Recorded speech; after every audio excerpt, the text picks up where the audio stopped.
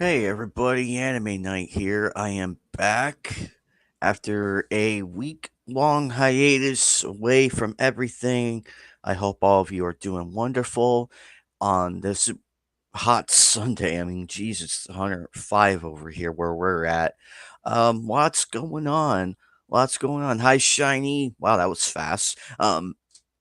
Lots going on in the anime world. We just recently had some new releases, including Psalm 100, which I actually enjoyed. I thought it was pretty cool introducing the character and the world, and then reincarnated as a Fridger. Did anybody else like literally feel their whole body lock up upon the character getting smashed by that vending machine? Because I literally dropped everything and spat my drink out at like because you could just hear it too, and I'm like, damn. Uh, I like both so far. I can't wait to see what the other episodes will bring, and I'm actually enjoying it so far. I mean, I know it's been a first few episodes, but better than nothing.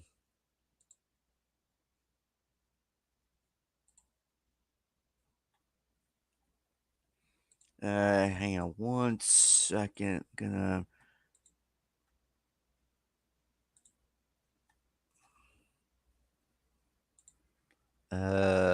shoot. Give me a moment.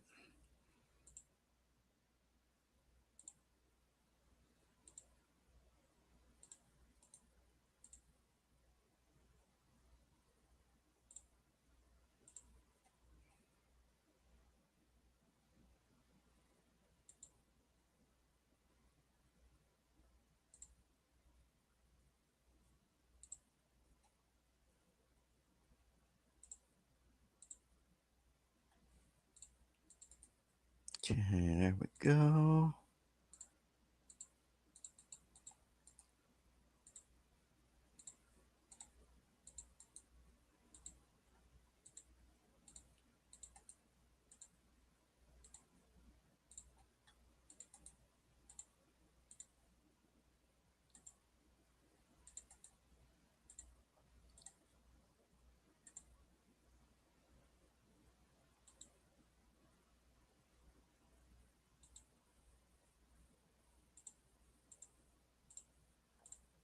Where did there's that cat. Okay. There we are.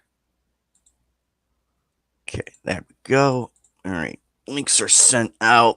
Um, but yeah, lots are happening in the world. I did see Sound of Freedom. I enjoyed it, and I'm glad that a movie like that came out. I love the message behind it, and it should be taken seriously.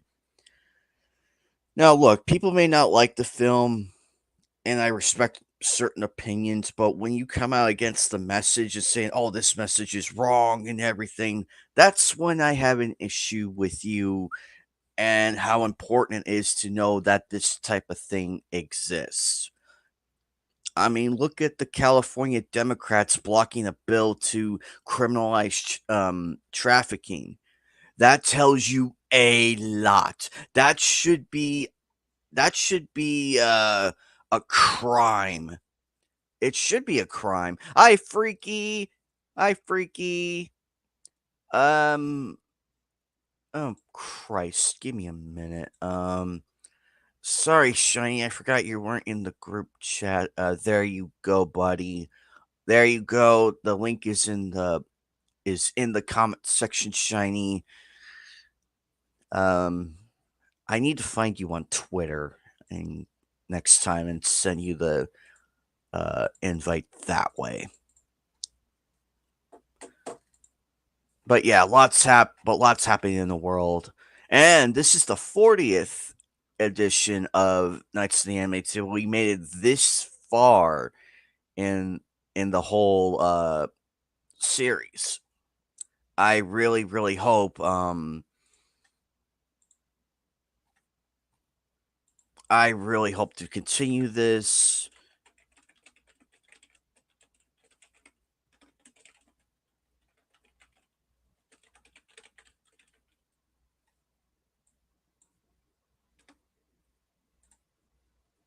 There we go.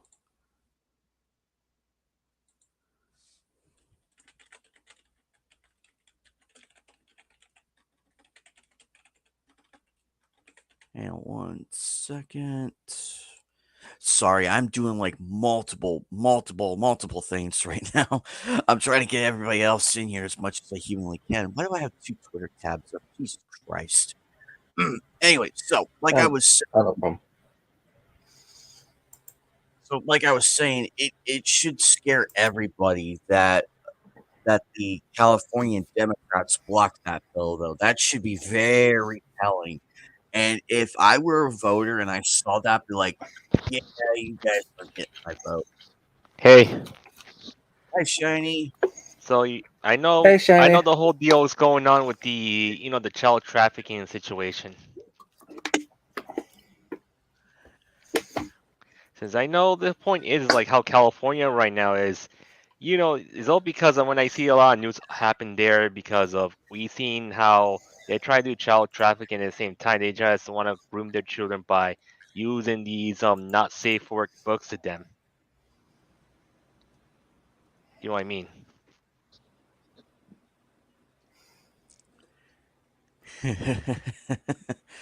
uh, it's just so sad that how how this movie. I love the message and everything, and I wish people would take it seriously because Yeah. this type of thing does exist, and people. And I saw that in my video. I literally called out almost everybody who was against it, and we're calling it QAnon conspiracy. That's the worst thing you could To be say. honest, QAnon is a typical slur. To be honest.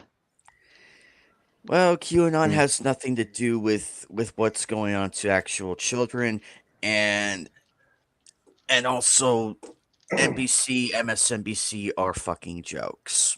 Yeah, they're just jokes because they don't understand. Th- It's th- all because they've been defending basically pedophilia a lot. Because we understand they try to hide it through, with through other means like the LGBT and other stuff. But we see their tactics and their antics a lot. And here's one thing I kind of remember very very well that it was a big mistake that Obama did to try to allow sex education at kindergarten age. Yep. Which I'm shocked that people actually pass. Actually, I guarantee that's probably one of the bills that we're not supposed to read. Like, Yeah. oh, just sign it anyway before the public reads it. Because that's he's like what? Because I remember his campaign pledge when he was like, if there's a bill that's on my desk, the public has 7 days to read it before I sign it. And right as he got into office, a bill is on his desk. Boom, he signs it before we, the commoners, can actually see what's in the bill and decide if it's beneficial for us or how bad it's gonna fuck us. Yeah, and don't And and I don't there's for, there's guarantee one thing. that's one of those Sorry. bills. and don't Go ahead, forget There's that one. Freddie. oh There's one thing that there's one thing that's really like bugging me. I mean, okay, like all these like Hollywood people and all these like people that's at the top in Hollywood and and all the like behind the scenes things. Um, if they really hated like this movie to get out and say, oh, it's a conspiracy and all that stuff. I mean, why make it in the first place? I mean, was anybody like in the place of where there was like acting and says, we can't make anything like this, so we'll just like scrap it. Why make a video like this if they're just going to say, oh no, you can't you can't like make this if it's going to give like a message to people saying that this is what's happening, child trafficking is happening. So why like make it and just say oh it's going to it's and say oh it's terrible. I mean, what's the point? yeah, and I'm gonna say this. The point is, I figured out the whole situation why, like, I realize I know people's right to do whatever their body is, but here's the thing: as I realize with sex workers being being criminalized a lot because of the whole situation. They didn't like go after the child traffickers in the first place. Mhm. Exactly. I mean, the people who are working in the sex industry, I have nothing against that. If it's something that they like to do, and if they are making money by doing it, and that's the only option they have, more power to them.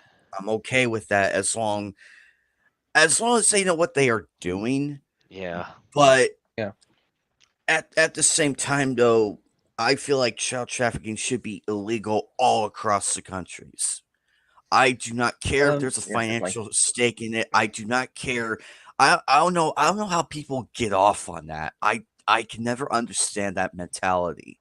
and yet, Even and after watching Sound of Freedom, I still can't fathom how people can go that far by doing that to a kid. It's ludicrous, yeah, and I feel like that it should be illegal. And same thing with the gender transitions and everything. yeah, That's also a double Yeah, edged sword because look, I get it. It's your body and everything. I get it, but leave the teenagers alone. and Leave leave the the kids kids. alone. Leave the agree. kids and teenagers alone. That should never be a topic of discussion.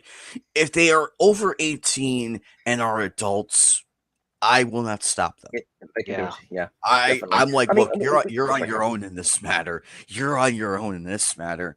If you want to go and do it, fine, but be ready for the consequences of the mental trauma that I've seen, because I have seen massive tweets about people regretting said transitions and everything. yeah, that's true. And it's so hard. It makes me it honestly does make me sad, and I will level with these people, but at the same token, they made that choice. Yeah, They could scream "my body, Yep, my choice" all they definitely. want, but are they really ready for the reality to sink in once it hits them? yeah, Because you need to be mentally prepared. Like you have to be a okay, like spiritually, emotionally, and mentally to go through this whole thing. yeah, And Exactly. Yeah, it 100%. sucks. It sucks. But and I don't but people are so hell bent on involving kids in everything. It's like, dude, let the kids go out and on the playground and have fun. Let them be kids. yeah, Let them figure this shit out on their own. yeah. If they have a question, and then I think it's perfectly okay. If my kid came up to me like, "Hey, Dad, what's a transgender?" I would be alarmed by that question, and Same here. I'd be like, "Okay, where did you hear that, Yep. and who told you that?" That'd be the number one question. That has to be the number one question for every parent out there. Yeah, Number one question, and yes, It- it should cause you concern. It's like it's like, "Oh, we heard it at school." Okay, did you hear it from a teacher or another student? Uh, the teacher. Okay. What on earth did the teacher ask about a stupid question like that to a kid your age? and Uh, because he was curious. That's not an answer.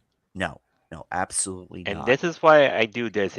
If I have my own kid like this, and I'll be like saying, look, if whatever ridiculous thing that he or she said, the only thing is, I just go up to the school, talk to the teacher right away, and question him, and maybe have the principal question the teacher as well.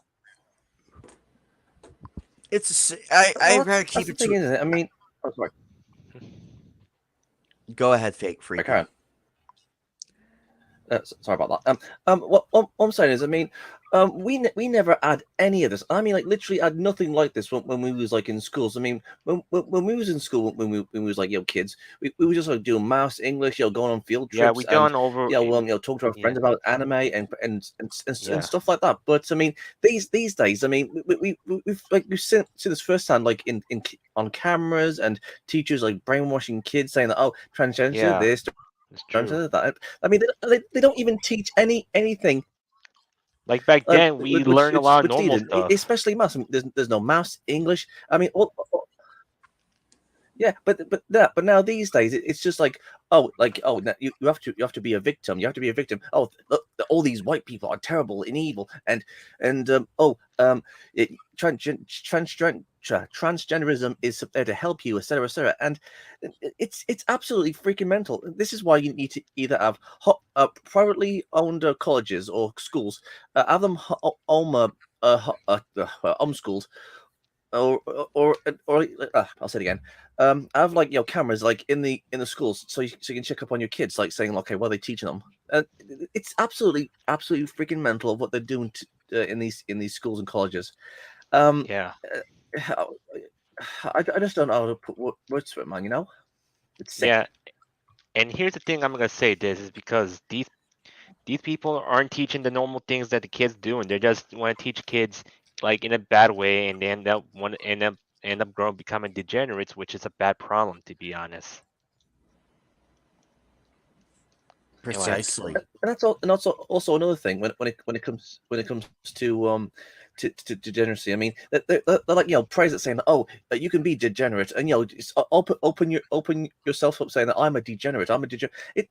Being a degenerate isn't something that you should be proud of. It's something that should be kept secret. It's all saying that, okay, whatever you like do in your own time, between two adults. I mean, that's 100% fine. You go and do you, but you shouldn't say, like, saying that, come out and say, like, oh, I'm doing this, like, degenerate stuff openly. I mean, that's not the way it works. I mean, that's not the way it should be. It should be a private thing between two adults, and that's it. And they're teaching this sort of thing in schools, and I'll tell you again.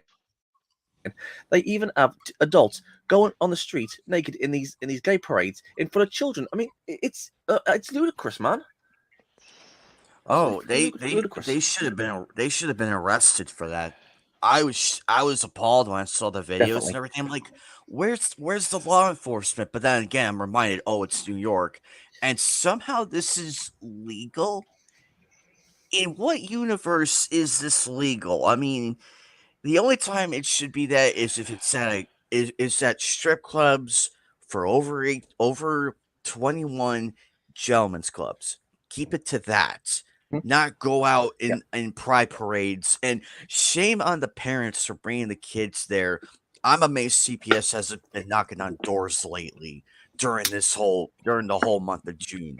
That should tell you more than enough. Oh wait, Yeah. we're too scared because we're gonna look like bigots for calling CPS.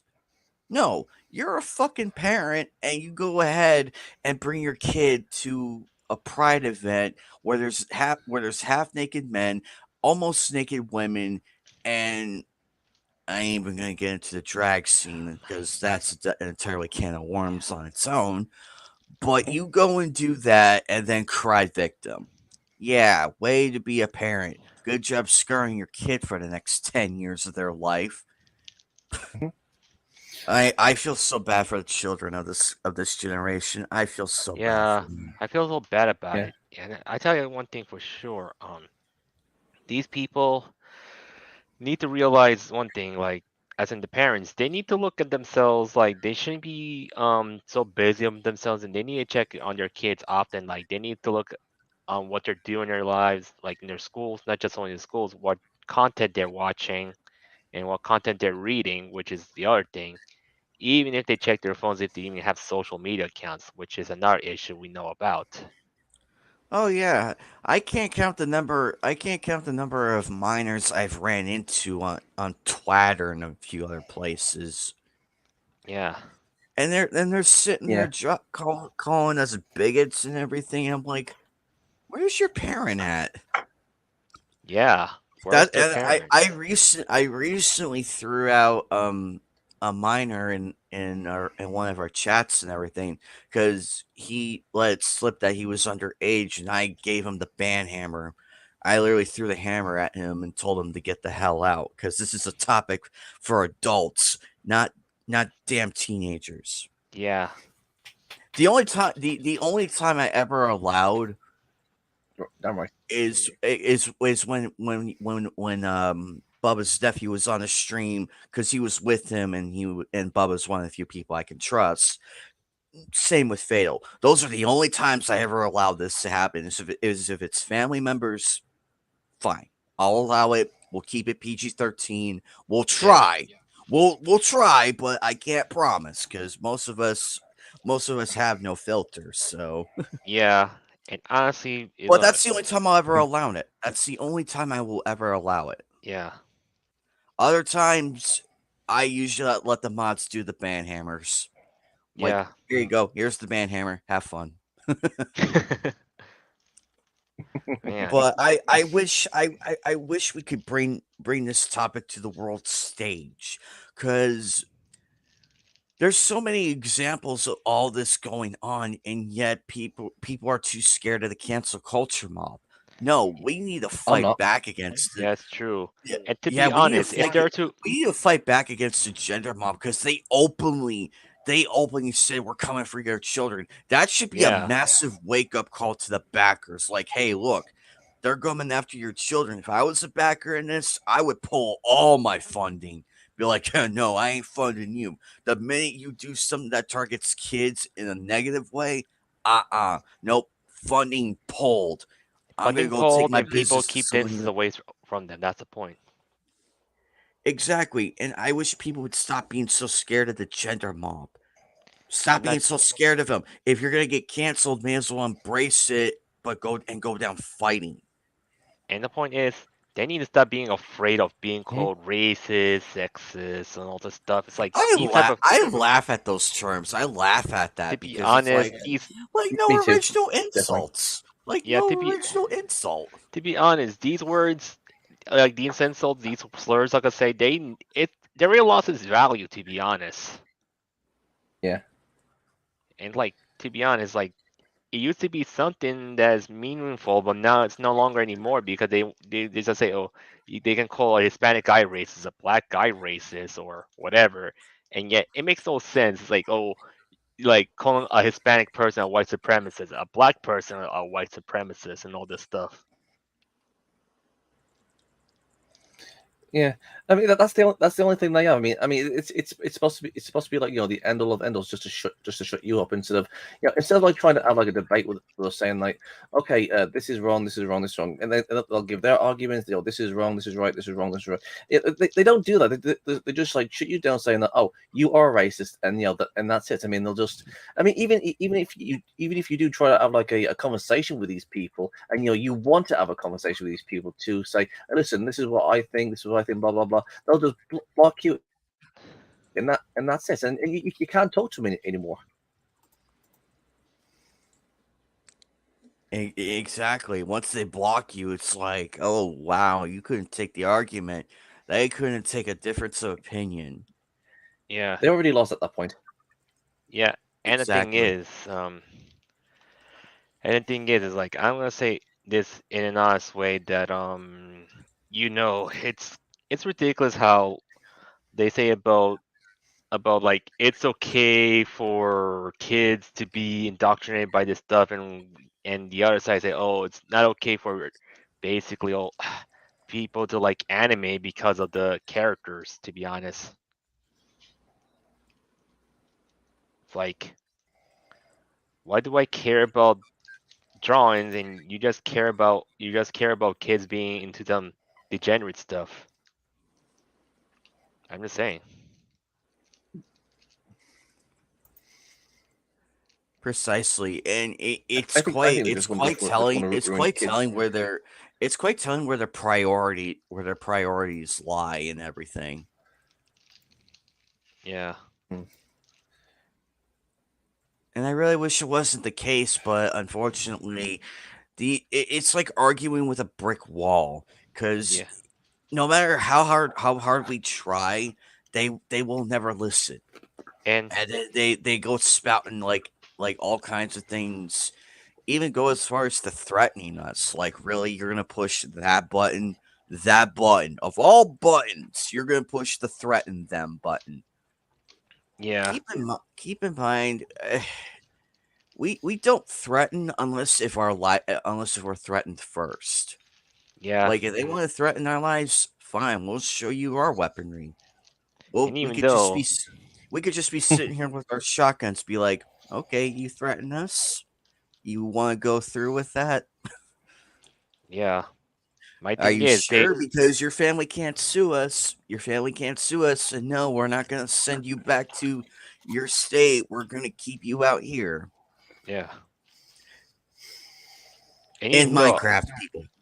yeah, even though I've been threatened by a bunch of of that toxic cosplay community because here's the thing, this person like I'm getting old with her dramas lately because she put me into that stupid hit list on Instagram called Cosplay Black Book.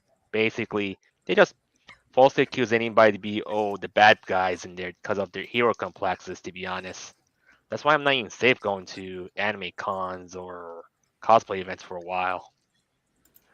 That book is nothing but bullshit.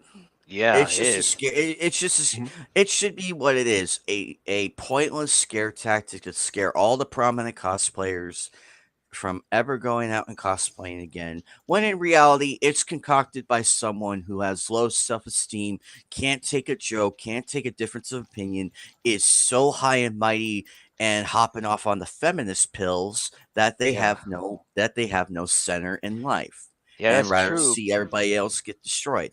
That's how it should be treated, And the and point, rightfully so. and the People point have a is, right to go out and have fun. People have a right to go out and have fun and being cosplayers. No one should be afraid.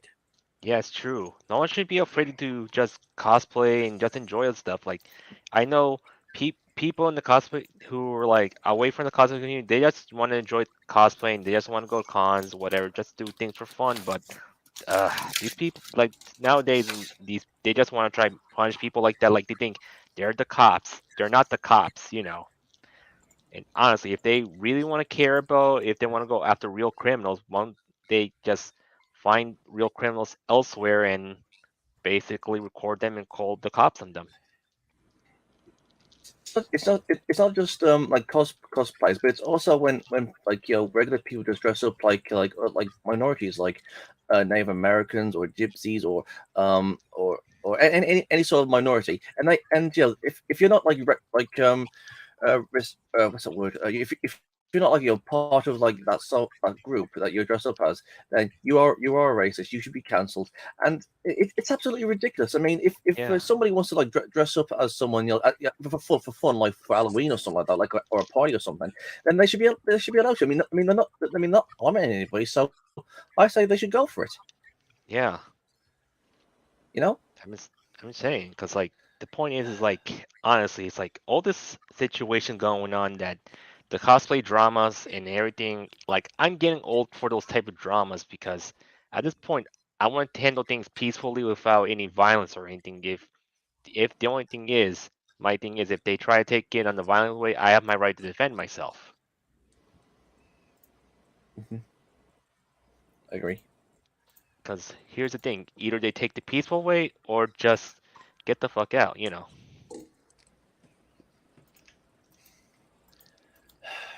But the thing is, you just can't talk to these people. That's the main problem. I mean, even when you say, what, let's try and meet halfway. In fact, you know what, I'll even come onto your side and see it I'll from be your right point of back. view, and okay, Karen.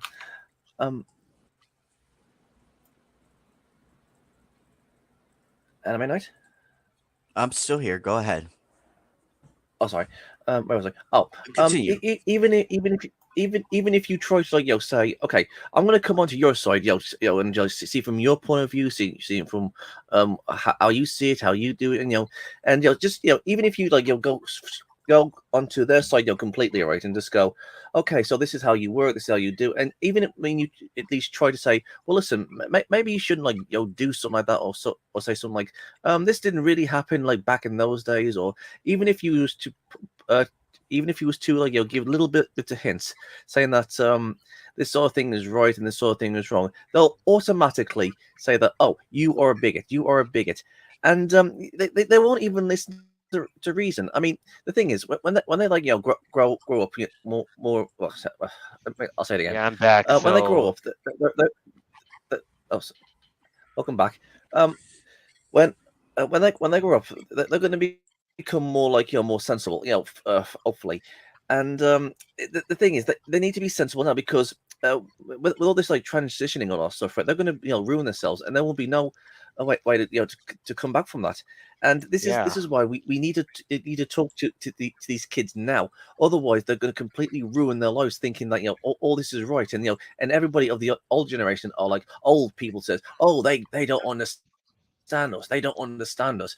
We need to get into these kids' heads and say, listen, this you don't know what you're talking about. We've been on this earth longer than you. Yeah, we don't know anything new about. I'll say it again. We don't know anything about like the new stuff that you kids have, but we've been around. We're wiser. We know how things work and all that stuff. So Yeah. we need to get them to understand that we're not trying to like force them to do anything like the Yahtzees or anything like that. We need to Yeah. tell we need to like educate these kids to I'll say it again. We need to educate these kids to say, listen, this is how things work. This is how things work. This is how things work. If you don't follow common sense, you're gonna end up regretting your decisions. You know. Oh,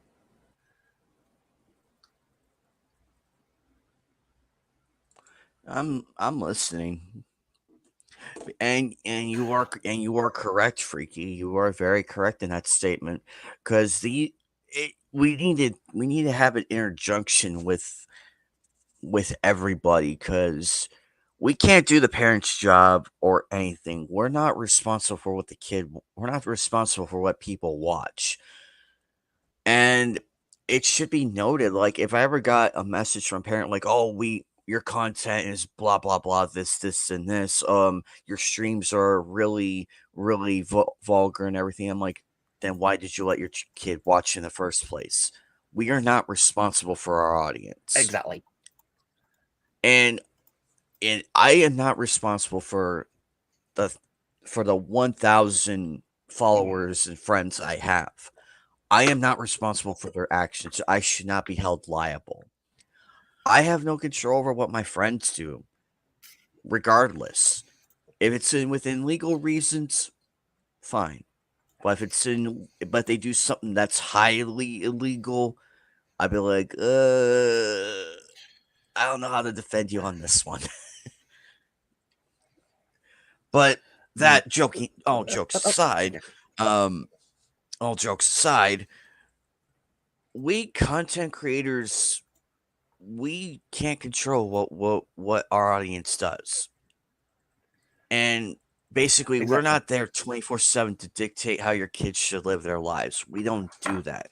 We're here to provide entertaining, uh, educational stuff, like for people to think about. Yeah, we have fun on game streams and all this stuff, but we're also giving our perspectives of the world through our own view. Yeah, we're also Mm. we're also open to difference of opinion as long as it's civil and not talking to a brick wall. We don't mind that one bit, Uh, but the minute the argument stops becoming civil and the threats start coming out is when it's best to back away. but the thing is, when it comes to like content creators or TikTokers, ugh, I can't not like that TikTokers. But when it comes to like our content, I mean, all we want to do is just like enjoy ourselves, like talk about like anime or Dragon Ball Z or games or something. I mean, that's what we want to do. I do that sort of stuff all the time, and I mean that's fine and everything. And when it comes to like like left wing YouTubers or TikTokers, right? Nobody bats an eyelid when they talk about like, oh, it's the systematic racism. Oh, Oh men my God, that I know. have the patriarchy. But when they say something, right? I mean, no one bats an eye. But when someone like either someone who's like right wing or someone who's a Republican or someone that says, hey, listen, this is wrong. This isn't happening and all stuff. These like YouTubers or TikTokers will go, "Oh, you a racist. You're a racist. You're the problem. You're the problem." But those YouTubers don't. I'll say it again. Those YouTubers and those TikTokers don't get any crap from anybody. But when a right wing or Republican or people with common sense who like says something about like the past, or says something about like, oh, this is what's happening, blah blah blah. Those YouTubers and those TikTokers or those content creators get banned or terminated or kicked off the platform or doxxed or anything. I mean, I've seen this like many times when it And comes to yeah, YouTubers, like a lot of times. and to be honest, It isn't like a double. Oh, sorry, Karen. yeah, I know the double standard situation. And for me, I don't label myself as a right wing or a left wing because I'm neither of these two, to be honest. Because I'm more in the Oh, your common libertarian sense. sense. hmm Yep, common sense. But the point is like both the right and the left, they just do crazy stuff. Oh, sorry. So what are you saying, Freaky? Yeah, that's true. What I'm trying to say is when somebody on the far left says something and they go, oh, patriarchy and transition and blah blah blah. I mean they never ever get called out, but when somebody from like, with common sense actually says, listen, I don't think kids should be transitioned or anything like that. And if they want to do it when they're adults, then go right ahead. I mean, it's your life. You can do whatever hell you want. But when someone from from these like commie YouTubers and also says, oh, it's okay, kids can do that sort of stuff. Kids can do that sort of stuff. I mean, you're oppressing them, blah blah blah. I mean, again, hear nothing from these left wing people. I mean, they'll only go after people who don't agree with their messages and all stuff. Again, I've seen many YouTubers be terminated. I've seen many YouTubers be doxxed and all that stuff, just all because they speak common sense. I mean, Yeah. it again, it's all freaking double standard when it comes to these people. You know? And yeah, and don't forget that they got obsessed over Nazis because of World War II, because their grandfathers were, World War II vets, and guess what? They end up becoming like the Nazis themselves because they just want to try be the so-called secret police themselves. You know what I mean? Yeah, they must have an hero complex or something. Yeah. and you know what? You're absolutely right. I mean, when it comes to like the Yahtzees, I mean that's the thing when it comes to like the Yahtzees. I would say, but I'm trying to be careful here. When it comes No, to you're like good. the Yahtzees, everybody just assumes like, oh, these people are the only people in the history of man that have ever done evil things in the past, and that isn't true. I mean, if you was to like look at other countries' histories and pasts and like what they've done in the past. I mean, you can see that those countries and places and so on have done just as bad, if not worse, than the Yahtzees. No, I'm not saying that Yahtzees are like well, okay, they're evil. I mean, those people are absolutely freaking evil. But I mean, the Yahtzees weren't the only people that ever did evil things. I mean, loads of races and countries have done like evil stuff in the past. But and that's the Yeah. thing when it comes to these leftists, they just like concentrate on saying, oh, look what these white people did in the past. Look what these white people did in the past. And you know what? I'm sick and tired of them Yeah. just like saying, oh, it's always white people. It's always white people. And I'm sick and tired of this. I Same mean, here. I've got like friends and family and or white, and I'm sick and tired of them to go always. I'm sick and tired of these freaking left wing losers going And on and on and they on and keep on blaming saying on it's white all white people, people. even though most of them are white and they just hate themselves for being white. That's the problem. And that's the thing. I mean, you've got like like minorities and POCs who just wants to go on their day and just like enjoy themselves. And POCs are just like everyday people like you and me and so on. Yeah. And whenever like POCs or minorities speak out against these people, they're always going on and on saying, oh, you're a sellout, you don't know what you're talking about. Oh, you've got that you must be you know what I'm trying to say. And they don't want to like listen from their perspective. They don't want to. Sorry, I'm sorry. I do apologize. I'll say it again. They don't want to like listen to. I mean they go on and on saying that we're sticking up for minorities, which we're sticking up for minorities. But when minorities actually try to say, hey, listen, this is wrong, this is wrong, this is wrong, to these like left wingers, they just like shut them down and just go like, oh, you don't know what you're talking about, and they're freaking hypocrites, man. You Yeah, know? they're hypocrites, and the point is, these left wingers who are mostly, white, they just hate self-hating. Same thing with they just want to make the minorities join with them. It's like I don't know what's going on. It's like they keep blaming the whites because of slavery, but slavery's been happened before the whites. Like Africa sold their own slaves, and not just Mhm. only that. There's Arabs sold their slaves. There's slaves are all races and colors. They include, it's hard to say, but it's like we all know about the actual history about it, about how slavery is. Yeah, and that's the thing. I mean, we're only told what one only one well, I'll say it again. We're only told one history, and that is, oh, the white man did slavery, and that's it. I mean, there's no like history on like what other countries or what other religions or whatever Yeah, whether people have done slavery. It's just the white man did slavery. The white man did slavery, and and that's it. I mean, did you know it was actually the British Empire that actually abolished slavery worldwide at one point? And nobody like talks about that. I mean, I was never even told about that. No. Precisely. And it's like, well, if people have a problem with me being white and everything, it's more of a you problem. Mm, If they can't accept the fact that they are who they are, then they really need to work on that. And as far as everything is concerned, I am not responsible for what the ancestors did all those years yeah, ago.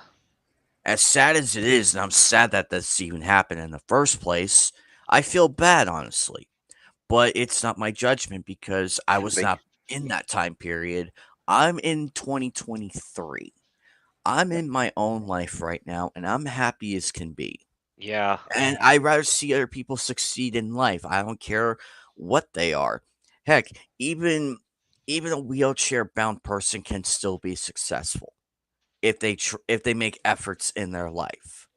They can be successful in their own right and be happy with their own life. And I'm happy for that. I do not care what race or religion people are. As long as they're a decent enough person who's just happy with their life, then that's all it should boil down to. exactly. And how they tackle life and everything. Because life throws a bunch of curveballs at you, and it's up to the person on how to weather the storm and everything. Are they Yep. are they gonna fight it or just sit there and do nothing Mm, and that's blame it true. on somebody else? Yeah, yeah, And that, unfortunately, that, we're seeing more of the latter because, oh my god, I lost my house. I blame this type of race for me being yeah. homeless. I know. right. It's these people I cannot stand. Mm. But, And it makes but, all of us look bad. mm.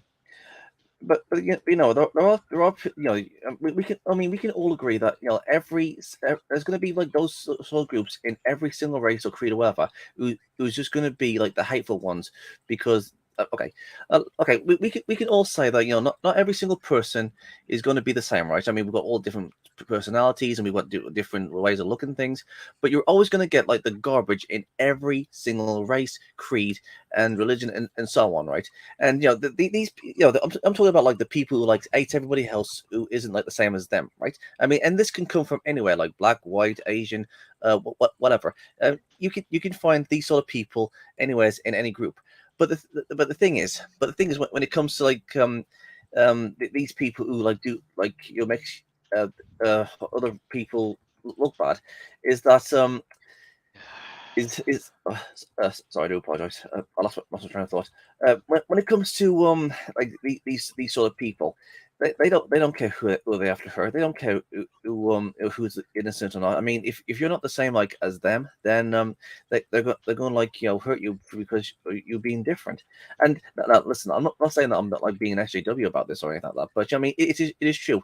You're going to have um you're going to have bad people in every single race, creed, and gender, and all that stuff. I mean, you can have evil women, you can have evil white Yeah, people, you can have evil black people, you can have evil Asians. I mean, look at the Japanese did it in World War II. I mean, those guys did a lot of horrible stuff in the past, but you rarely hear of it. And look what the black Africans did to their own people. I mean, that just shows that evil can come from absolutely everywhere. But oh no, it's the white people who's the bad people. You know. Yeah, it's like, to be honest, it's like evil can be any form, any color, any, the whole deal. Same thing with good people as well. It's like, and I'm gonna be honest with all the situation with the, this whole cancel culture. I think it kind of got through the situation same way as the locale culture, how the leftists want to tired being called locales, didn't want to label people like us as locales, which we're not, to be honest. Mhm. It's like, oh, they lost their Christian. Oh yeah, they want to go find a random person who's they think it's locale material. They don't know what an actual locale is. That's the issue. Mm.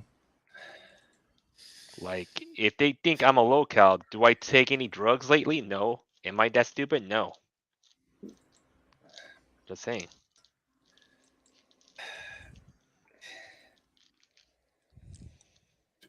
Freaking nuts, man. Yeah. Yeah, like I'm getting tired of being labeled as a locale or anyone's being a locale because of, these lefty idiots a lot. Not just only these lefty idiots, there are some people who don't know it very well about us, to be honest. Mm. That's also another thing. I mean, they just like automatically think that oh that you're a racist and that's it. They don't know like the real you. They don't know like the person who's inside. I mean all these people care about is just the surface of things, or they just care about of where a person like comes from and their history and all that stuff. I mean they don't care about like what's inside. They only care about what's what they can do to use you to for their agenda. Yeah. Freaking terrible. Yeah, the point is that this agenda is getting crazy every time, which I'm getting tired of every day. It's like every day it's like it's like the same thing, the same old thing. It's like, oh, this guy is racist, this guy is homophobic, this guy is older. Like, geez, get something new, do something original, to be honest.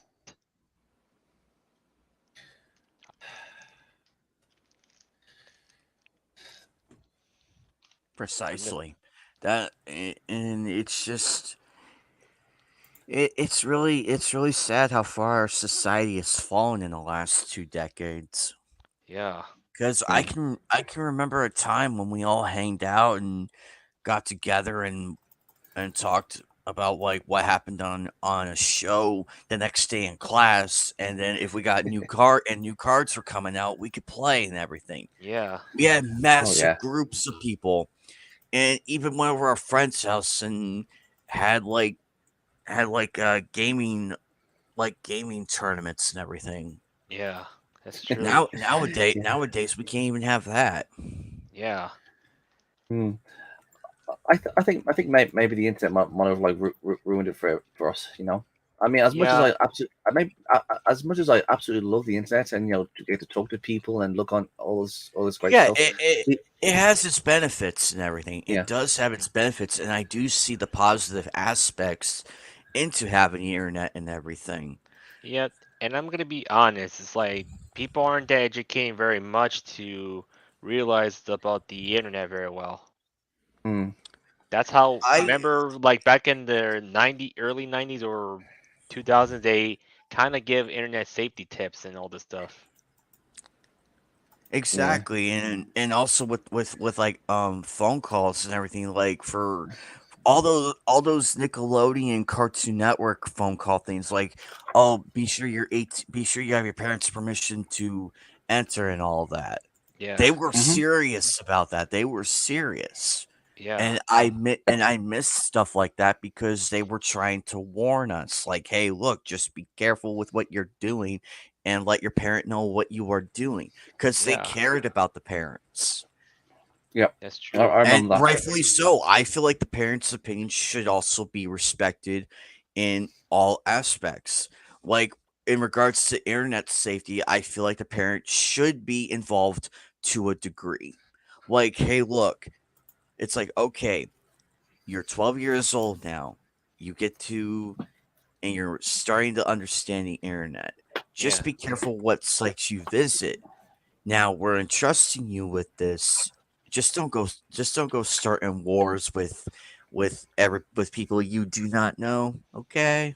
And don't argue with Or them. or when they're finally or when they're finally or when they're finally 16 and they get to have their own account. It's like, okay, look, here's your Twitter account. Just be careful with it. Yeah. I'm Do your not. parent and I'm giving you the trust that you will not do anything stupid Yeah. to get yourself in trouble with certain people. Yes, it's okay to have friends and gamer buddies. That's okay with me. But pick your words carefully. Yeah. As all I'm going to ask. And be careful what you post a lot. That's the other issue, because like the only thing is, if I talk to my niece and or if I even if I have kids, I just say, look, you have your social media account. Just be careful not to say anything that basically would trigger them, or don't not post anything that basically will humiliate you or anyone will try to go against you. To be honest, I'm the same. Actually, speaking of which, I mean, what you said about like internet safety and all that stuff. I mean, we used to get like all these like commercials and all these ads about safety all the time back in the day, like stranger danger. There was the one about like going near like electricity boxes. There was a hot Yeah, safety. There was. There was like all different sorts of stuff like that back in the day. Like, okay, don't go swimming in the river. Don't do this. Don't do that. I mean, they were actually given some really good sounded voice back in the day, but these days they don't do that. I mean, all that stuff has just disappeared. yeah, I mean, it's almost like they want kids to like have accidents or something. yeah. And the point is like parents need to just be aware about what their kids are doing.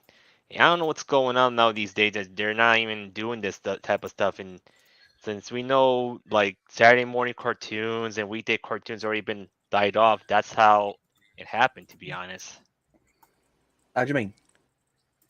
remember like weekday cartoons, they had those type of situations to say, oh, ask your kids permission, and later on you move to Saturday morning cartoons, Oh, those ones. Yeah, yeah. I know what you mean. Yeah. and it's Oh, Yeah. what happened is it's all dead because of that, and then they don't care about this anymore. It's just like, oh, kids go on cable TV or go on the internet to watch cartoons. yeah, I mean it's sad when you think about it because I mean it was really simple back in the day when we was like kids, like watching getting up in the morning on Saturday, getting up breakfast cereals and watching like cartoons like Pokemon and like all that sort of stuff. But these days, I mean, kids are up all night just watching and going on the internet, and you know what? It's not good for them. I mean, we need like set some boundaries for for kids. Like, okay, you can do this, you can do that, but you're not going on there. Let me know who you're talking to. The thing is, that's exactly what we need for kids these days. We need to like have like advertisement. Say it again, advertisements and some parent groups saying that okay, we need to have like some rules for the internet saying that okay, you need to find out like who your kids are talking to. You need to beware of this. You need to beware of that. Especially in today's era, we need something like we did back in the day. Like with those Yeah, bumpers and ads about stranger danger and all that stuff. We need ads and so for the internet, and that's exactly what we need. yeah, it's true.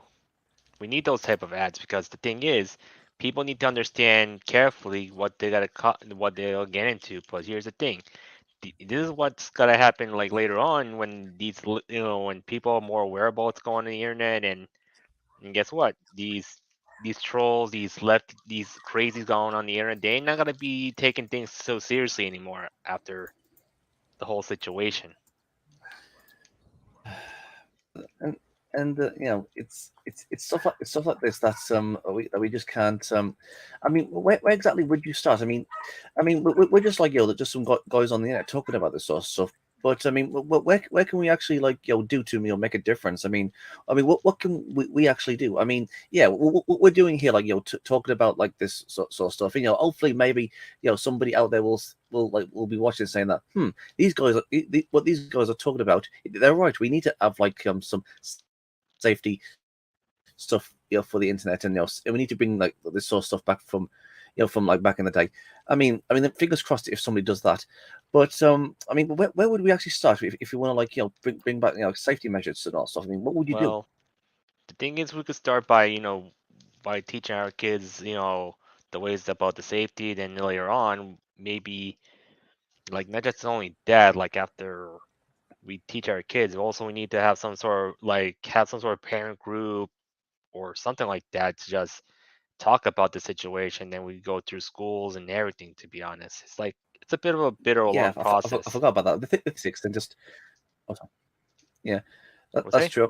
The thing is, I think parents these days. Sorry about that. I think parents these days need to go back to the basics and just like be parents and not let the TV tells their kids how to do things and all stuff. Because that's I think that's like one of the reasons like on our teachers, TV, and our governments saying, okay, this is what you're supposed to do. This is what you're supposed to do. It's how the parents answer these days, and it's we don't get any say in it anymore. We've let like society teach our kids instead of like the actual parents teaching kids what they need to do, and that's why we need to go back to the basics, man. Yeah, the thing is, like, not just only we teach them in schools, we can also teach them out in libraries as well. Maybe at the same time, we need to have like some sort of advertising boards, but it costs money, and flyers do cost money as well, which is another issue. Eh, True. Yeah, because like we need to do like it's not that easy. We had to do is like we had to do it in a certain community group, and maybe we could deal with it. Maybe talk to our law enforcement about in situations like this and all this stuff. Yeah, I think the one thing that we lost in a society is that I think we've lost like lost trust in ourselves. Like I remember back in the day when when if a if a policeman was like to talk to you, right, you would say, oh yeah, you would talk to him, you would trust like that cop. But these days, even cops these days have even gone woke, and you just don't know who to trust, and Yeah. that's the thing. We need to go back to the basics and like have things the way it used to be, but at the same time we need to like modernize ourselves with the old stuff and just make things better for our society. Yeah. Like the thing is like the point is how do we get the word to everyone else? Like not just only we have to talk with other parents and everything. Like the thing is like we can basically like have kids not able to use smartphones or tablets, but the thing is if they want to use them, they could play them, but at the same time we could just block certain features that shouldn't be accessed. Exactly. That's Yeah. all we need to do. But there's also other things as well when it comes to the internet. When it comes like like TV and all that stuff. It would like okay. Let me start again. Like how when you add these advertisements saying that okay, always make sure you look left and right. Always don't talk to strangers or stuff. When Yeah. it comes to the internet, you don't really need that anymore because people make videos and stuff like that, and people can look at these things and say, oh yeah, I know this, I know this. And I think that's what we can do. We the content creator can actually make these like sort of videos saying that okay, don't speak to strangers and oh, don't play with matches and all stuff. We can do this. It's for free anyways, and we as content creators, I say again, we can make these sort of things because it's part of what we do. So yeah, kids, if they was like to watch our videos, it would be free, and they'll learn some common sense. We can make a Yeah. difference. Yeah. That's the only thing. We have to make a difference in the way that, maybe we can find out. But the thing is, we know like what how we gotta get young people to get through maybe some sort of mascot character that we need to have, to be honest. Like, I'm not Um, sure. well, I mean, we've got like oh, sorry. Um, the thing is, when it comes to this, I mean, I don't think a mascot would actually like I mean, it's a good idea. I mean, for like little For little kids. But we're not sure. We need to find a perfect idea to get the young people to hear about what's going on. And at the same time, we need to have parents. kids. I Do you have any suggestions? mean, definitely.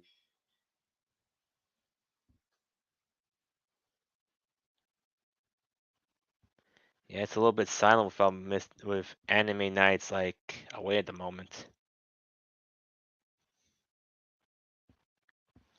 But yeah, like for parents, well, we need to try to do something like maybe 100%. have some sort of one of those you see how those anti-smoking commercials that looks too surreal, But something when like it comes that? to to older kids, What say? You I kind of I caught was up saying there. it's gone awfully quiet. Yeah. Sorry about that. It went quiet there. Yeah. Um, So, what I was what I was saying is that I mean we should just like talk to teenagers. I mean teenagers and kids are always on the internet, always on the internet, and I mean they'll watch almost anything, and I mean. And that's one of the things that that these wokies and SJWs are scared of. They are literally scared of like people like us, like telling like common sense stuff, and that's what these like wokies don't want. They don't want people to have like common sense. They just want them to think with their feelings, and that is something that the left is absolutely scared of. And I'll tell you where it started. I'll tell you where it started.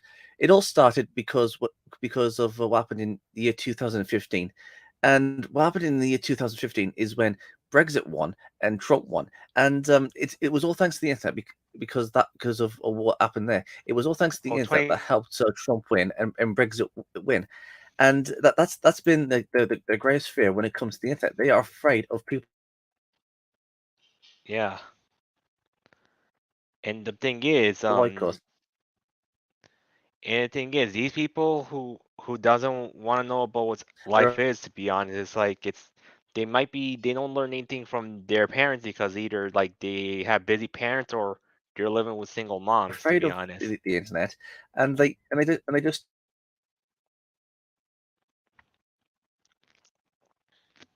don't want anything. You're cutting off. Are you on your phone or on your PC? Hello?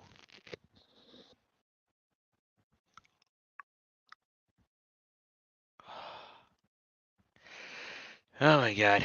I see who's in the comments. Oh,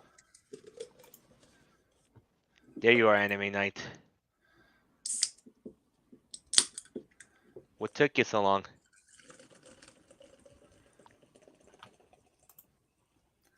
Welcome back.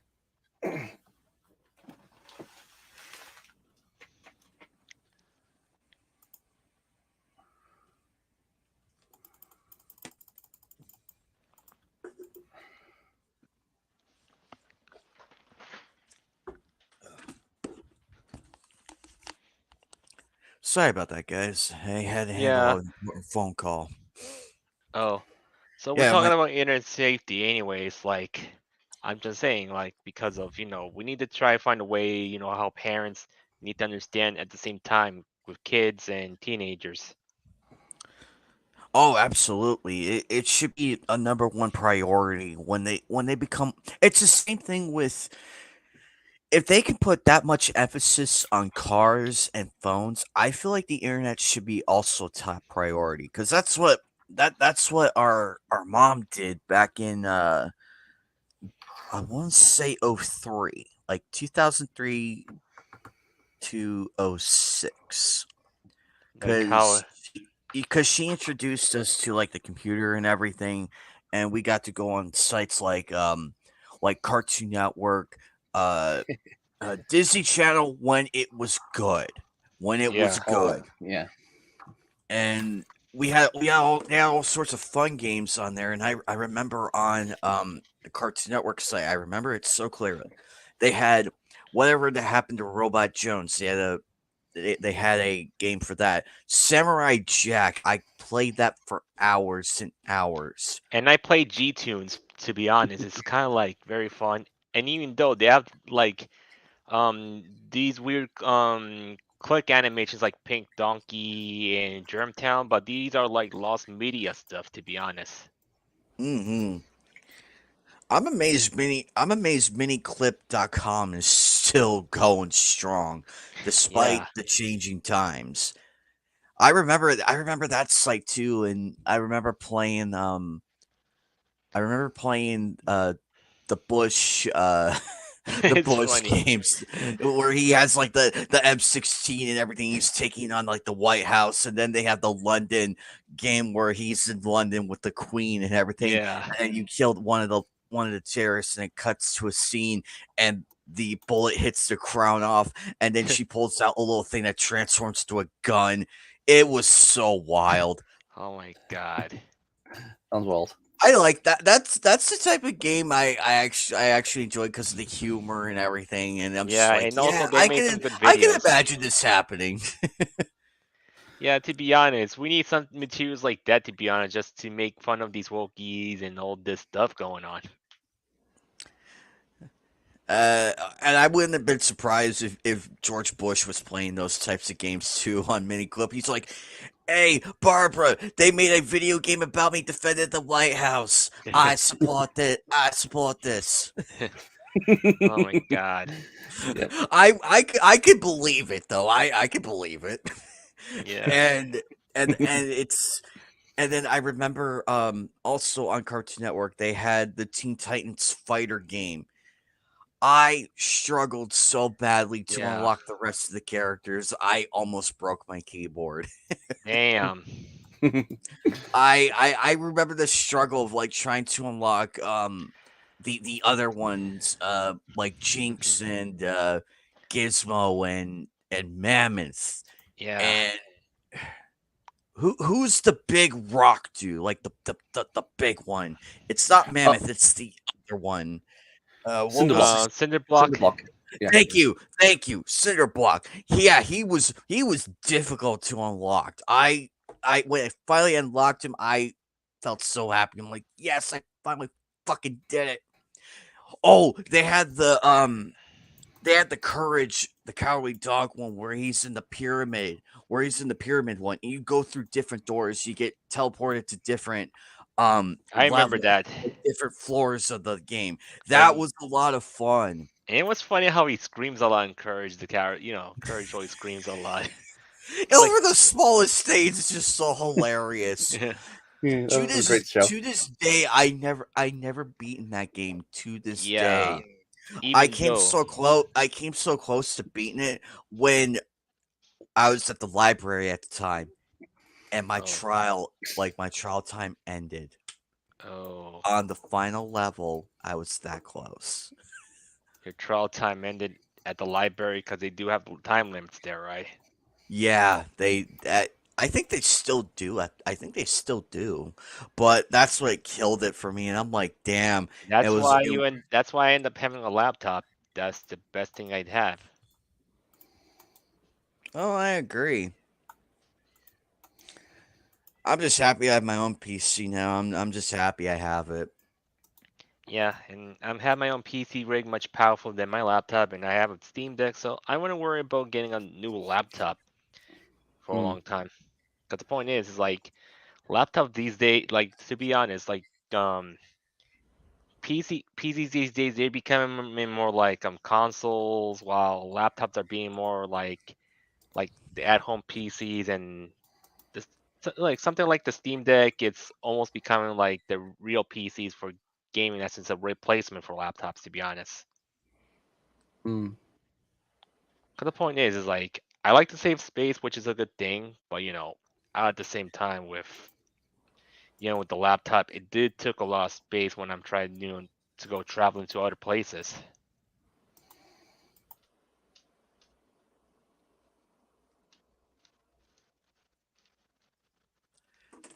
Exactly. And then there was the um oh god, there was a lot more sites. Dragon Games. I remember that one. Yeah, DragonGames.com. I remember it's like this big site and had vast different games. I remember playing the Exmortis series. I played both those ones. and a- yeah, and so many different ones. And then there was Armor Games as well. And Newgrounds. yep. Newgrounds was Newgrounds was another the one. best. It's still running. Newgrounds was my introduction to the Madness series, Tom Fulp, and the Pico series, and the yellow alien dude. Alien Forgive me. Hominid. Thank you. Forgive me. My memory is complete shit Yeah, right now. It's to be like honest, even though that game is also came on GameCube as well. I was shocked when I saw it. Like, no way, they actually made a GameCube version of this one.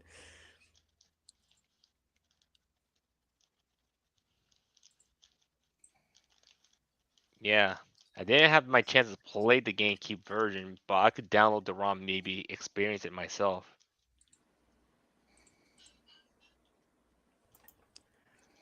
I do remember what I do remember all there was a Madness series, there was Alien Humanoid, there was the Pico series. Yeah, even though they have some good animations, like they made fun of, Harry Potter with Dragon Ball. Oh, there was this wonderful creator by the name of Alvin Earthworm. He made Super Mario Ball Z, and I thought that was the greatest crossover I have ever seen Yeah, with like three of the most popular series it's in basically Super Mario with Dragon Ball Z elements, to be honest. and when they threw in Sonic, I was actually pretty shocked. I'm like, the brains of this dude. I Mhm. was so sad that he couldn't complete it though, because of like all the. I mean, I understand that he was getting burnt out and everything. I can Yeah, understand like creator fatigue. That I can forgive, and also the amount of effort that goes behind it to bring everything to life. yeah, And he was in his blog, he did state he was only one person and he did all of that, all it all the himself. source codes and everything.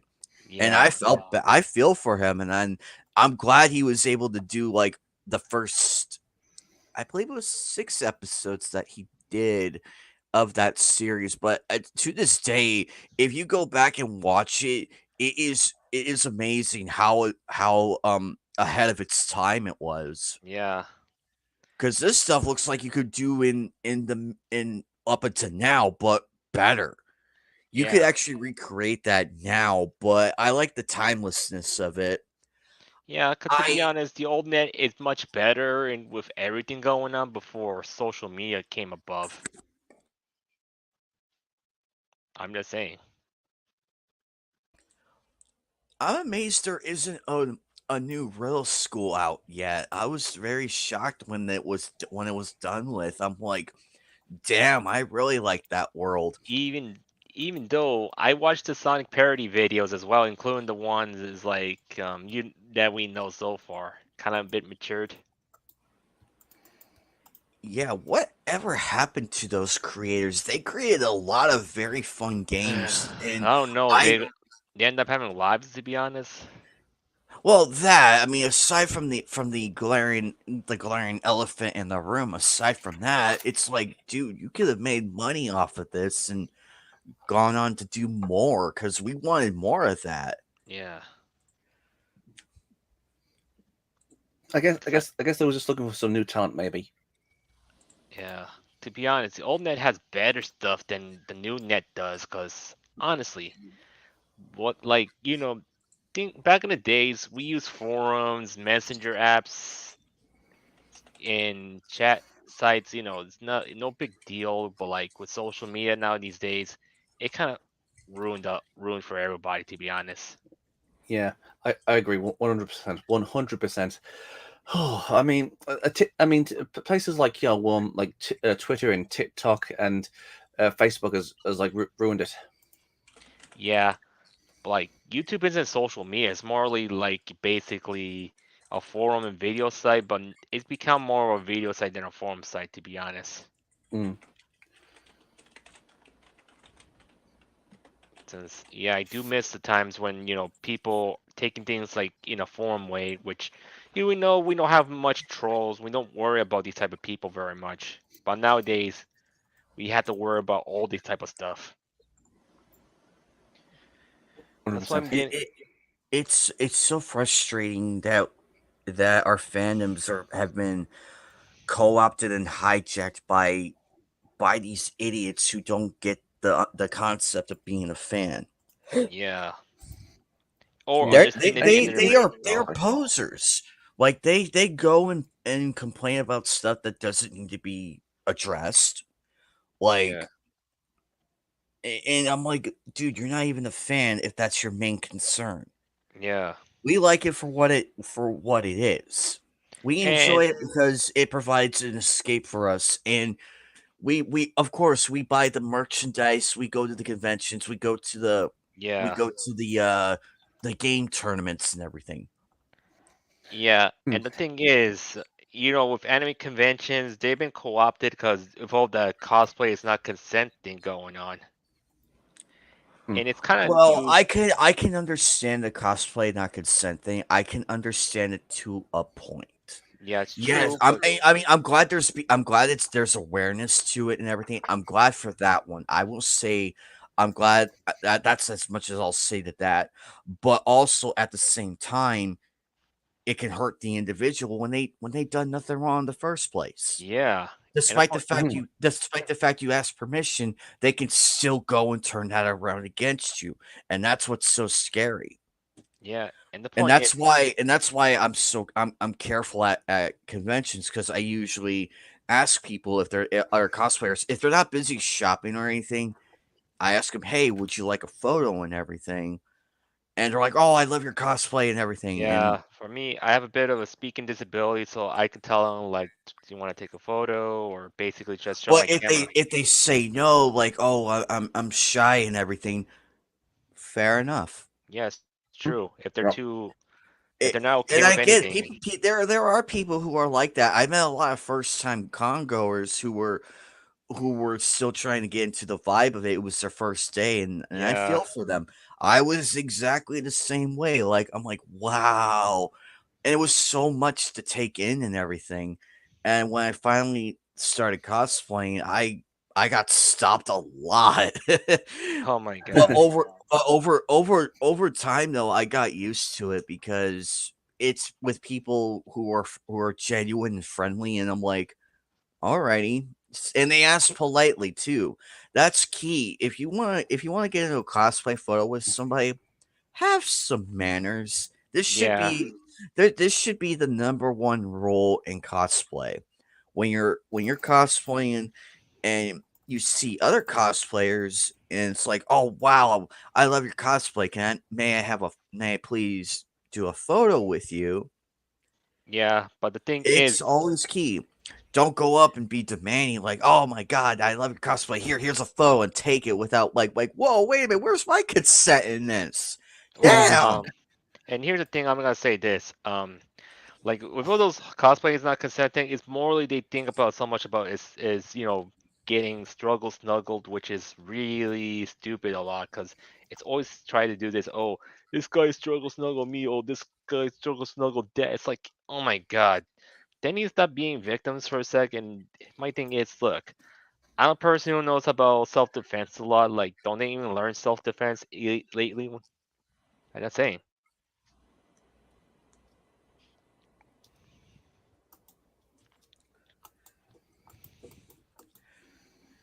It's scary how people can take it so far though, and honestly, I feel so bad for the prominent cosplayers and everything.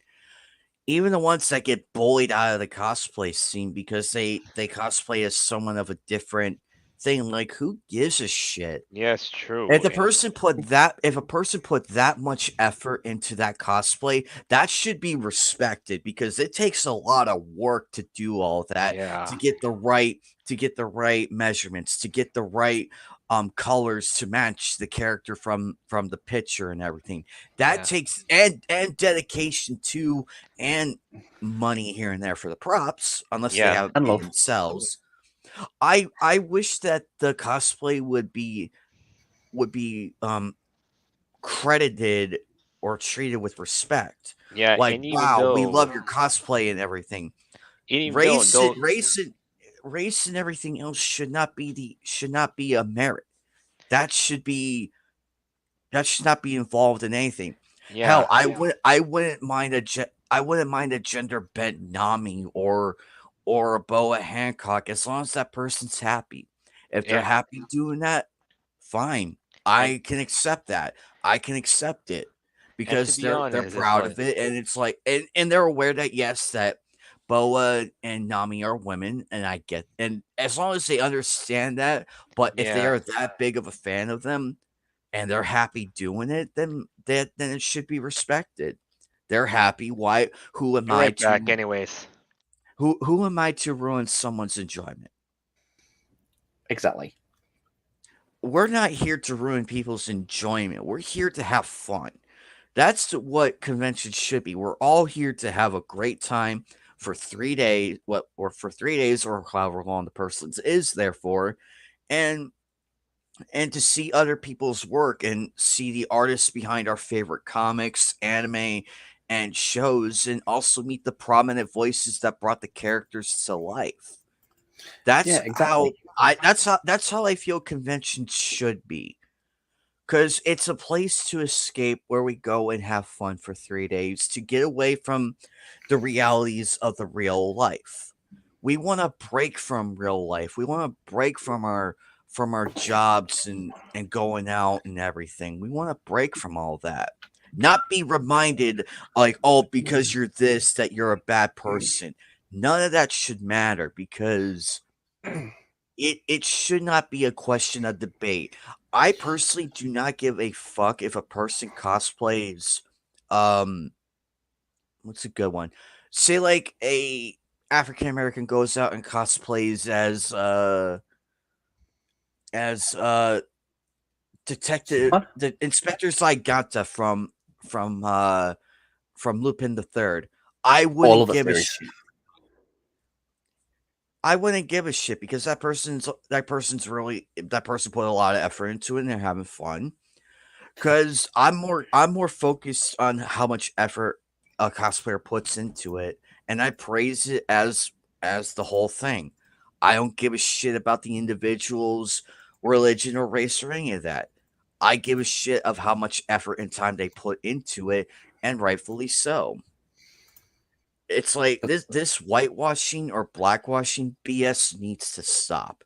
I am sick and tired of this argument going around.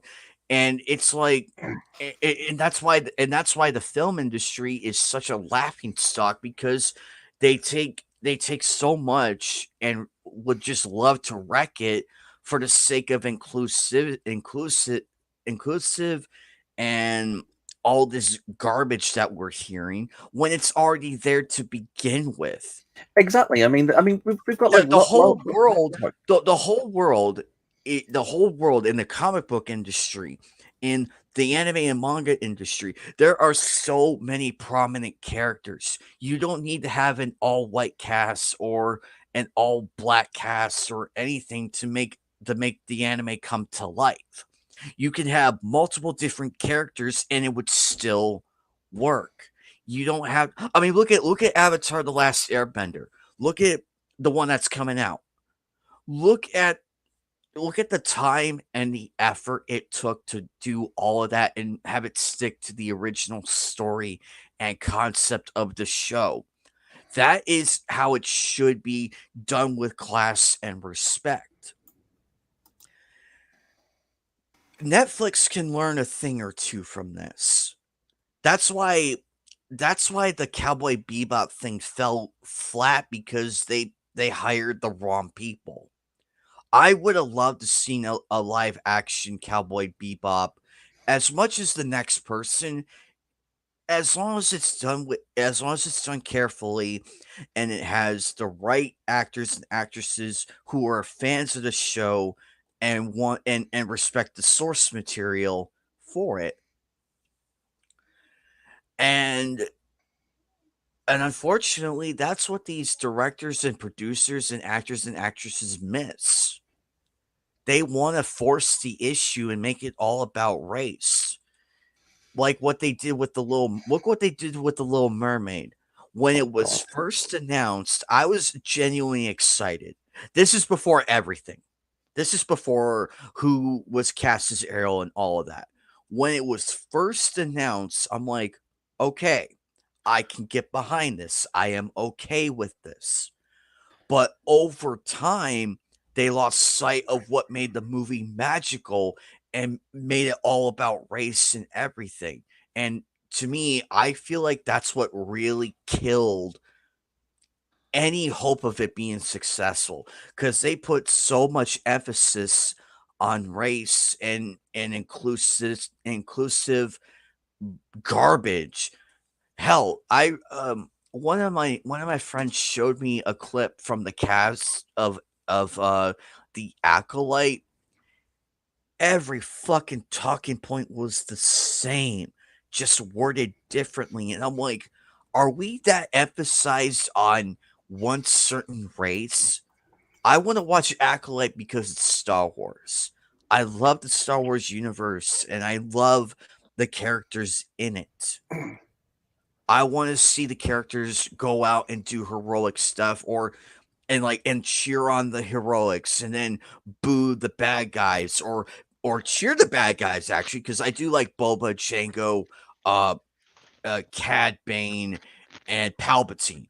They're my favorites. I can actually genuinely and Count Dooku too. And Count Dooku, can't forget Yeah, him. I He can was like awesome. those characters without even having to look at the color of their skin or anything. I could still like them regardless. And I feel like it's for in Star Wars and anime and comics should be for everybody because there's a character in there that's for somebody to resonate with. Like I like this character because I see myself as this character and I cheer on the heroics and understand the story and the world that it's surrounded. We go there we love the character's world because we go there to enjoy it, like how they came to be with the villain or with the hero.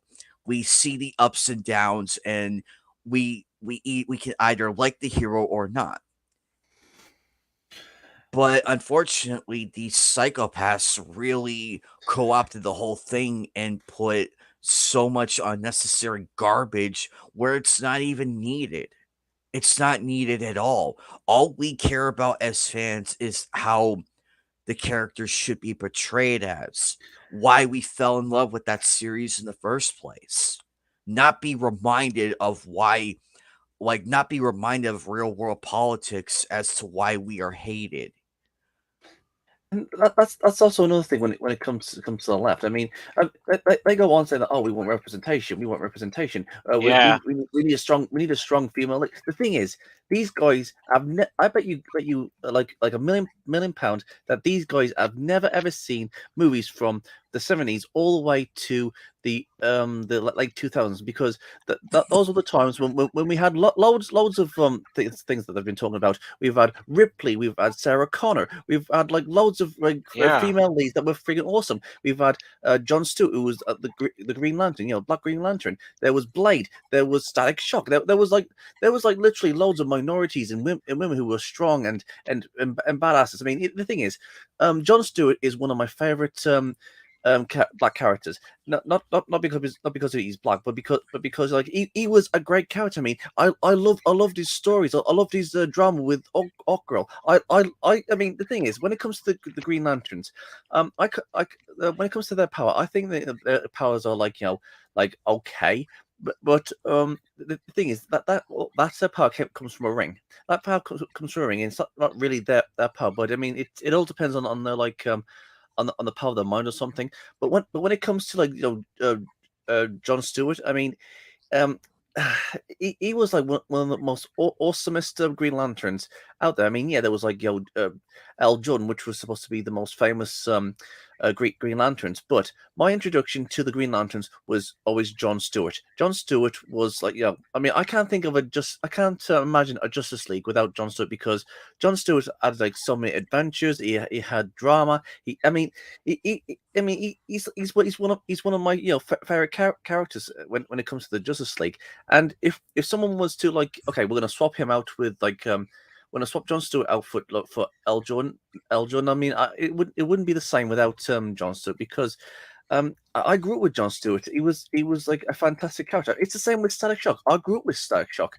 I didn't need to be the same color as a Static Shock to like to like get to like know him or like get to know him on a personal. You get to know characters like John Stewart and Static Shock on a personal level because like they're humans. I mean every character. I mean you can Yeah.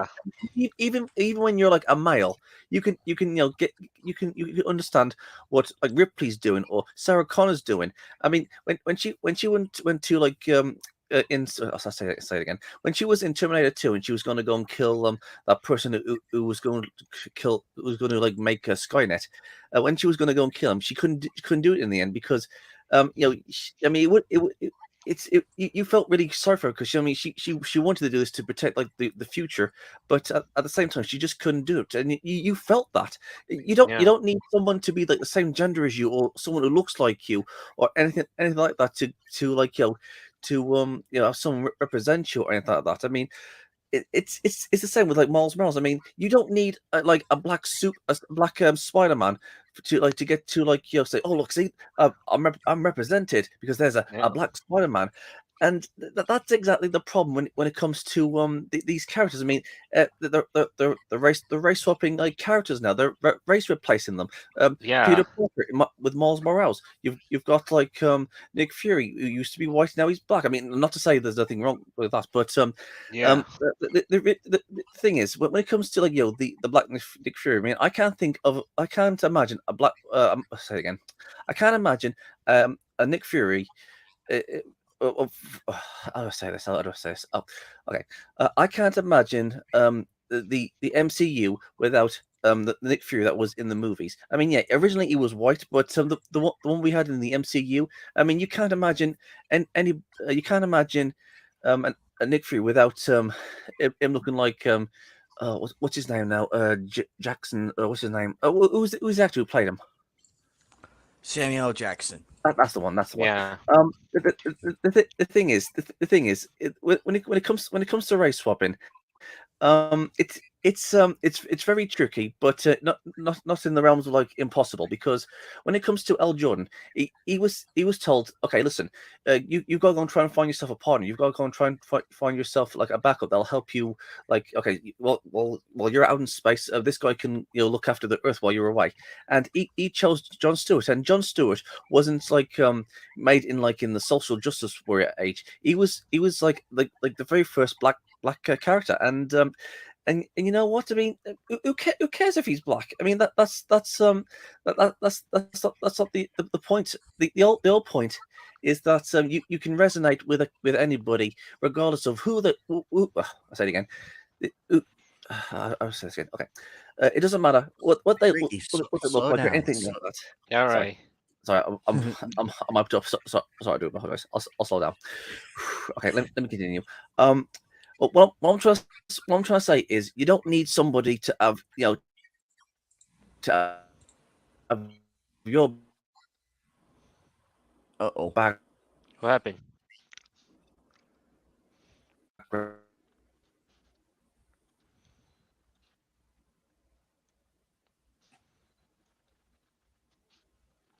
Yeah, he kind of we lost him.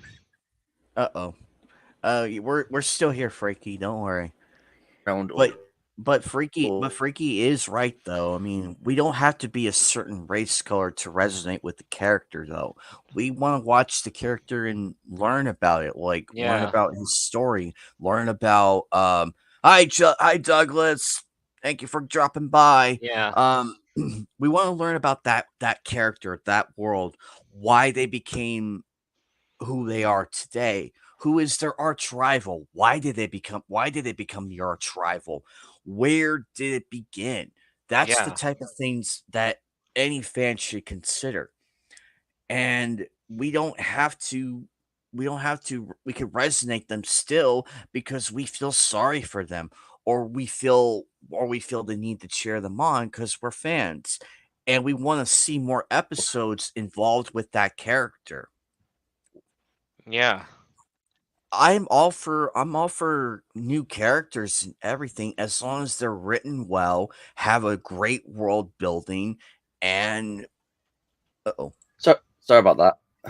yeah, hang on one second. Okay, there we go. Sorry about that. My internet went off. I figured as much. Your internet was really crapping. Sorry, I do apologize. So I went really went on with that one. I do apologize. We were agreeing with you on what you said, like how to resonate with the character without being the same skin tone yeah, Mm. and everything. Yeah. What I'm trying to say is that I mean, I mean, I mean, look at Elspawn. I mean, what he went through was absolutely tragic, and he had to like make like hard decisions. Look at John Stewart. I mean, you look how he went through that whole thing when he met the Justice Guild. Look at Stark Shock when he had yeah, to deal with one of his friends being shot. I mean, you don't see the skin color, you don't see the gender, you don't see any of that. You see another person who's like you, and you can understand what they're going through. yeah, And listen, I'm going to say this. I'm going to say this. I mean, I mean, I have no problem of like of people wanting like some representation. I mean that's all fine. If you want to say like, oh, I want like a Jewish like a superhero, then yeah, I think people should be allowed to. I mean a hero can come from anywhere. I mean that's the whole idea, right? And I mean we can all agree on that. I mean a yeah, hero can come from absolutely anywhere. And nobody should really have a problem with that. But race swapping already existing characters is completely 100% wrong in my opinion. Unless it's from another dimension. I mean that's the only only way that they're going to get around that. Uh, yeah. so yeah, And I do apologize for going on about that. Sorry. So yeah, yeah, No, you're good, man. You're you're good. good. And sorry. I'm just gonna say, This is why we have discussions because we want to hear people's perspectives and their takes on everything else. Hmm. and Once I go on, like once I'm on the bandwagon, I just keep on going and going. I do apologize. So yeah, go on, Sean. What was you gonna say? as I'm saying, like these people, they really need to look back at themselves and see and understand why. I don't know why how they screwed up, anyways. Because here's the thing: representation we already have it for a long time, but why they be asking for more already since we already have it? Like, do I really care about more representation? No, we need more originality, to be honest. 100%, 100%. Exactly. We need more originality, like more original characters. That's why that's why I was such a fan of Stargirl, the CW Stargirl. That's why I was such a fan of it, is because it was original. It was an original character with original powers and original world building story. I loved the series, and I thought, and it deserved to be successful. It had every right to be successful. I, I'm actually the same way when it comes to like Jackson Hyde. Hold Okay, on. when it comes to, okay, there's this series called like Young Justice, which I recommend you guys don't go and watch because it's like what woke now. It's really woke. But in the beginning, they had this like character called Jackson Hyde, and believe it or not, he's actually a replacement for like for Gorth or the original like Aqualad, and and this guy Jackson Hyde, he became like the new Aqualad, and yeah, he was race replaced sadly. But saying that, what the adventure that he went through, like seemingly betraying the team and going undercover and him being like a really good leader. I mean this character, Jackson Hyde, who is like the new Aqualad. I mean, he was fan freaking tastic. He was freaking brilliant. I absolutely freaking loved him.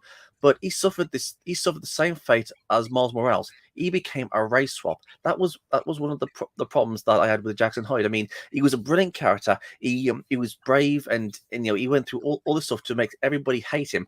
And even when he had his mind blasted by one of the heroes, he, I mean, you actually felt like he's going through all this dangerous stuff. You want him to succeed, and for him to like be blasted by one of his friends, it was just really heartbreaking. And again, the problem is that he was a race swap for the for Aqualad, who was originally white, and Jackson Hyde is black, and again, I got again. It's all about the skin color, but it's the fact that they're race swapping again, and that's the problem. It's the same with like Peter Parker and Miles Morales. They were Miles Morales was a race swap. Same with Jackson Hyde. He was also a race swap, but at the same time, I mean, I really loved Jackson Hyde. He was so freaking awesome, and that's the problem. I mean, that story should have went to like to the original Aqualad, and and that's it's also a tragedy when something like this happens when race swap characters are given like epic storylines. I mean, look at the new Spider Verse thing with Miles Morales. Two fantastic good movies. I mean, that was freaking brilliant.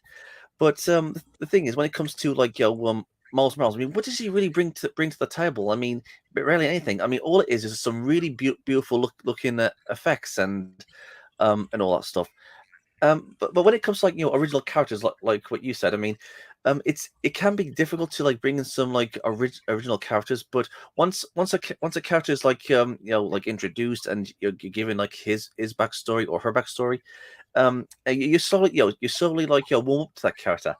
But when it comes to, like to like already existing characters, they just like race swap them and say, okay, he's the new Spider Man, and that's it. And because it's easy to like race replace or generate replace an already existing character because lots of people are going to be watching it for the controversy as it is. But when it comes to like your original characters, I mean, it would take years and years and years to like have people that warm up to them, and that's exactly the problem. So I get what you're talking about. Exactly.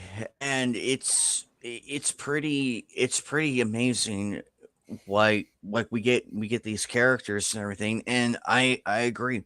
Miles Morales, I can understand the character, and he he doesn't claim to be like Peter Parker or anything in that. I wish people would differentiate that. But at the same time, it's it's really sad that certain characters fall into that trap of being race swapped for no reasons at all. I mean, the different dimensions thing, I can I'll level with that, and like I'd be like, okay, I can understand that to a degree, because we've had multiple different Spider-Mans, we had multiple different Supermans, like Cyborg Superman, and all different ones. That I can understand. Yeah, totally. Hey, Fatal, Woo! Ah! Hey, wait, does this Welcome. thing work? Is this even on? your mic is really low. Ugh. How do I? I'm gonna turn off this. I'm gonna mess with my settings real quick. Audio, audio. Automatically. it all the way up. How's that? Does that sound good? Not too loud. A little lower, just a little tad lower. low. At 170, how does 170 sound? Hello? It's all right. It's all right. Good, good. Well, yeah, we can hear you. All right, we'll go to 162. I guess that'll be fine. Cool. What's up, everybody? Woo! Welcome. We're just talking about like different characters and why it's important to preserve everything and not race swap just out of the nilly without there being backlash. Well, I mean, don't get me wrong. Like we have to look at it as first off, does the race swap really impact anything? If not, then fuck it, I'm all for it. Don't care. All right, and then like, is it really such a big deal? Because quite honestly, you got the whole Jet Black Cowboy Bebop, which was like probably the best thing about that stupid show. And then you have other race swaps that are just like absolutely fucking stupid. Like, just. But then again, people like I see people doing this all the time. Sometimes they'll complain about race swaps, which I get it, but then some of these people I've started to notice, they also bitch and complain about certain people who cosplay certain characters because their skin is not right. I'm like, what? Okay, it's cosplay. Let them have fun. Who cares? Exactly. 100%. But yeah, if it really makes like a big fucking deal, like honestly, here's another one. Idris Elba as James Bond. I have no problem with that. If you dive back into the lore, it really doesn't explain if James Bond is white or black or not. He's an orphan. His parents died, and he becomes adopted. And believe it or not, during that time period, especially in the Cold War, there were black people, in Scotland and in the UK. So it's not out of the question for James Bond to be a different race. It's not really mentioned or explained in the books or anything of the sort, not to my knowledge. So, well, the thing is with James Bond, he's supposed to be like an English spy gentleman. That was his whole gig when it comes to James Bond. It's like the same with with Indiana Jones. I mean, he was a patriotic American that's went around with his adventures trying to find the treasure. I mean that's who Indiana Jones was. I mean, it's the same with James Bond. You know? Yeah, finding the treasure and keeping it out of the Nazi archaeologists' hands. So yeah, it makes sense. But yeah. So I mean, just think about it. I mean, Indiana Jones is like an American icon, and James Bond is like a British icon. So I mean, who also happens to be a somewhat of an American icon to every young kid who has like a secret agent fantasy that like wants to be a secret. That was me at seriously, at 7, 8 years old, I thought James Bond was the coolest thing on the planet at the time. So actually, I'm not gonna lie. When it comes to Indiana Jones, I thought he was freaking awesome. I mean, come on, going through all these adventures, trying to finding all these mystical, magical items, and beating Nazis and beating all these bad guys. I mean, come on. If you ask me, I think he was like one of the most awesomest adventurers out there. Honestly, I would love to have seen like a movie where Lara Croft travels back in time and meets up with Indiana Jones and shit like that. That'd be pretty cool, wouldn't it? Oh, definitely, 100%. And now Lara Croft, there you go, another British icon when you get down to it. Yeah, true.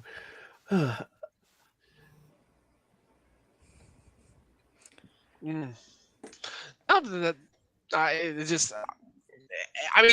makes sense in some areas, but like I can understand why some people be getting up in a getting their undies in a twist about some of the other race swaps, which some of them I'm not going to name because they've been beaten to death with a fucking spiked baseball bat. So no point in talking about them anymore. Are you talking about Black Panther becoming a white guy? I thought that was a joke. Is that really a thing? I The would thing, not be surprised. I would not be surprised. the thing is, I mean, there was people on Twitter who actually believed that this was like real, like, oh, that there's like a white Black Panther, and everybody on YouTube lost their crap when they saw that. I honestly don't really care. I don't. I don't. Onto a serious topic. Go on, Let's get some opinions out there. go on. So has everybody seen the Avatar trailer already? Has everybody seen it? No. Which one is it? Are we talking like James Cameron or like the Last Airbender? No. I'm so sorry. The Avatar: The Last Airbender, the one that's coming out pretty soon. Okay, no. Mm. I remember we talked about it about like 2 or 3 weeks ago, and you said you were highly interested, and like me and everybody was all basically agreeing with each other about how the casting looks so much better than it did in the first one. So Okay, all of that into consideration. Freaky, I don't know if you've seen it or not. Um, what are you hoping for with this series? Oh, Avatar: The Last Airbender. Yeah. Well, okay, okay. Funny story, but I'll get to your question. The thing is, I haven't actually seen the series of Avatar: Airbender. Yeah. I know. Shocking. I haven't seen Avatar: Last Airbender. But the thing is, when it comes to like Avatar: Last Airbender, there's actually one character that I actually absolutely fell in love with. In terms like of her story, and that was Azula. And I have made like a video series of like of Avatar Last Airbender and all that stuff. So if you want to go and check that out, please do. But the main point was, I mean, I got to like know the character of Azula, like on Wikipedia and on clips on YouTube and all that stuff. And but when it comes to like Avatar The Last Airbender, I am going to get around to like watching it and all stuff. And I have learned more about like the characters like from other people and all that stuff. And when it comes to like Avatar The Last Airbender, I'm actually hoping. No, I'll say that again. I have actually read like the comic books when it comes to like the series, because I mean there was like the anime series, and there was the comic books that carried on the series. Shit. And when crap. it comes to the actual series itself, I'm actually hoping that Azula will be in future comics, because I'm such a huge fan of hers. And there actually is a comic of Azula coming out. To think either I think it's like next year that they're gonna like bring a comic book out, and she's Okay. gonna be like the center of it. And when it comes to future movies, either like this one, the next one, I'm hoping that Azula will be in it, because she has so much to offer. Like the thing is, when it comes to Azula, she has like so much like drama like, going around it, because like her mother wants to have her back, and Team Avatar doesn't trust her, and her former friends don't trust her. I mean, there is like a huge huge drama when it comes to Azula. So I mean, it can go either way with Azula. For me, I hope that she gets like a redemption for herself. Like I hope that so she gets to like like learns lessons of like, okay, her mom wants her, she wants her back, and she can like settle down or something. That's what I'm hoping for, like Avatar: Last Airbender. Because what they did with the show at the end of the series, I mean they left it like what's the word? They left it they left it to how do I say this? How do I say this? How do I say this? They cut too short, and originally, the comic book search, with Avatar: Last Airbender, they was actually going to make a movie about this like years ago, but Nickelodeon scrapped the idea, so they just had the comic book. So in the future, in the comic book, she's going to come back. And when it comes to the actual movies of Avatar: Last Airbender, I'm actually hoping that Azula will come back. And listen, I know there's going to be some people out there who says that Azula shouldn't have a redemption, she's evil and all that stuff. But the thing is, I mean, I've read up on Azula. I've seen videos of Azula, and to me, she just looks like a very troubled kid that needs somebody to push her in the right direction. I mean, some people disagree, and some people say, you know what, yeah, give her a chance. That's what's so intriguing about Azula. I mean, she can go either way when it comes to like her story, and I think the story should revolve around her. I mean, I mean, where else can you actually go with Avatar: Last Airbender? Because the main focus of the story was to take down the Fire Nation, which they've already done. So where exactly could you go? And I think one of the main story points is that Azula should be like one of those main focuses. And I can't really think of anything else of what they could do. So I mean, So let what's me your thoughts? distract the conversation now. Go on. My new baby. What's new, pussycat? Whoa, whoa, whoa! I got him whoa. this morning, and he's already nuzzling me constantly and hugging me. Oh, that's so sweet. I love cats. Aw. That is adorable. Oh, Panther, say hi. He's Hi, like, no, I just want Panther. you. I just want Hi, you. Panther. Panther. There you go. There you How old is go. he? Hi. He is Oh, actually a look at little that under a face. year old, and he's from rescue charity shelter, so Oh, he's that's a nice. little shell-shocked and skittish because he's been through some stuff before, but he very, very much took to me instantly, so he's my baby. Yes, you are, aren't you? Mwah. Oh, Oh, that's oh, cute. oh. I thought I'd have to show my anime crew. That I is have one another cute. one too that I got today. I ended up getting two of them, but she's really feeling adventurous and exploring the house right now. Look how big his eyes is. That is so cute. Yeah. Hi, little Panther. Turn this way. Turn this way. Yay! Look at that face. You could Look even at make it that. big if you want.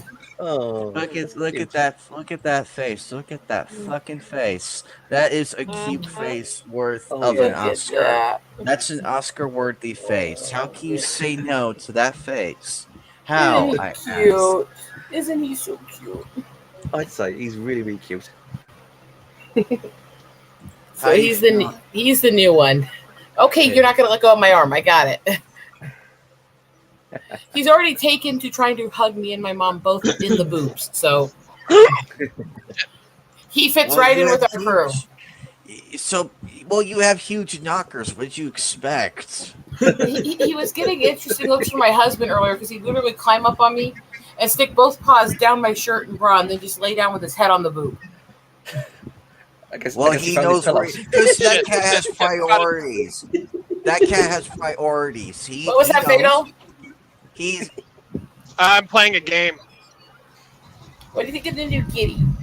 Oh, great. Thunderstorm. Great. Cute. He's so cute. so basically we know where the kitty's priorities lie. He gets it. Grab the woman and grab the boobs. That's what he's interested in. Yep. So he's in the right direction. Definitely. Yeah. But anyways, yeah, that's my thoughts on Avatar: Last Airbender. What's your thoughts, Anime Night?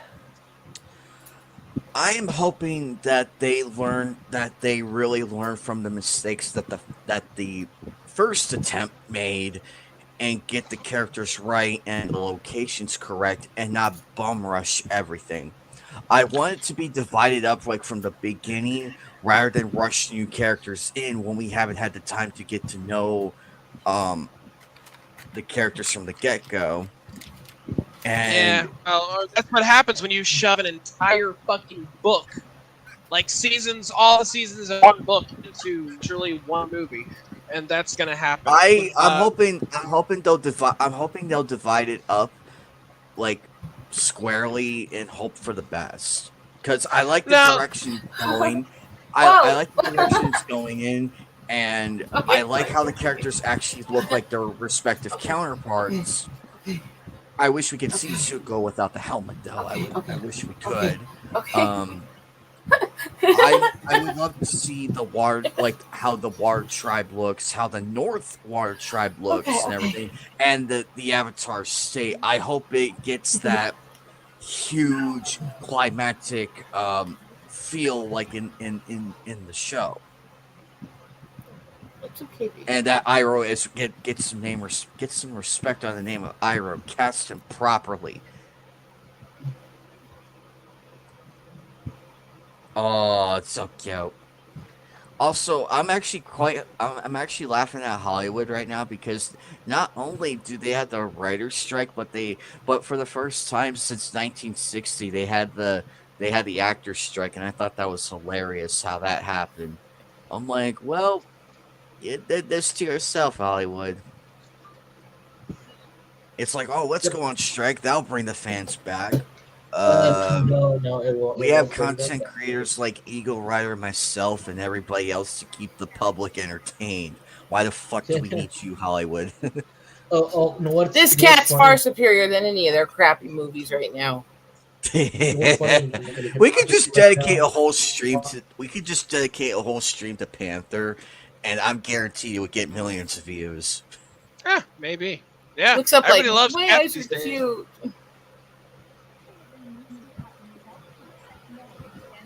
Yep. You know, it's funny, kind of Uh-oh, hypocrite right now. Mark Ruffalo is trying to say maybe we should start pushing indie films. Mark, we've been saying that for years. A lot of us have been trying to We've push been the indie screaming- scene. Ruffalo is a We've been fucking screaming twat that. and can go screw himself. He's a hack now. He's a hack. We've been screaming that for 3 fucking years. It's okay. And the great It's okay. thing about Ruffalo's that, actually, dickhead. that Adam Sandler's He's always been that. Independence Award for Uncut Gems, a fantastic film, by the way. He has a long speech and everything, and he said the independent films is where we're going to stay at and where we're going to be at, and that's true. And I hope Too he's little in too the late, next he can Duffer screw Brothers himself. movies. Yeah.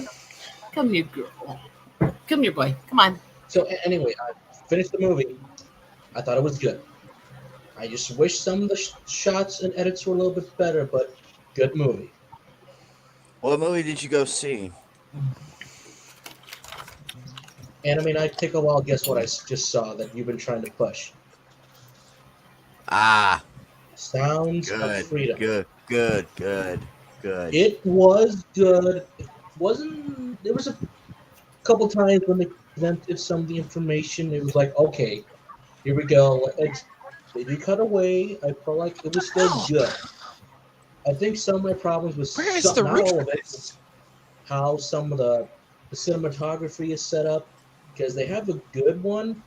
It just kept being shot, reverse shot, reverse shot. A couple times I did like the shot selections, but it's up to like skill wise and how they want to shoot it. But that's fine. But I still think that the director did a good job, and I liked the message at the end of the film very well, with the lead actor coming out and saying, "I'm going to be personal with you right now." I think that was a very strong message, very very strong.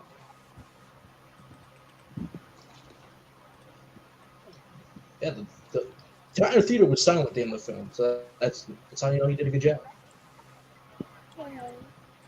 Good. Oh. Ah, look who it is. Gang's all back together. Papa! Look at There Panther. you go. Look at Panther. Oh, is that a new one? Got him today. Oh, that's wonderful. Isn't he a sweetie? Oh, he already Absolutely. likes hugging me. Oh. Well, most critters like soft. Just saying. Well, no, It's not considering he likes shoving his paws down my bra, you're probably not far off. No. He was holding me. He leaned over to nuzzle my mom, and he grabbed her by her boob on each side and started nuzzling her boob. To which That she guy has laughed. priorities. He's like, I like boobs. Which man doesn't? Steve has some competition.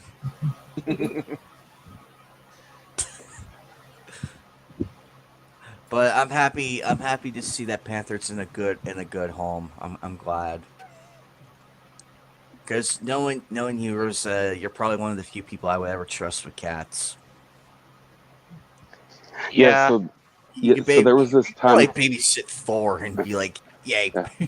So when I was a Facts. teenager, my like I was fresh out of high school. My sister was wanting a new cat, so we go to the PetSmart because at the time we didn't know no better. Anyway, we go to the PetSmart and we're just kind of looking at them. We were getting stuff for our dog at the time, but my sister's in there holding the cats, and it was so funny because I'm sitting there and this one like that I'm holding, he starts like caterwauling like right there, and I'm sitting there holding him. I'm like he's good. He got a nice set of lungs on him. I like him to warn me before I accidentally step on him in the dark. And the dude at the PetSmart takes the cat out of my hands and wouldn't let my sister hold any more cats. Oh dear.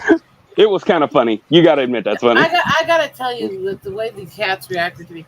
So we went down to the no-kill shelter of another town in the hills here. And it's a completely charity no-kill, and they have this large property. They have a whole bunch of dog runs, everything else, and then they have a building full of rooms that are huge cat rooms with a whole bunch of them and catios and stuff. And they're supposed to have all these stages with people that they don't know, that they haven't, either gotten animals from or sold to before.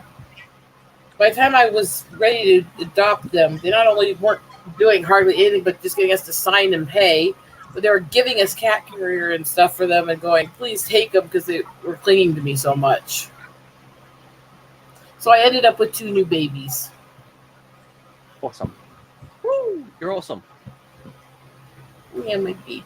Yeah, you're my babies now.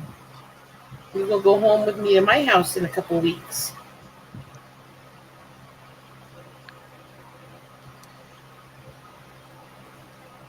Or you're going to sniff my hair and grab my boob. Whatever floats your boat, cat. That's what everybody did. He ended up sniffed my hair and then stuck his paw down my shirt. Yeah, cute cat there, to be honest. I've always had a bit of a fondness for black cats, so Yeah, my cat's kind of grayish blackish, to be honest. My other cat. So now I have Ornery, who's the mongrel, part Mao, part Siamese, all that. Looks kind of like you mixed a gray and a orange tabby together with a few weird markings, I have the new female, who is a long hair tuxedo with this long, giant black tail that fluffs up almost as big as her body. And then I've got Panther here, who's black. And he's got slick fur. So they're not going to be hard to tell apart from a distance anymore. Oh, I agree. Oh. Bubba and Fatal have their crashes always. I was trying to figure out which one crashed. It's like... it happens. But it's good to be back. It's good to be back streaming. Yeah. I can hear you, Fatal. I mean, if we're talking about like some of the classic characters, or like the difference between a classic character and creating an original, it's hard. But again, we talked about the whole race swapping thing or ahead of time, but it's an agreement that everyone keeps saying that it's not hard to get the character down right. I think the issue has always been that why are we always trying to grasp at straws? It's like, just find me someone who can play the character, or just get the character right. Like, again, I think the big example that I kind of like to use is, I don't like the Daredevil movie, but I will say hiring the actor for Kingpin, a great choice. That like spot on. Like, that's the character. Doesn't look right, but it's like, you know what? Who are you gonna find that's gonna play Kingpin, honestly?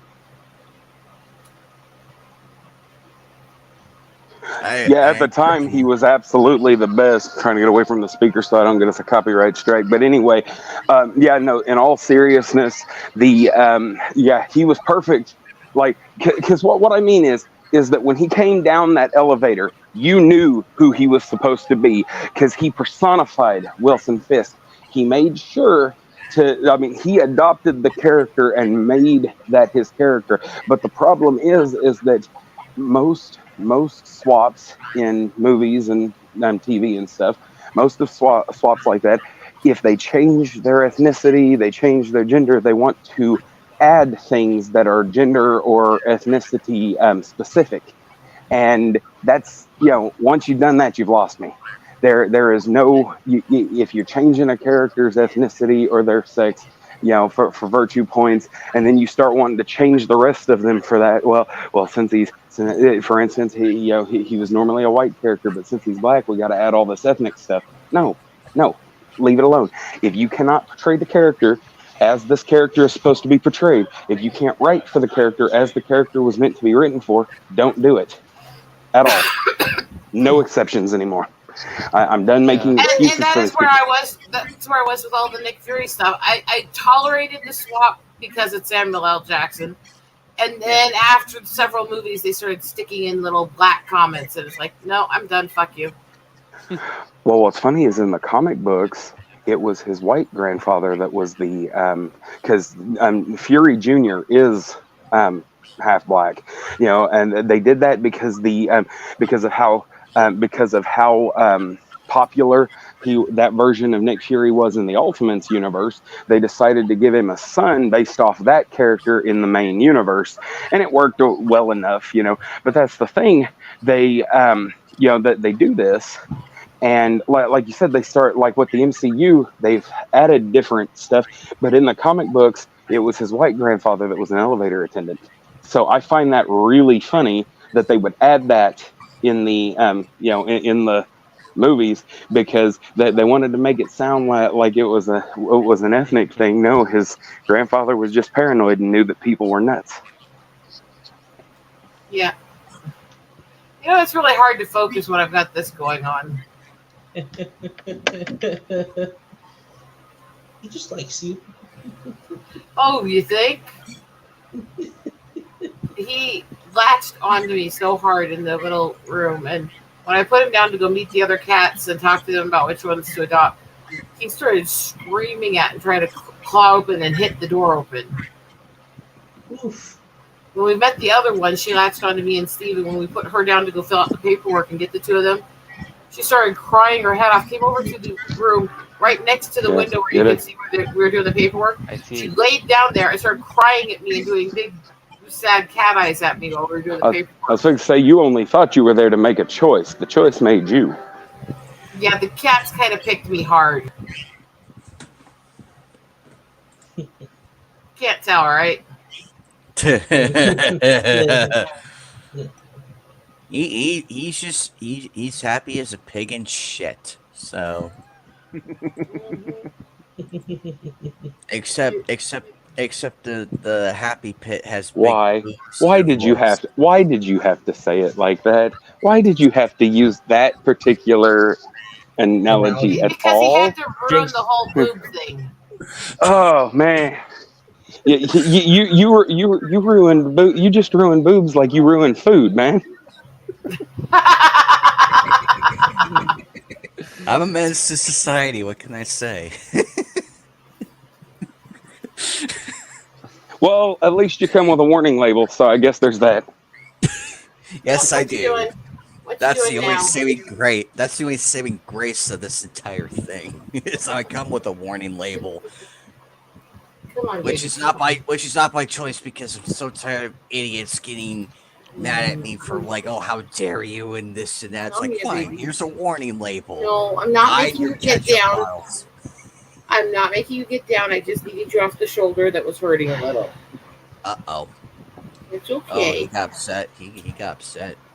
He was struggling a bit because I picked him up off the shoulder because he was getting too side heavy for me.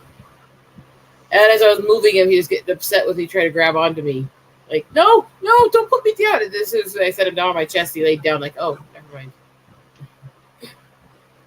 Like, okay, I'm good. I thought she was going to make me get down. Oh, trust me, if that were the case, he would be screaming right now. He's like, I want the fat mommy milkers. Pick me up, woman.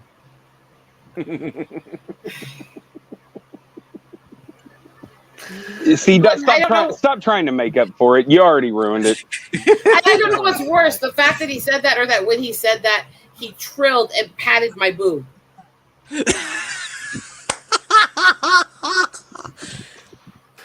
Behold the power.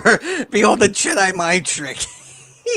Oh my You're like, god. man, not kidding. Do it. This cat is so going to be trained to be an evil pervert, isn't he? Yes, Oh my and we're god, all that for cat. it. Is it a boy? Yes. Oh, of course. Oh, of course, yeah. No surprise. Okay, so I'm telling you though, if he does get more insistent in that direction, you need to nickname him Rollo from the Cleveland Show. I hate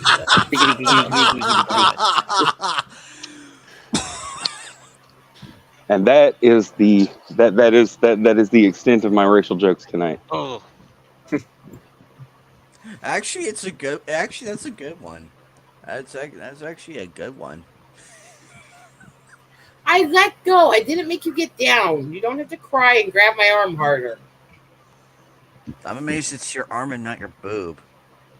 No, he didn't let go of that at all. He Yeah. hasn't let go of that in a while. He's holding Well, on to them. Well, he has the two worlds in his hand. So what can you do? He doesn't just hold them. He sits down and he sticks his paws down my shirt and then holds them inside. Exactly. Poor Freaky. I think we're making Freaky laugh way oh my too hard. god. Freaky. Really? Oh god, I love this stream. It's so freaking nice. And this is why YouTube hates us so much. What? Because we're happy? No, we're degenerate people who openly talk about boobs and everything. So at least we're not discussing the fact that my pussy is clutching my boob. Oh my god. I did it! Thank you. And there was great rejoicing. Yay. And Bubba is just there. And all the guys are like picturing a pussy grabbing the boob on the girl and trying to pull it down, right? Oh my god. that takes a lot of talent. Stop making a killing. And I'm also stroking my pussy, and it's black. So what does that say about me? I mean,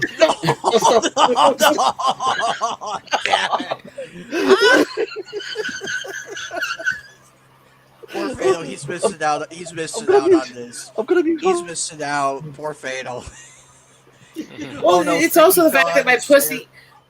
Apparently, my pussy's trans too because it's male, but it's a pussy. Oh my god, that's really weird. Oh no! I'm having way too much fun with this. I'm sorry. Oh, poor Freaky. I think he fell out of his chair. He's literally holding on. Oh no! Look how tightly my pussy clutches my boobs. Oh my god. Man. I'm just saying, if you're gonna be in JT Vega's stream, believe me, you'll understand what's going on. It's more funny to talk about it there. Okay. Right. I'm sorry. I'm horrible. I'm terrible. I know. No, I love a good laugh. Whew, this is great. Don't freak, we will not stop. Stop. Was that when you were rolling around laughing and couldn't be on mic? I had to. Otherwise, I think I would have broken the video. Oh, jeez, the freaking ways. This chat was freaking hilarious. I love it. Yeah. I'm a very twisted person, aren't I, Anime? Yes, indeedly, do. Though you guys, The girls in high school for me, they were Freaky, you should have been here. You should have been here on the previous stream when I out-trapped Fatal. Oh my god, that was amazing. Can you do that voice again? Can you do that voice again? Oh my god. No, it should have been the last time when I was here with everyone else, talking about the anime lineup that you were so excited for, and then how I roasted you. Wait, what part of him are you roasting? And can I record this for blackmail purposes? Anime that was coming out that reincarnated as a. Did that go over his head? And then all of a sudden we're talking about they're shitting out these isekai everything, and then he falls in or something. We're predicting the story, and before you know it, he's a used up vending machine in a panty store somewhere. And then all of a sudden, I see Anime Night over there going from the vending machine. I'm like, what the hell are you doing here? So how were they, by the way? I'm actually enjoying the anime. I'm actually enjoying it. The first episode's out, and Zom 100, go see it. Oh, Rose, hang on. Please step on me, mistress. Beat me with the Oh belt, my god. mistress. The spike belt, please. Someone's kinky. Leave me out of this. I mean,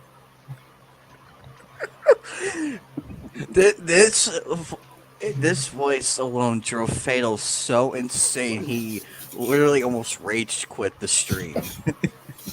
In good faith. it wasn't. In good faith. It wasn't fair that you out trapped him. That's what he kept saying.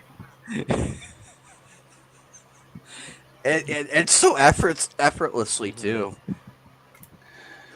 Well, I mean, Like, I I have you out put- trap him, so we kind of have a thing going, right? I think he's also impressed how no effort took to do that.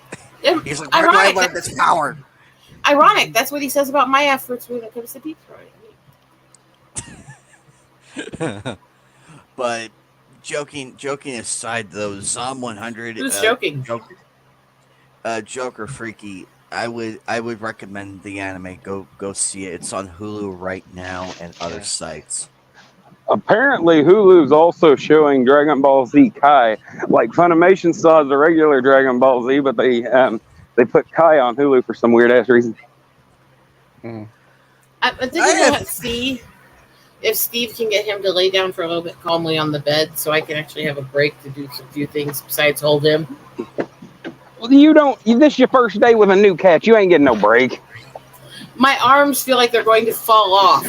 Okay, I've got an idea. Hold on. I know how you can why don't you get like a sort of blanket or something, and then just tie it around you, and then and just put him inside of it, so that way he's like on you, he's like you're just carrying him around without your arms. I mean, you can do something like that. Something tells me he's the kind of cat I could actually put in like a baby sling and walk around with him around the house. Okay. Do it. You're just a big cuddle bug, aren't you? He does also Actually, need to that's adjust to laying actually- down on the bed and being around the furniture and stuff too.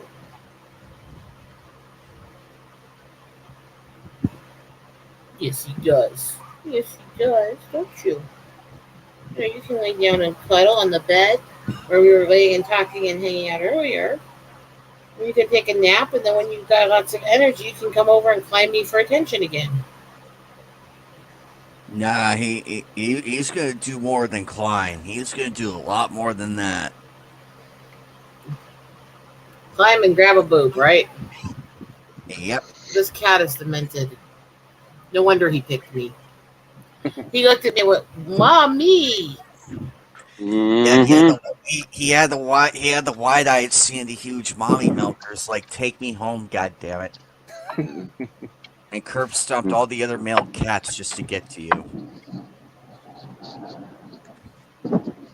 Yeah. I'm just saying, there ain't no shame in knowing what you want in life. I'm going a little numb, baby. He's like, yes, but I love you. Oh. Oh, Yeah. right.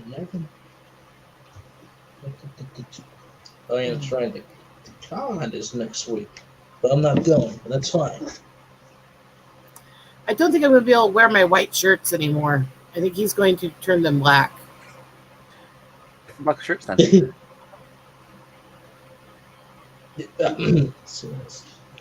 Oh, yes. I was to talk about. Oh, yeah, the room. Why can't I get a proper Sly Cooper remastered? Like, please, give me a Sly Cooper remastered. I would buy like 5 copies alone just to give to all my friends. Like, please, I don't need another Last of Us remastered. Please, God, no. Sly Cooper, Jack and Dexter. What else can I think about that a classic game on the PS2 that needs a remastered so badly. Champions of Norath. Champions of Norwich, great Come on. game.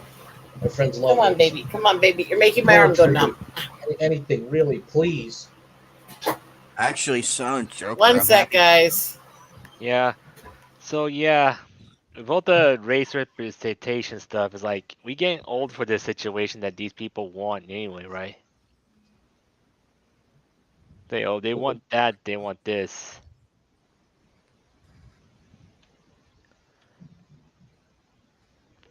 You were saying Anime Night. Apparently, we are getting another classic revival, and it's one I've been wanting for a long time. What is it? What is it? Gex. Oh yeah. Ooh, I Yes, saw yes. that. Yeah, the Gex. trailer dropped, and I flipped. I'm like, yes, finally, the respect, the man, the myth, the legend, Gex Enter the Gecko. Hex was freaking First awesome. one, I don't know what it was about the first one, but I might replay it. Second one was probably my all-time favorite. The humor was there and everything. It was such a perfect take. Yeah, Gex was pretty good. Do y'all remember Croc? Oh yeah, I do. Yeah. That was originally supposed to be a Yoshi game, but then Nintendo pulled the license early, so they released it as like they just changed a lot of the aesthetic and released it as a different game. That's one I've kind of heard a little bit about.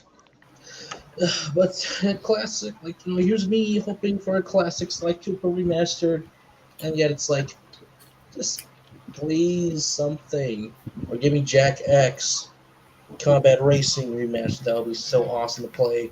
Countless hours playing that game. It was so fun. What about Sly Cooper 4? Give us that. That Cliffhanger was bullshit. How they ended the game was, and the secret ending just kept teasing you like, okay, we'll get a Sly 5. Doesn't happen because Zanzibar got bought up by Facebook and created a VR game. So, look, I understand Sucker Punch. They want to do new things, new IPs. That's fine, but it's either please just tell us politely that yes, we're going to do Sly Cooper, or no, not the way that they told us. I get it, I understand, but you kept teasing at us at Sly in a good way or unintentionally. Those Easter eggs in Second Son, they were great. Getting the Cooper clan armor was, oh god, when I got it, I just equipped it and just never looked back. It was such a cool armor. All of a sudden, be like, there's no plans for Sly Cooper by us or any other studio. That breaks my heart. I'm like, come on. We're at an anniversary. This will be such a good time to release a Sly game or do the remaster. I was about to say, they also said that Crash Bandicoot would never be in Skylanders, and they put him in anyway. So these people be out here lying. They're Yep. lying. Something, please. I want something cool. Bring back the platformers. They're coming back, but this is a good time to strike.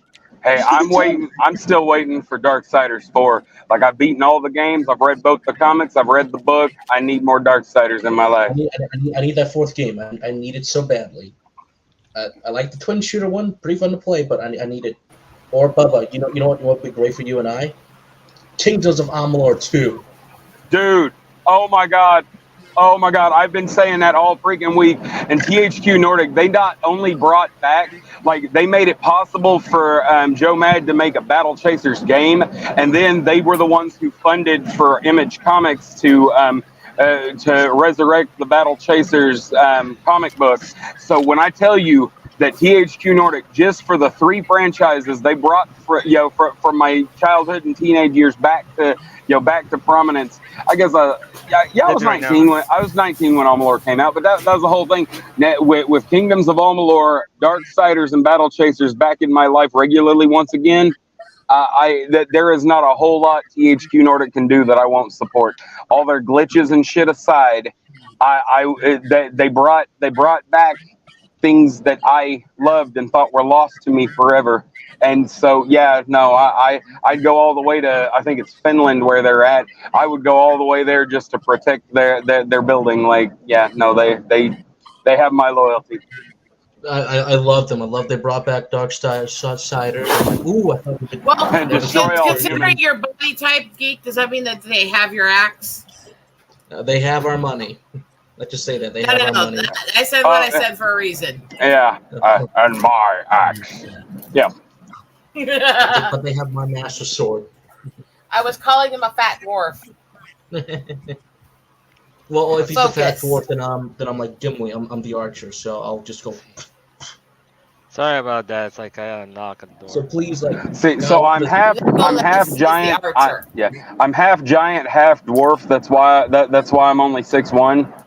But yeah, no, I'm. That's the best way to explain me. I'm half giant, half dwarf.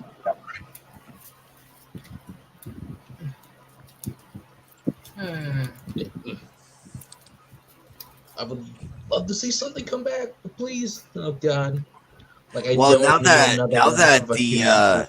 now that the writer and actor strike is going on, now's a great time for new stuff to come out, like brand new stuff. Like Oh, exactly. Hollywood, Definitely. Hollywood, you fell on your ass. Haha. Video games, come out, hurry! Now's your chance. Now's your chance. That's Do a something chance. cool. Hurry up. Oh yeah, that's right. The meme that's going around. Yes, there were some, I guess, SAG writers on Forspoken. It's like, yes, guys, this is the dialogue they've written. Where were the editors, please, who wrote this? Like, I have no idea what they were thinking. Like, yeah, the concept is there, but it's a jack of all trades with nothing. Nothing. Well, see, So what would be nothing. perfect right now? What would be perfect right now is if Doug TenNapel did a Bigfoot Bill cartoon, like found a way to crowdfund and produce like an animated movie, and had Big Manana play the voice of Bigfoot Bill. That'd be fucking Oh yeah, that would perfect. be awesome. Oh, That would be that would so. make that would make Twitter explode. Oh my god. Yeah, I'm still waiting If for it's my voiced by comic to Vic, come oh in. my god. I wouldn't be did got- surprised at all. Yeah, I'm still waiting for my comic to come. It did get delayed because the colorist had some personal family stuff to take care of. So it's like it was sad to see them go, but they had someone come in. Actually, hold on, where is it right now? Can I? I think I can safely say this without getting into trouble. But the new colorist is really good. Dave Kemp is the new colorist right now. So, what I've seen so far of him on the comic book, it's so cool. It's so awesome. So it's a perfect fit right now. Yeah, Hopefully, I Camp just is would. kick ass, but I'm gonna be muted for a while because I'm hitting the highway. Okay. All I right. was gonna say I just wish more people would actually show interest in retro color styles like I do, instead of just all either digital or marker high gloss and stuff. Well, did you see that new game that's actually coming out that got a lot of support? Was it? Oh my goodness! This is a Like selfish IGN, thing. I want people to hire me. like IGN kind of did. Like it's this.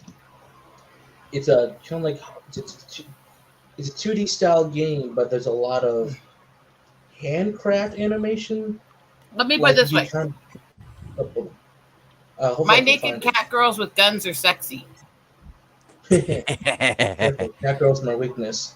Careful, Um, so careful. I have a small affinity for drawing naked cat girls with guns. Just a little bit. And half of them end up looking a lot like me. Not on purpose. I guess it's just a learning curve. Well, see, now you mention this, and I'm gonna tell you, like all these guys having these fantasies about cat girls. You do realize most likely the pussy in that pussy gonna be ribbed, right? It's gonna be ribbed, and not for his pleasure. Like I promise you, like so that's just something to think about when you're fawning over these cat girls. You better hope that they're more human down there than cat. Hey, I blame Blair from Soul Eater, so Look, just accept that we cat girls are awesome, okay? cat girls are awesome. Even if I don't have any of my ears here.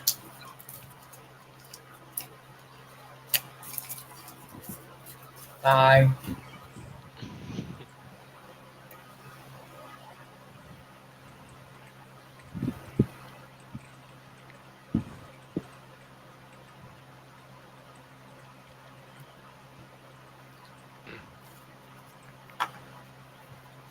So other than that, I know I'm derailing everything tonight. I don't know what the fuck's wrong with me.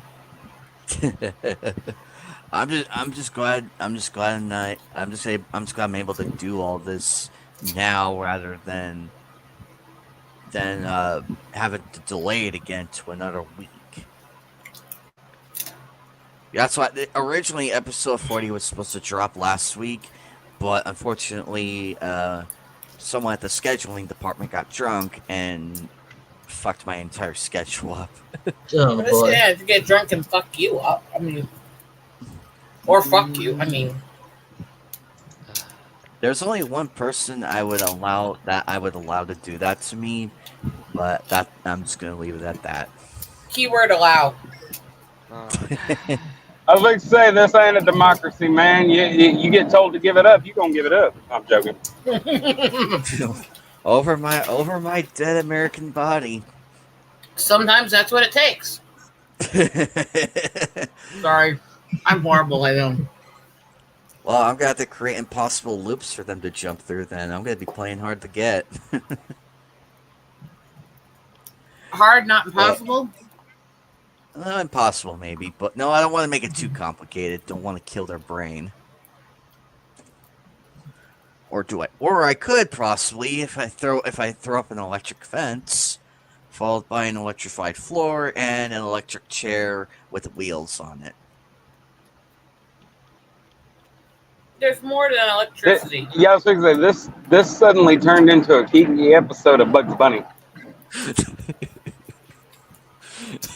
Anime, the way you just described that reminded me of all the black superheroes they've been introducing lately. Every fucking one has some sort of electric power or lightning power. Yeah, Like they have so nothing stupid. new for a minority. I like the sound of cool. First of all, It's give cool, me a plain sword. I create my Look, it telekinesis. can be cool acid. to have electric powers, but when you're making every single character of a certain racial group have electric powers, it just turns into a racial stereotype. Mhm. Well, these are the people who always That is talk about sadly being becoming a tolerant too. reality too. That's actually becoming a reality as well. To be honest, I mean, when you think of like superheroes and their powers. I mean, you've got like black superheroes with electric powers, like you said. You've got like gypsy heroes with magical powers and all that stuff, and you've got rich superheroes like Bruce Wayne, who's got like lots of money and he's got like all these gadgets, again Batman, and there's like Green Arrow. And then you've got women like me with sex powers. I mean, woo, awesome. I Sex think super powers. crooks.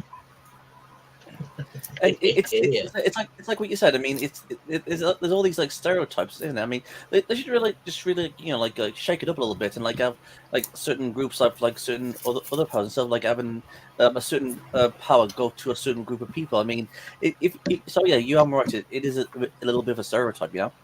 Mhm. I agree. And to me, if that Disney animation anthology show fails, I'm gonna blame them so hard for not marking the crap of these African stories that are being told. Because now you got these African creators who are giving you all these unique stories. Now I'm like, yes, perfect. This is your equivalent to Love, Death, and Robots, and I want like 10 more seasons. But if it fails, I'm like, who am I blaming? Disney for the marketing. Disney can suck up that one anyways. I don't believe in anything they do.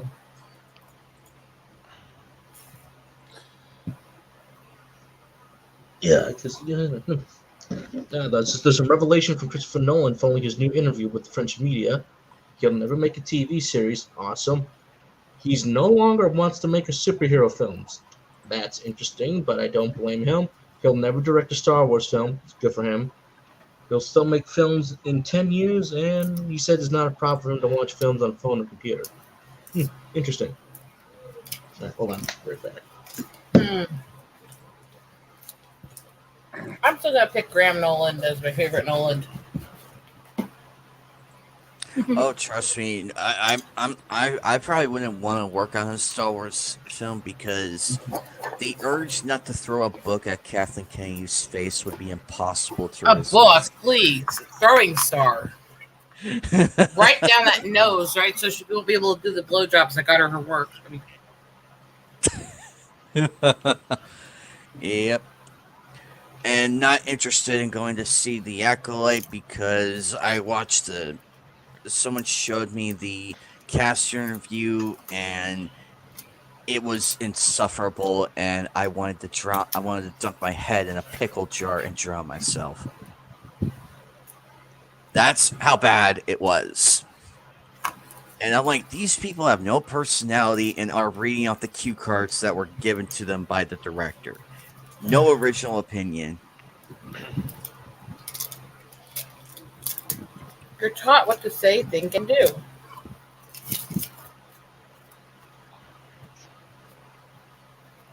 Hmm.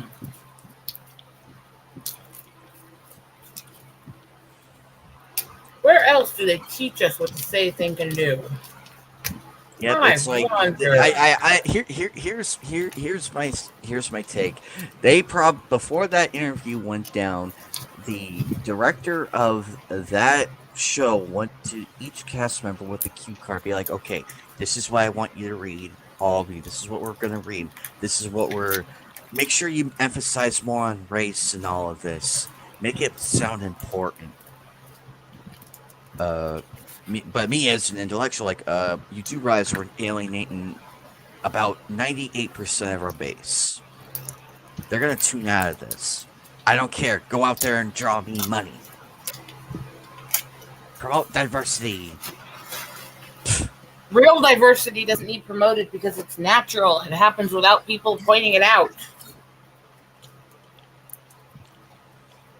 Actually, hold on. That's What? You mean that not all entertainment is dominated by white males? That's news to me. actually that's actually a point. I mean, okay, I just want to bring something up. I mean, okay, we hear the left go on and on saying that, oh, we want diversity, we want diversity, we want diversity. But the thing is, all these characters that have been right swapped has always been with like they've been right swapped with like black characters. But I mean, where's the diversity in that? I mean, you would have expected like like I don't know, like a Native American Static Shock or a Native or a, Please don't encourage them to touch my culture. Every time they do, they fuck it to hell. No, I'm just saying it as an example. All I'm saying is, I mean, why is it just only like black people that's always right? And on occasion, Hispanic when they're trying to push all the border shit. Well, okay, Rosetta, did you ever watch that X-Men show Gifted, the live action one? No. They had the guy. They actually got a Native American to play Warpath, the mutant Warpath, and he was like leading their team and everything. Like I really liked what they did with him in that show. So that I say this all the time: the shit they do right makes the shit they do wrong that much worse. And all that proved to me is that they can do it correctly. They just fucking won't. Warpath was a character who was genuinely created as his own unique character that was native. Yes, there were some native stereotypes and some cliches in it. Let's be honest. Yeah, well, there has to be because that's what the audience appeals to. But he was a genuine character. He was deep in his passion. He believed in things. He was intellectual, and he wasn't a carbon copy of something else. No, well, and the best part is that's what pissed me off so bad when they did that weird. You remember? It was like was it last year or 2 years ago when they did all those swapped Captain Americas, quote unquote. Oh, you're going to get to the point I was trying to get to about the supposed native Captain America, which I read. Yeah. But that's what I'm saying. Warpath was already. Like he was already a military veteran before he was with the X-Men. He was already, he had already done all that. Then when they found out he's a mutant, they changed the story up a little bit for the show as they normally will. But that was the thing. Like he was already naturally as strong as Captain America and everything. He is technically the native Captain America, but they just refused to acknowledge that. Instead, they gave us that weird stereotypical motif, and it was that just was nice. Beyond stereotypical. That looked like they combined the most cliche, most stereotyped things from about 20 tribes, rolled it together, drawn by somebody who was hitting the sauce way too hard and didn't know how to draw before they hit the sauce. Yeah. And then gave it a fucking Hispanic name. Yeah. Because apparently all natives are just Hispanics. Yeah. But Yeah. then said it was from a tribe that didn't use any of the symbolism they used in the entire thing. Yeah. Yeah. Yeah, no, that was really bad. Like that, there were no redeeming factors there, and you had even some people that are normally on our side telling me that that I'm overreacting and everything. I'm like, I don't mind a John Wayne movie having no stereotypes in it because that was quite a while ago, and but the thing is, if you're in post 2010 making content like that, I mean, I could see if like when he's in private, he starts taking that stuff off, and it's like, well, I wear that because that's what the audience likes, or that's what the people, I mean, I could see if they had added that in there where he's making an excuse for it and everything, but they didn't. He's just out there Traditional wearing, garb is yeah, one thing. A yeah. outfit that looks like they tried to combine a fucking war party outfit with the fucking fancy dancers and then got drunk and did it wrong. It's Yeah. not accurate or respectful to anybody. Yeah, no, that was like, again, you know how lax I am on that sort of thing, but that offended me, and I don't get offended very easily. Now, Like can I be honest to you about why some of the people that are in our inner circle complained when some of us called that out? Because there are people that run in our side who very much are anti-native, and they've openly said it to me and Laura and some of the others. Well, and that's the thing. I haven't had that. I haven't had the pleasure of that conversation with any of them. But yeah, no, that's always a pain in the ass because they I don't. I mean, and that's the thing. Like we're talking about actually anti-native or just anti politics or that favor native. A lot of them literally are the ones that run around on these posts with anything native is brought up about anyone. And the first thing they do is start making every racial stereotype about why natives were bad before white man got here and why it was okay that they were wiped out and all this other shit. Okay, see, and that crap, that does get. Oh, he's gone. So when I say, and I think he just crashed, and hopefully he'll be right back.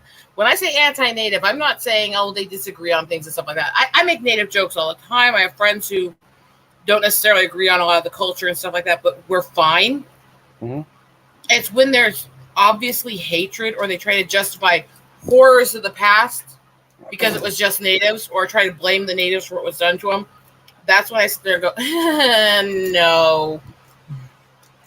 The thing is, when it comes to like Native Americans and when it comes to like the white man like doing all this bad stuff to like Native Americans, I mean, what they did was also wrong.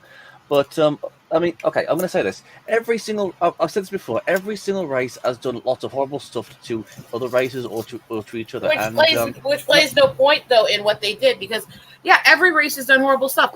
But using that to justify the way they did is the same thing as if somebody were to raid Europe today and start trying to wipe out Europeans, and they go, well, look at the colonizer past they had.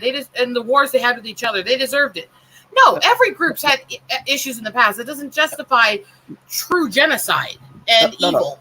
No. That's what I'm trying to say. Yeah. I mean, my point is that evil can come from absolutely 100% anyways, and everybody is capable of evil. But today, I mean, people can generally get along and say, okay, and all that stuff. I mean, yeah, my people did bad things, your people did bad things, his people did bad things. I mean, we can all admit that everybody in the past were like shit. Were shit. Pardon my French, and that's I think that's what most people are trying to say. Like, yeah, these people did horrible things. Those people did horrible things. I mean, Black Africans was doing horrible things to each other. The Chinese were doing horrible things to each other. I think that was the actual point. I mean, I think some of the people, the stances they take that is that a lot of these people will flat out say that they believe in what was done. They defend Manifest Destiny and the eradication of the tribes, and they basically defended as saying, well, the tribes were all savage and killing each other anyways.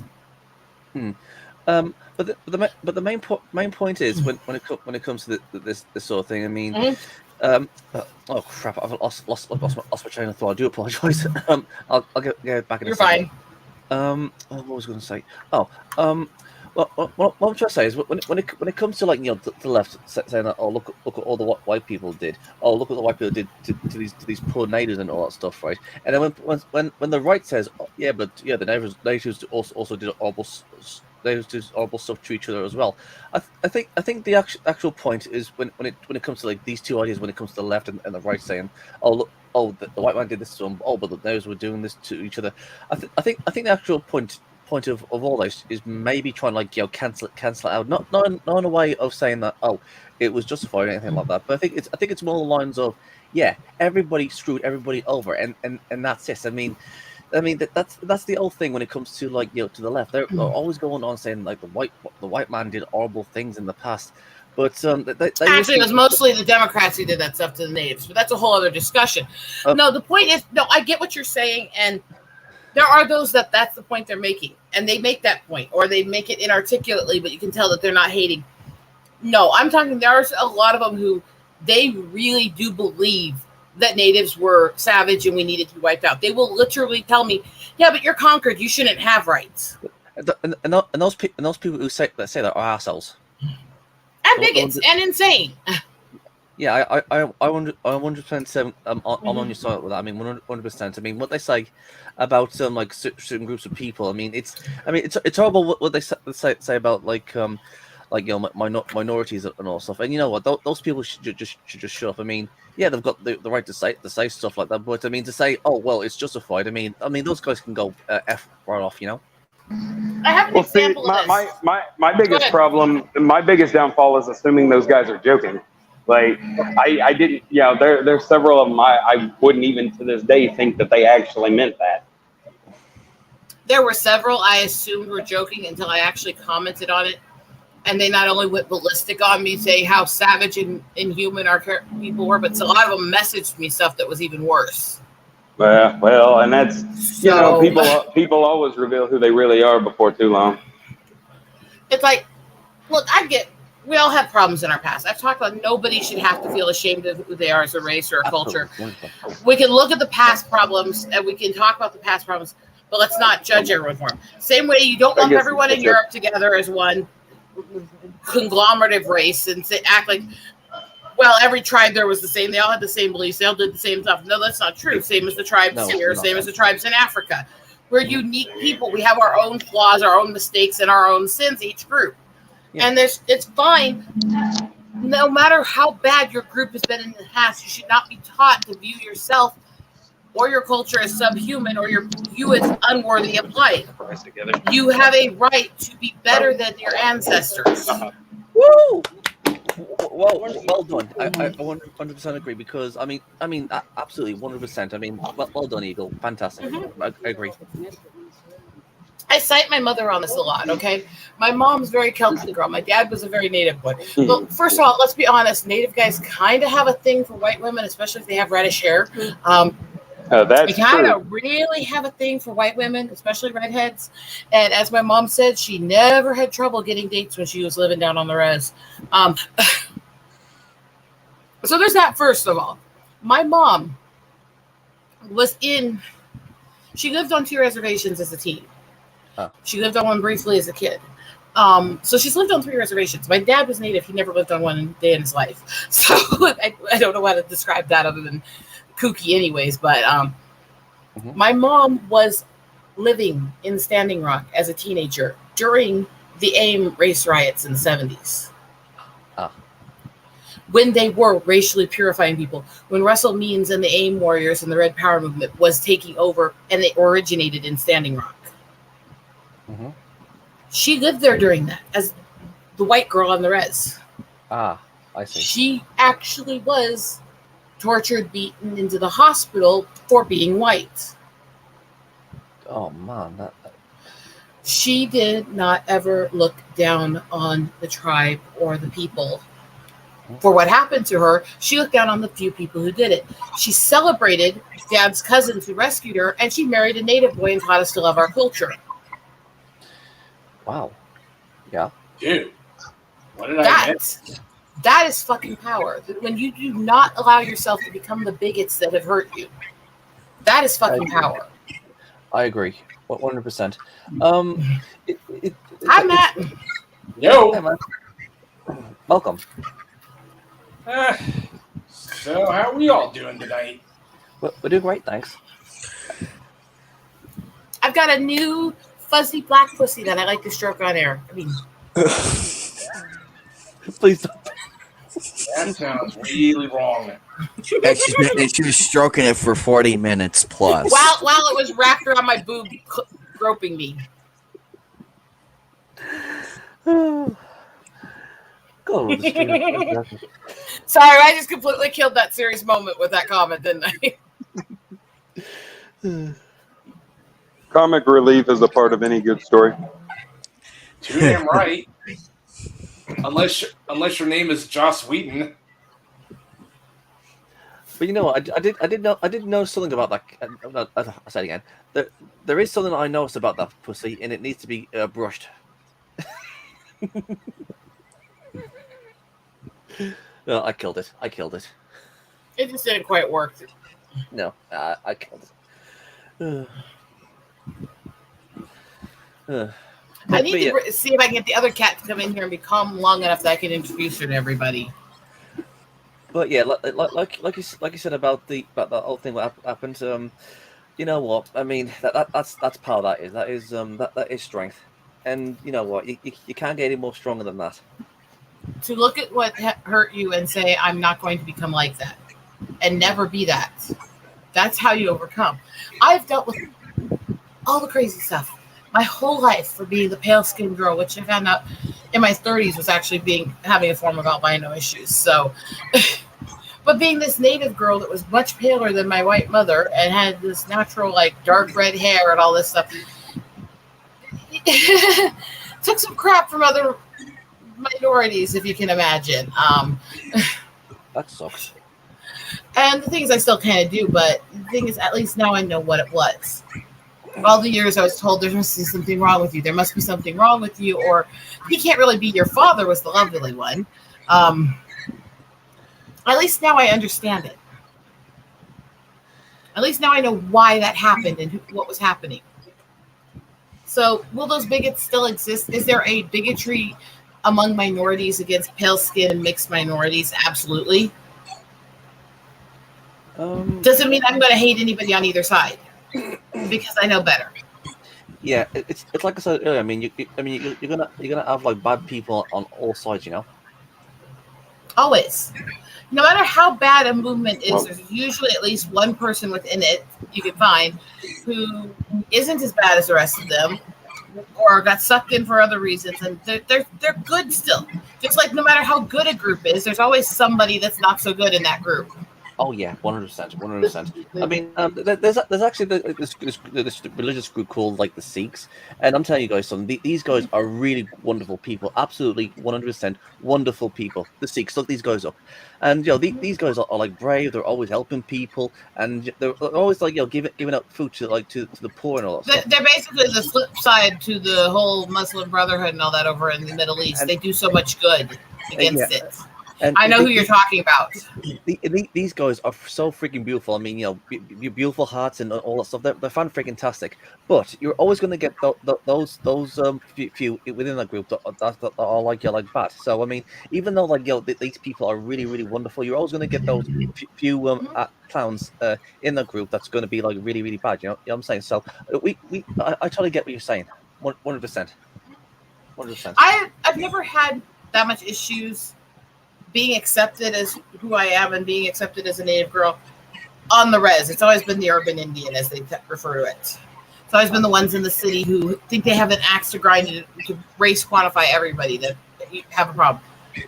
There's 2 times I've ever had somebody say anything remotely bigoted or remotely accusing me of being white or stuff on the res, and both times the guy literally got punched by the person that was with him. So, I mean... Justice served. It's a completely different culture on that. Now I have to introduce the other new kitty. It's an Oreo cookie pussy. It's a little tuxedo girl, and when I say little, she's like almost all fluff. Look at this tail. It's like huge. How old is she? Yeah, she's about a year and a half old actually. So she's not too So big either. cute. So this is my other new one. Oreo. Oreo, you look awesome. My baby girl. We've tried so many names on her today. The only thing she's responded positively to is baby girl. Okay. So I guess that's what we're stuck with because that's the only thing she wants apparently. You little diva. She's not as Oreo. much of a sit in your arms cuddle. She's a stand in front of you, walk around, and rub on everything. Type. And I see her tail in the screen. Her tail is massive, and no, you're not climbing on my computer. Uh-oh. She's trying to do what Ornery does. She's like, you, pay attention to me. Shut this damn contraption off. But she's fun too, but she's not quite as cuddly. She's more hyper and active. He's just absolutely cuddly. Honestly, Don't- I need to start knowing to hear a story, honestly. But I got the two new babies here, and they are sweethearts. They really are. And they picked me at the shelter. And what are you doing, girl? She's like, I don't know. You're purring. Does that count for anything? But you don't like to sit still when you're purring, do you? It's like, no. Nope, I gotta get down. Nuzzles my arm, starts to lay down, and then goes, wait a minute. Nope, I gotta run. I gotta do stuff. She's not quite as delicate as the other, is she? She's rubbing around all over me here. You can actually see. She just doesn't want to sit still to do it. Oh! She's crazy. She's a good girl, though. I'm guessing she just wants to go around and exploring, maybe. Yeah, she's been running all over the house exploring everything. Like I said, she's got this massive fluffy tail. It's just like insane. So fluffy. A big Fluffy. It's so fluffy. So cute and fluffy. Are you gonna teach him go to the to the bathroom like in that little tray thing yet? No, they're already trained for litter boxes and stuff. So Okay. Right. no, you do not need to moon them. Luckily, the camera's not aimed that low. She didn't just put her butt up. She put it up. She spread her legs and she stuck her tail way up so her butt was like presented. Like, look at this. So Like, no is she an OnlyFans cat then? Apparently, she is an attention pussy. I mean,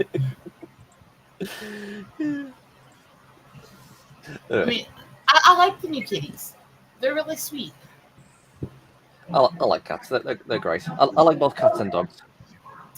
I do not have a good history with dogs, and I'm very allergic to them. So Fair enough. I have kitties. If I was living by myself, I would definitely get myself a cat. She's not going to be as much my cat as she's going to be Steve's. Ah. It's funny because she's like a fluffier version of Jazzy that we had for years, and Jazzy was really close to Steve. So she's going to be more my husband's kitty, I'm sure. She'll probably end up spending a lot of time with him while he's working. Right now, she's walking all over this room, climbing every little everything, and going through every little everything. She's a very inquisitive cat. She's happy. Ornery isn't too happy today. Well, because of the new faces, she's like, what the fuck? What's this? Wait, mommy went out and bought 2 new douchebags for me to compete with. The thing is that she Mommy? has to have other cats in the house. She cannot handle being alone when we're not But here. but she's still grieving because she knows what happened and What's you know, happening with Athena, yeah. And Athena is any day kind of situation. She can barely breathe most of the time. She's still happy and she's not acting like she's in pain, so we're just letting it kind of happen naturally unless she starts hurting. that's good. Yeah. But because of where and it's a massive lumping cyst right here that's going through part of her throat and into her neck and spine. So If I was monetized right now, I'd give all the proceeds to you right now. See, this is why I'm pushing for monetization so I can help out others. Luckily, And it's not easy. we're doing what we can with Athena, but I actually revived her the other day. She stopped breathing when she was asleep. And so I know we're not going to have her much longer. That's why we're back at Mom's place, because this was her favorite home, because her favorite person was Dad. So we're going to let her be here with all her people for the last few days, and then we're going to bury her out with Jazzy and her old friends. Give her a little bit of home for her last days. You're such a good person. At times I'm a psycho. Trust me. I like animals more than people usually. That's kind of normal here lately. People suck. Yeah. And And very, you know very rarely in a my fun way. history with people. You know how people have treated me, so Yeah. Well, and that's the thing. Like, back on that point for a minute, like, you talk about the you talk about being treated by a certain. I mean, with you is really bad because it was literally your own tribe of people. But I grew up a fat white boy in a black neighborhood. I was the only white guy on the football team. Like, I took a lot of shit. And that's the thing. I can't. I don't hold it against all of them in general. Just a few that were assholes. Yeah, I agree. And most of those grudges have long since been let go. Half of them I couldn't even pick from a lineup today. the ex that was so horrible to me because he decided I was broken because of the skin and stuff. The one that I've talked to you about. The part that I don't get into often, he was half Lakota. He was also half black. Oh God. Okay, so just yeah, but I just say that because I mean, literally, one of your people, like, abusers are abusers regardless, and all people have abusers. But my fiance just showed me this meme. It has Miles Morales standing there. It says, "It's my first day at Spider-Man school. I hope they don't realize my parents are still alive." Ooh. Yeah, that cracked me up. I'm not gonna lie. Hey, baby, are you just gonna roll over my feet? And not come up here? Isn't Miles Morales' dad dead in the games? No, his parents are still alive. So in both the game and that new Spider-Verse movie, apparently, like the second Spider-Man game where they did Miles instead of Peter, apparently saving his father is, I know, phrasing. I said it was too late. It had already come out. I love you too. Oh, you're going to let that one slide? Yes, because I'm busy being distracted by my pussy. That's fair. It's so soft and it's so soft and fuzzy. You got to treat it right. All the attention. Oh, I love you. Oh, I love you too. Yes, I love you. Yes. Oh, yes. But I'm actually glad that this writer's strike and the actor's strike is happening, because it's long overdue. It's long overdue for a few reasons. A, because the people that are really in control, the people that are controlling what the writers are supposed to do, the people that are controlling a lot of the main studios, they're horrific. And then there are the legitimate good actors and good writers who are being paid shit, abused like hell. They're being blackballed if they dare speak out against anything they don't want to write or do. And that shit's got to end. And, all of my opinions of her politics aside, I have to give credit to a few things for Fran Drescher, since she took over the Actors Guild. She's the head of it now. Yeah. A, she's been fighting and removing all the blackballs against her conservative friends and actors who don't toe the line politically and stuff. Yep. She's the one that pushed them to put Brendan Fraser back in. She's been defending Shaughnessy like hell because her whole career, because he was open even when they started The Nanny that he was a conservative guy. And she's out there. She's fighting for people of different viewpoints and lifestyles than hers. Yeah. I forgot who it was. There was another one that was. She's been telling them that they need to forgive Mel Gibson. She's been telling them that. She made a video calling out, trying to force people to take the jab, saying that you are becoming like the people who persecuted my family. Yeah, she is really Jewish, isn't she? She is. Like, you don't get much more from there. Yeah, you don't get much more Jewish than Fran Drescher, but And yeah, you know what? And people are making shots because she took a picture of herself out with Kardashian at some red carpet thing for she's a clothing. celebrity. She ain't a Hey, she ain't allowed. She's the head of the Actors Guild. She's supposed to try to be non-biased and friendly to all actors. Everyone, yeah. B, she has always been obsessed with fashion, and it was a fashion show. She's Of course also she went there. she's also been standing up for Roseanne Barr. She's also fucking a 2-time cancer survivor and around 70. Let her go out and have fucking fun while she can. Damn, 2-time cancer survivor at 70. She looks good for. Yeah. Damn. She went through cancer twice, different stages of her life. Holy crap! Yeah, like I said, she's looking back great for that. Nanny, back during the Nanny, she wrote a book about going through a hardcore form of breast cancer while she was filming it. Ooh. Yeah, she's been through a lot. Let her fucking have fun. Right? Because at least she's one person who's actually saying, I don't care what your politics are. I don't care what your beliefs are. You shouldn't be forced into doing things, and you should have a right to work. And this cat is so fun. Look at this. She's all over me, rubbing and kneading. Cat's a big, massive fuss pot. That's what I am. She's furry as hell. She's a long hair.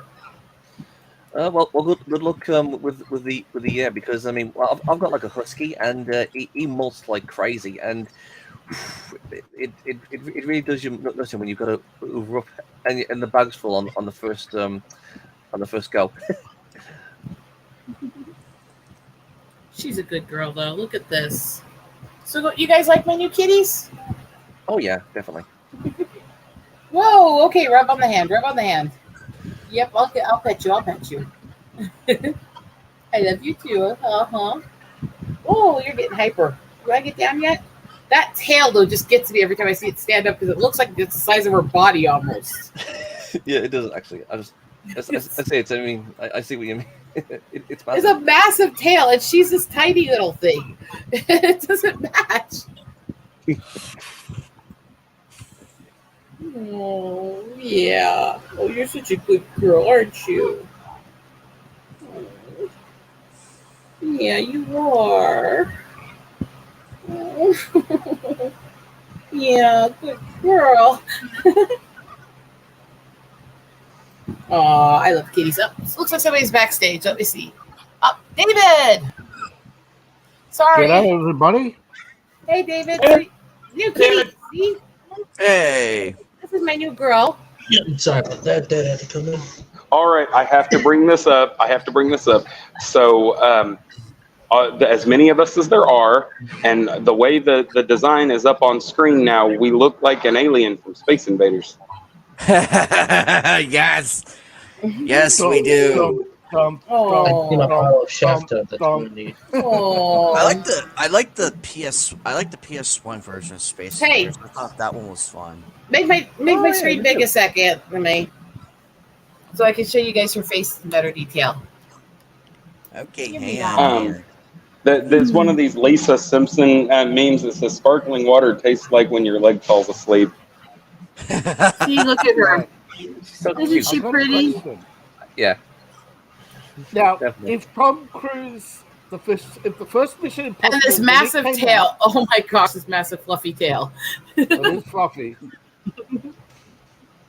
What did you name that one?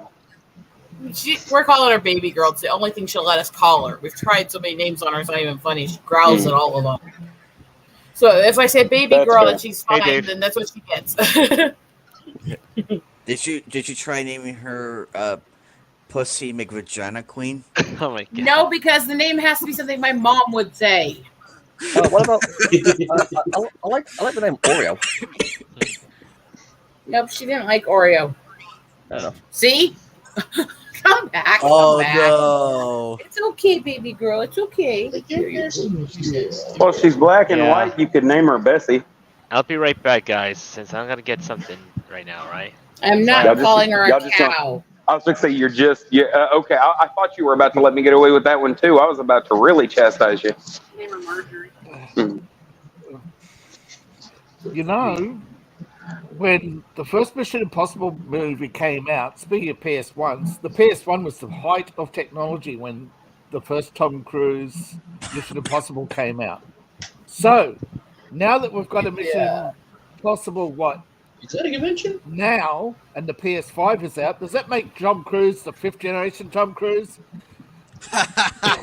Is this That's Tom a good Cruise one. I think PS5? so. I think That so. man's gonna be doing action movies till he's too old to freaking walk. No. Well, he's See, over the 60 right now, that's the so difference between him and Harrison Ford. Harrison Ford did not keep in shape. He's not built. But they're both flaming assholes. Well, so. Harrison Ford though is, I mean, he's past the age where he should have to care. Yeah, but this is the guy who lectures everybody else about everything they have to do with their lives, but tells people he would use his plane to go get a burger. But do you notice that it's only when he's being paid does he say these things? I can respect. No, he's a fucking douchebag. No. I like a lot of his acting, but he's a piece of shit as a person. Eagle, you have to understand something. Back when he got in that plane crash, and that was just a week after we'd lost Leonard Nimoy, I was getting ready to get in my car that would not have made it to California and go give that man mouth to mouth if I had to, because I was not losing Han Solo a week after losing Spock. But he hates Han Solo now. I don't care. He always did, actually, even back when he was doing the movies. Alec Guinness hated Obi-Wan Kenobi. I don't care. At the beginning, Alec Guinness did actually say he grew to love the character. Later, but he used to like yell at the fans. He's like, "You're a grown man. Go do something with your life." And Leonard Nimoy went through the whole "I am not Spock" phase, and then rewrote because I am Spock. So you got to think about it. You got to do what makes you money. I mean, do you think the guy that put on he was the third one to put on Barney the Purple Dinosaur? Do you think that's what he went to acting school for? But that's what put money in his pocket. And you got to do it. It didn't break anything morally. It didn't make anything, So as long as I'll bite my tongue on whether or not Barney breaks morality, because it's disgusting. You know what I mean. I know what you mean. I have defended saying and I know what you mean. I've gone on rants saying that you shouldn't hate an actor for their role. You should accept them on their merits, not just a role they take. Yeah. Well, it's like there are terrible characters. But there are plenty of terrible characters that I will admit an actor brought to life in a good way. And I'll tell you, I don't know the actor's name, but y'all know the Pirates of the Caribbean series, James Norrington. He's in the first three movies. That actor did that role so pristinely, and he's one of those unsung heroes of the story, because we literally see him at the end sacrifice himself because he realized everything he's fought for up to this point was not what he thought it was. And like I said, I will commend any actor that can play that role, because that's a secondary role. That's not a starring role, but he made us remember that character. And that man will always have my respect for that. Okay, so, and you guys know how much I love voice acting. The guy that replaced Hugo Weaving as the Red Skull, I can never remember that dude's name, but you got to be a damn good voice actor when people recognize the character from the shadows. Nobody can see who it is, and then but everybody recognized him by his voice alone, because he could make himself sound that much like Hugo Weaving. That was really kick-ass. I got nothing but I have to commend that. Ross Marquand, yeah. He's coming to Tulsa next month. If I can get the money together, I'm going to go meet him. That's fair. No, I mean, I'm just trying to come up with things. Okay, where are you licking my toes? Dante Bosco's going to be there too, and I really need. I mean, Rufio, Prince Zuko. Yes! I need. God, they're both coming to Tulsa August 5th and 6th, and I want to go to that so bad, but I got to finish getting moved first. Yeah. I don't even like Julia Roberts, but I love Hook. What does that tell you? Well, I love that movie. And right after Bob Hoskins had passed, and then Robin Williams did what happened, and I'm like, oh God, somebody's after the cast of Hook. I'd even put on Facebook. I was like, I had tagged Dante Bosco, and I said, do you need Do you need somebody to stay with you, man? Yeah, that's one of the first times a celebrity ever messaged me back, and he found it funny, even though that was a joke in poor taste. Okay, cat, baby doll, baby girl, come here, baby girl, come here, baby. You are being very, very crazy for attention. She's like, yeah. You know, I didn't like Tom Holland, but he did a good Spider-Man. But he was mediocre. He did what they told him to do. But in most of his movies, he's mediocre.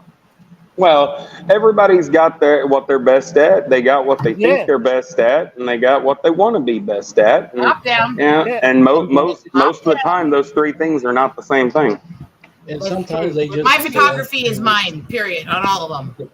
And sometimes they just fail to capitalize on, like, hey, you're in the biggest movie of your life right now. You need to capitalize on this instead of waiting out, and then it's like no one's going to care about you. I'm glad he's capitalized, but and he I think my issue with him is that he can act, but sometimes it's the direction. It could be the screenplay, could be both. But he wants to take a break now, and I say, good for him. Yeah, go do He's that. got enough money, but like if he wants to take a break, that's fine. Yes, but shitting on your characters, no. Oh yeah. Which character do you? Which one are you talking about? He said he hated playing Spider-Man. That is oh. Man, that's literally the role that made him famous. See, but that's what gets me. Well, think about Natalie Portman for a moment. And what I hate about her is that she is a good actress. She's done a good job. She's got an Academy Award for Black Swan. She's made all of her money off of Star Wars and Thor. And I'm thinking, why the hell do you hate geek movies so much? Why does it bother you that bad? Now, I don't want to make anybody do something they don't want to do. But the thing is that while she was still under contract, I don't understand why she was so terrible about it. Like, these are the movies, but those were the movies that put money in her pocket. And then she did her artsy movie that got her an Academy Award. She has done everything a top tier actor or actress aspires to do, and she's miserable. She hates it. And I'm like, what the hell is wrong with you? Like, because anybody. People think being a thespian means she loves those emotive roles. Yeah, and that's fine. But she thinks that being a thespian, we have to like the roles that she wants to play, not like what we want to like. Well, Steven Tyler from Aerosmith was talking to like this was a long ass time ago, but I saw this old video surface about 5 years ago, and it was a video from the early 90s, and Steven Tyler was talking to several other like lead men from different bands and like classic bands, and they're all they're talking about it, and they're like, the part that sucks is that the song that you put your heart and soul into that you want to be the biggest hit, that won't ever even get radio time, but the song you're just screwing around, that's what the whole damn world wants to hear. The big one that gained him ground that made up for some of that with him was Janie's Got a Gun, because he did that as part of a fight to help fight against the abuse of children. And he actually runs charities based on Janie's home and stuff like that. Yeah, Jamie, yes. That's an instance where the song You Want to Be Number One did become number one. That's one. But he had a few others that were really, really important to him that nobody knows if you don't know like his whole anthology.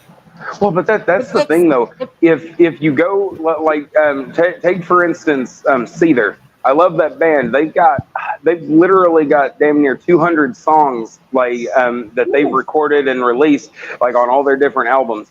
But Fake It is the only like that's the number one like Seether song, most requested Seether song to this day, and it irritates the piss out of them. Well, let's go to another band that's considered part of classic rock and look at Bon Jovi. And there's a song he did. The song title's Numbers, and the song was actually written about the disappearance and targeting of his goddaughter and what was done to her. He wanted this song to be huge because he wanted to use it to fight about what happened to her and help fight against people going after children. Yeah. And nobody knows it and nobody talks about it. He even did Unsolved Mysteries and actually did interviews about what happened to her and why he made this song. And they still, nobody outside of a few fans actually knows it. Well, you know, he donated to that new movie that the Sound of Freedom. He donated a bunch of ticket seats so that people could go see it.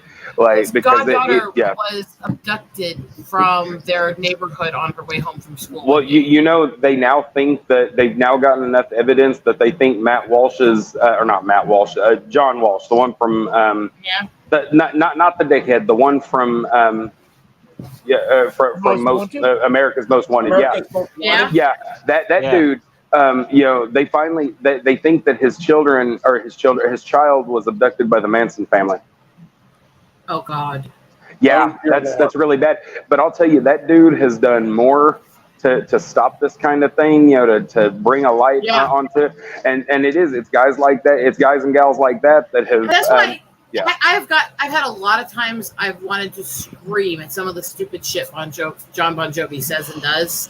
Yeah. But I can't turn on him because he's so strong when it comes to helping kids in need, fighting against predators and stuff like that, and has been for decades since I was a child.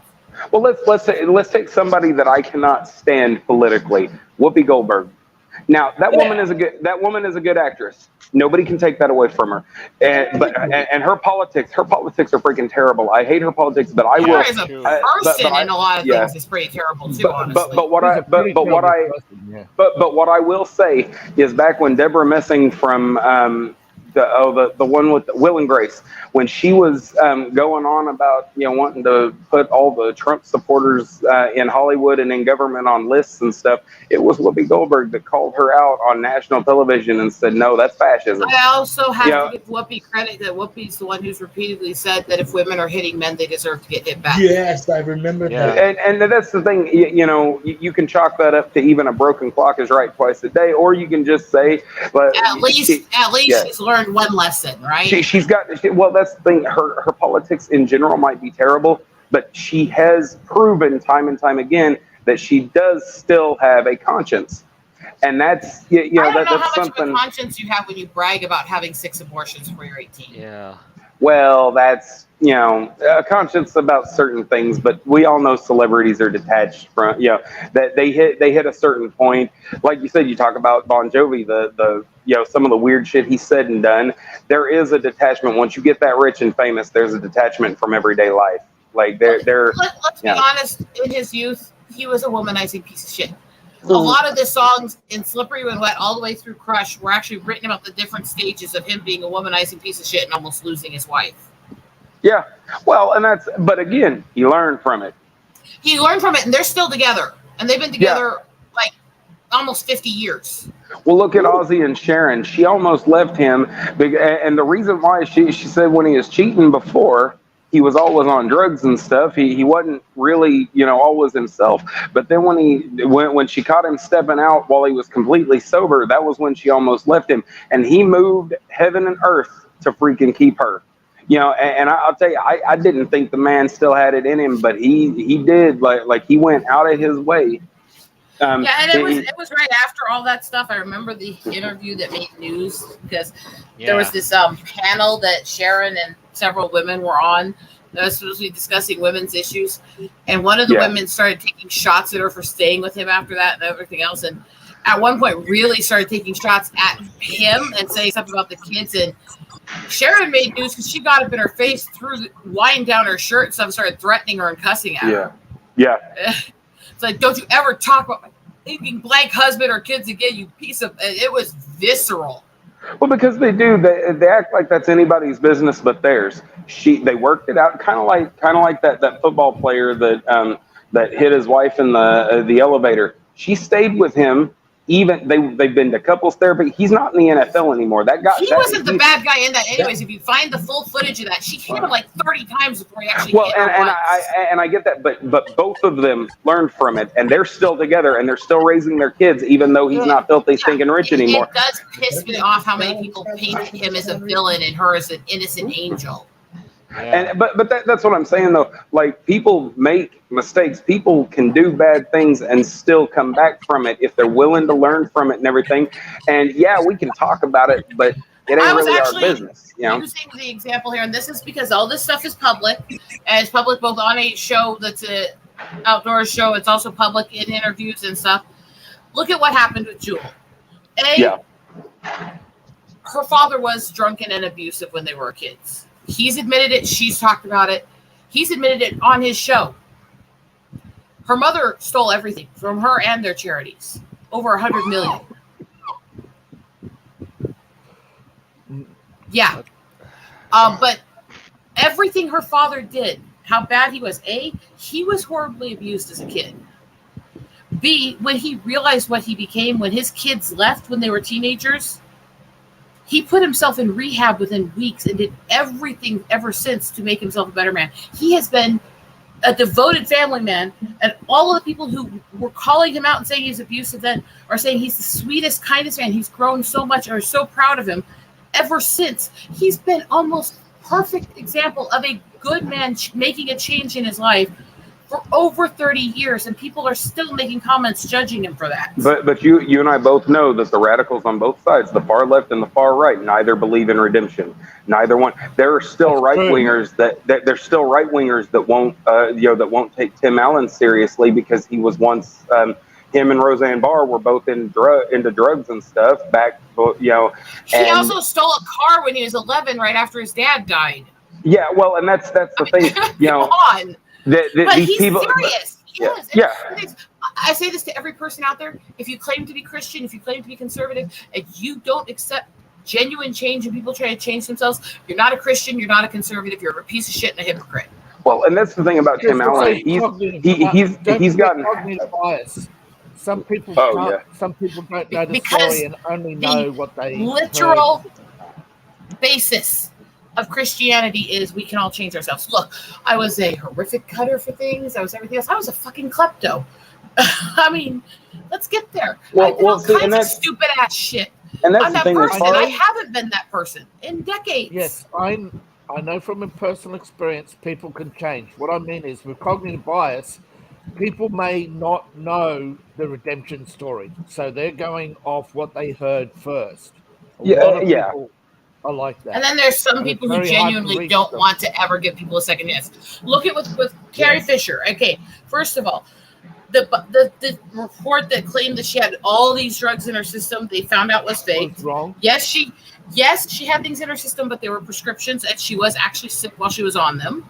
Yep. B, she had cleaned up her life. Her family had talked about it. She'd talked about it. There were people who were still treating her like the bed hopping drug addict she was back when they were doing Star Wars the first time. Yeah. And that was Lucas. That was Lucas who turned her into that. To a degree. He made it worse. She was heading that way anyway. He definitely helped, but yeah. The Fisher family is really fucked up. That's a whole realm. Well, and that's the thing. What I will say that I respect about both Debbie Reynolds and Carrie Fisher is they made sure the best they could to guard their kids. And they got Carrie Fisher's kids are only a little bit older than I am, and I'm looking at this. Their mom did a damn good job trying to keep them as far away from the crazy as she could. Here's one thing I have to say, and this is actually to me extremely funny because it shows what life does and where the routes you go. And after I say this, I have to go on because I have to stop and do another friend's stream too. The very first part of Dobie Gillis that was ever made. You know what Dobie Gillis is, right? The Many Loves of Dobie Gillis was an old TV show. It's actually what they based a lot of what became Scooby-Doo off of was Maynard G. Krebs and Dobie. And the chasing and womanizing. Yeah, sorry, I was muted. Yes, I have seen that. The movie that they based the first series off of, the one made back in the early 50s, late 40s, what the female star of it was Debbie Reynolds. Do you know why this is funny? Huh. They did a reunion movie in the 80s for Dobie Gillis, which, well, besides the fact that when Thalia returned, she was talking to Maynard about rescuing him from that deserted island. Well, like I said, though, all I remember... Let me finish this real quick. Okay. Because, of course, Maynard G. Krebs was Bob Denver, or Gilligan's Island. And so they made a whole joke of him being missing for decades because he was sitting on a deserted island when they did the reunion show. But on this reunion show, on the thing that Debbie Reynolds helped start and create, the woman playing Thalia Manager was Connie Stevens. One of the kids in the movie, the daughter of the rich guy, the one that was chasing after Dobie's son, was one of Carrie's little sisters.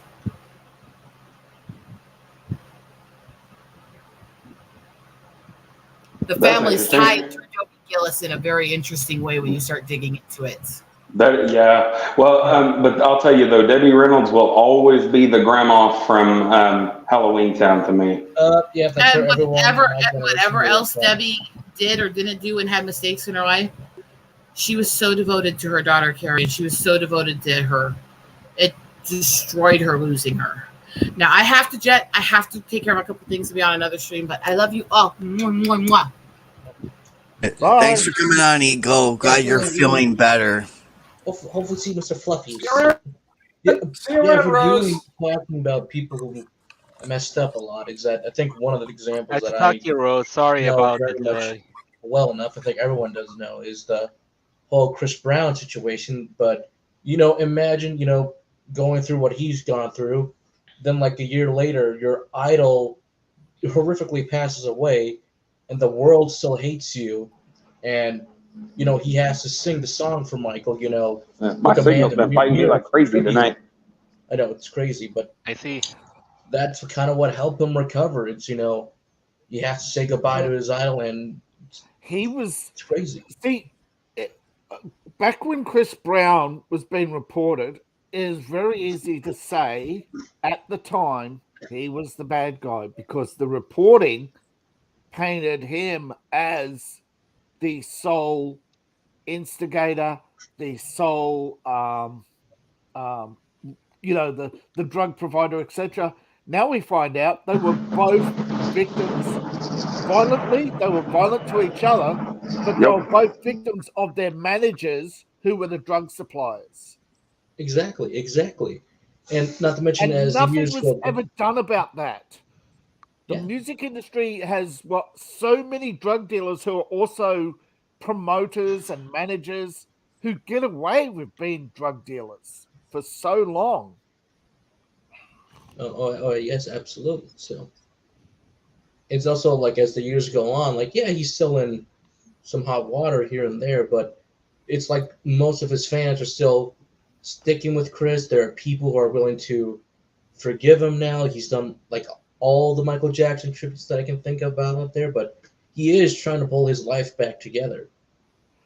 But that's again comes back to the fact that a lot of people would rather suffer cognitive bias because it's easier to be lazy. It's easier not to forgive somebody. It's easier to let the media think for you. It's easy to be a coward. It's easy to be a liberal. That's why liberalism, the left, is the downward slope. That's true. It's why authoritarianism is so popular around the world, because the vast majority are go-alongs or cowards. Yep. Too depressingly true.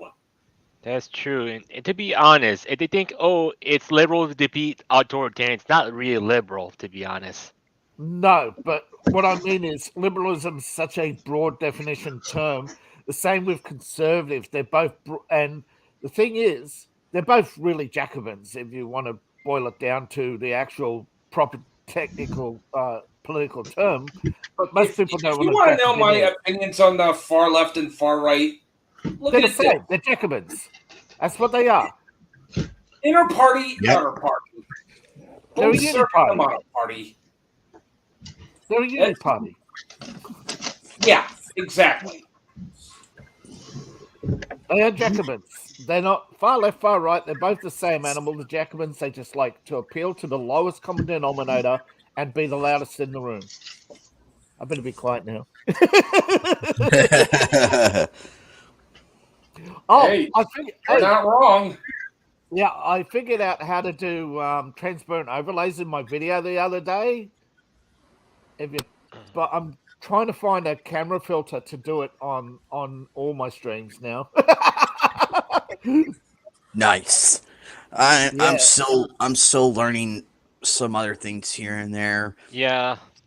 Yeah, Even if you though go I'm back, just, if you, while you guys, watch my streams, talking, I'm you just, bastards. I am going to be setting up my stream soon since I'm almost done with everything I have at the Yeah. moment. Yeah. Because you want to see a preview on what I'll be doing anyways. Mm-hmm. Yeah, hold on. You Since I put got out a my new video boost the pack, other day, you Metal, see? didn't you? That's yours. Hey, there you go. Ooh, nice and shiny. Yeah, I'll be opening them on my stream soon anyways. Like, not now, but kind of soon when I get everything settled. Mm. Oh god, that fucking card. That Ash Blossom, you traitor. Every fucking time I see that goddamn card, every time I just want to You flip know, the as fucking AI Donald table. Trump I once want said, to flip the fucking table on Hey, that. what card are you talking about? I missed that. Ash Blossom. What? That's awesome. It's Oh, Ash Blossom. It is go to the the worst ATM. hand trap to go against.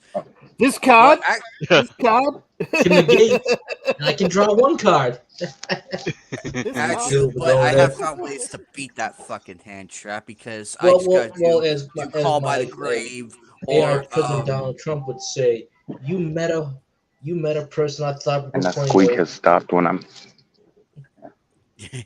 You okay, Bubba? Yeah. What's Yeah. squeak? Oh, sorry. So I anyways, just got my tensioner pulley and my timing belt replaced on my van, and I was telling my fiance here that it's that it's sounding a lot better. yeah, I'm gonna be honest.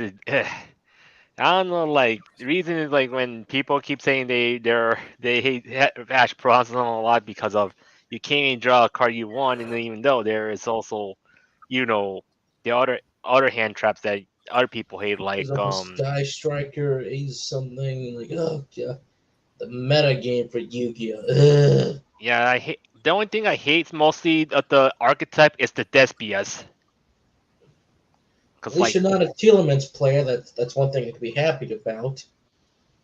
yeah, the thing I hate about Despias is like they just want to freaking fucked over the game and stealing our monsters for. I did have some prominent replays of me going against Despia. I won out of the 10, I won 8. Yeah. Because I have Yumi control, I have Gravekeeper control, and the labyrinth, the thick mommy jug labyrinth control Yeah. with the virus cards. So I've been using the virus cards lately. They are OP as fuck. Yeah. Even though I'm I had currently I running had one Black Wings. player. I had one player message me. He's like, "Did you really have to go that hard?" I'm like, "Yes. That's how much I hate Despia." Yeah. He couldn't do nothing. Like he just sat there and watched me destroy his entire board. Yeah. The only way to And he kill off Despias is Labyrinth. Unless you're actually me, I just have it's 18 actually Barbarossa, more so I'm like the entire actually field destroyed. it's like this. I have my Gravekeeper deck built. I have the Gravekeepers, Necro Valley, Hidden Temples of Necro Valley, and I have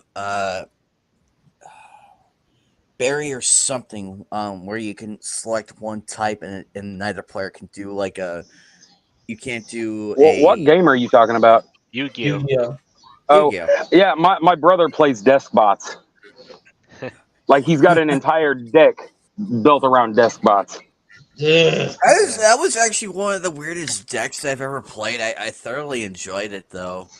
But I didn't know. But I guess I didn't build it properly because I kept losing like 90% of the time. Even So My though friends like back in new high school duel that the Master Duel event, I kind of figured out which decks they're using it, and I can easily use basically Fright first. oh Well, god, I hated going against them, my brother, especially his desk bot, first like those burger things fight for monster. themselves. Yeah. What are you talking about? Fright first? Anime, you talking about Fright first? Yeah, especially when you go against them first turn. Oh my Lord, baby Jesus, they are a nightmare. Even though Frightfurs are based off Five Nights at Freddy's. I found that hilarious. Actually, I thought that was a great tie-in to that series. Yeah. That's Even funny. though the other deck I have is also Dragon Maids. Oh Really? my God! But really, are you Why? serious? Do you have a Why? I Counterclocks mean, player? I love playing with the deck, but I hated going against it. Yeah. Let's see, like my friends, they're really good at Yu-Gi-Oh. They literally got me back in the game. But the funny thing is, when I was playing my old deck, I did not know about the ban list. So when I placed the card face, when I did one card, they're like, "You can't play that. That's banned." I'm like, "So when was it banned?" Then I'm like, "Okay, I'll play this card then." They're like, "You can't play that either. That's banned." I'm like, "What?" It's So I'm like, because if you're wondering which cards, it was both Regeki and Monster Reborn. They're like, "You can't." I'm like, "Are you serious?" I know. That's how out of the loop I was. But then I kind of got back into it. I'm like, yeah, I got this now. Well, I felt that like I've always felt bad because my brother-in-law was literally in a tournament and found out the fun way when they disqualified him from the tournament. That was literally the day that Pot of Greed got banned. oh my Oh, god. And they didn't tell anybody that beforehand. They said out of like 60 contestants, like it was like 18, 19 of almost 20 contestants, almost like almost a third of the contestants got wiped out because they had banned cards. And they didn't tell them beforehand. They didn't give them a chance to prep. They took Yeah. everybody's entry fee money and then booted them out the moment they pulled it. And I even told them that at the is time, I'm like, terrible. yeah, I told them at the time, I said that shop was just trying to get everybody's money. They don't give a Or- shit. That is terrible. Like that is terrible. Yeah. Honestly, these people need to realize they need to prepare beforehand and before starting any tournaments. That's the issue.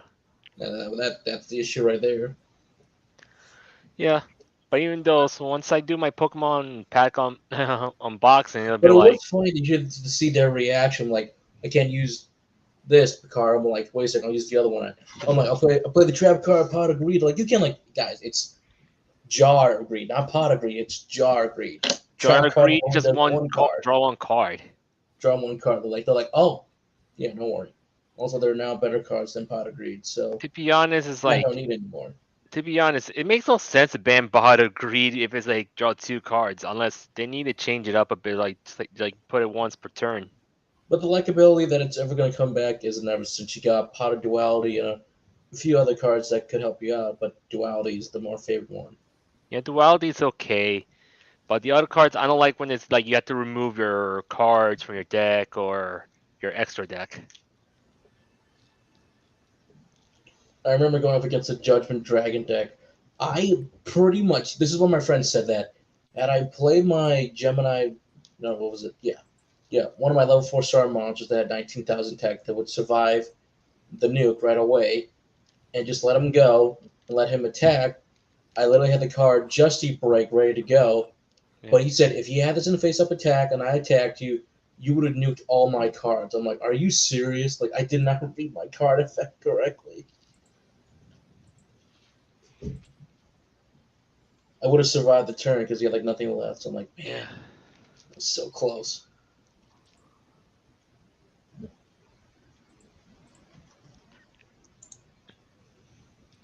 It's actually pretty hilarious how things have changed over the course of the years. Yeah, and I heard about they kind of re-released the old sets of the Yu-Gi-Oh booster packs like Legends of Blue Eyes, Metal Raiders, you know the whole deal. Mm-hmm. But even though once I finish my unboxing, maybe I might sell some of my rare cards to get that on one of the old sets like Legends of Blue Eyes. So I'll be doing rip and ship on that or whatever. You never know. Some of those cards are worth something. I Yeah, remember how they wanted the limited editions for Dark Magician that's worth $30 right now. I think yeah. it's still worth 30. Like I'm still trying to find my old Red Eyes card, but I can't find it anywhere. Yeah. Even though, funny enough, when speaking of cards and speaking of Pokemon, you heard what happened with how the Pokemon Company kind of got rid of these LGBTQ stuff out of the website because they don't want children to look at all those stuff because they're just ruining characters like that while making their own characters.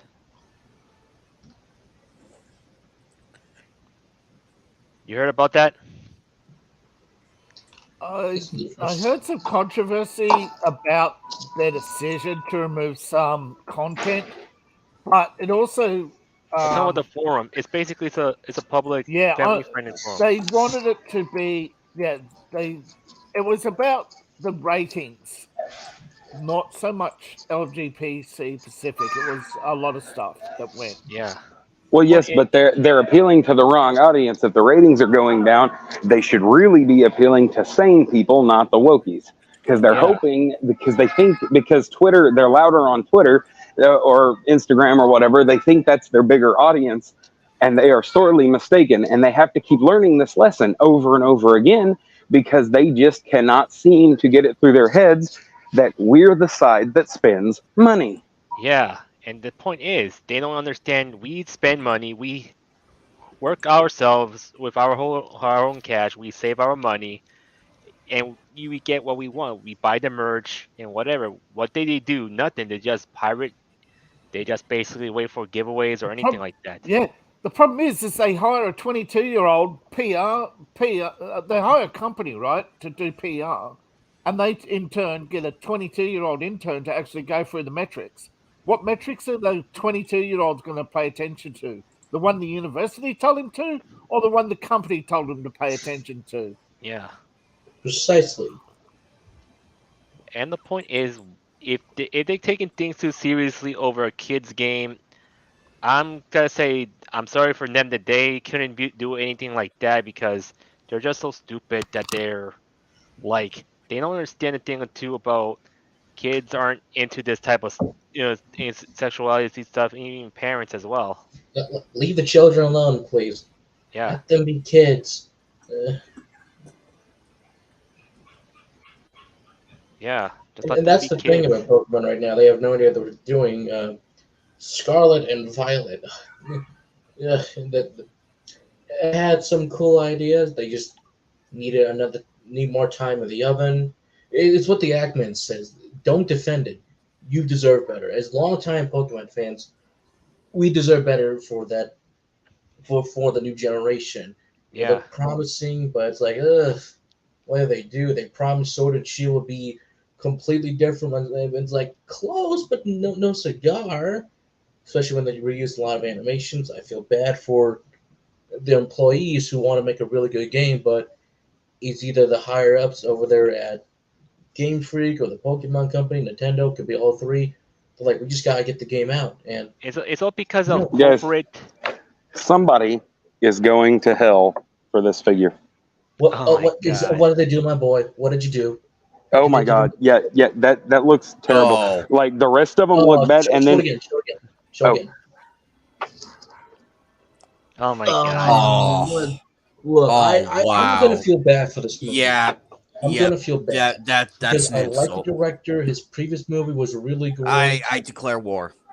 yeah, The that's more I horrible. keep seeing of the movie, the more I'm like, what are they doing? What are they doing? Oh yeah, I'm definitely not going to go watch this movie. I might watch it No, just to see if it's. I already saw the trailer and I felt mildly Well, insulted. that weird. They're trying to do that weird knockoff Leica studio style animation, and that was That's already. the studio that's working on is the same studio that worked on it's a very good Netflix movie. It's versus the Machines. It's a great movie. Go watch it. It's the same director, honestly, but I don't know why they're screwing this up. If they want to match the old school comic book art style, I say go for it.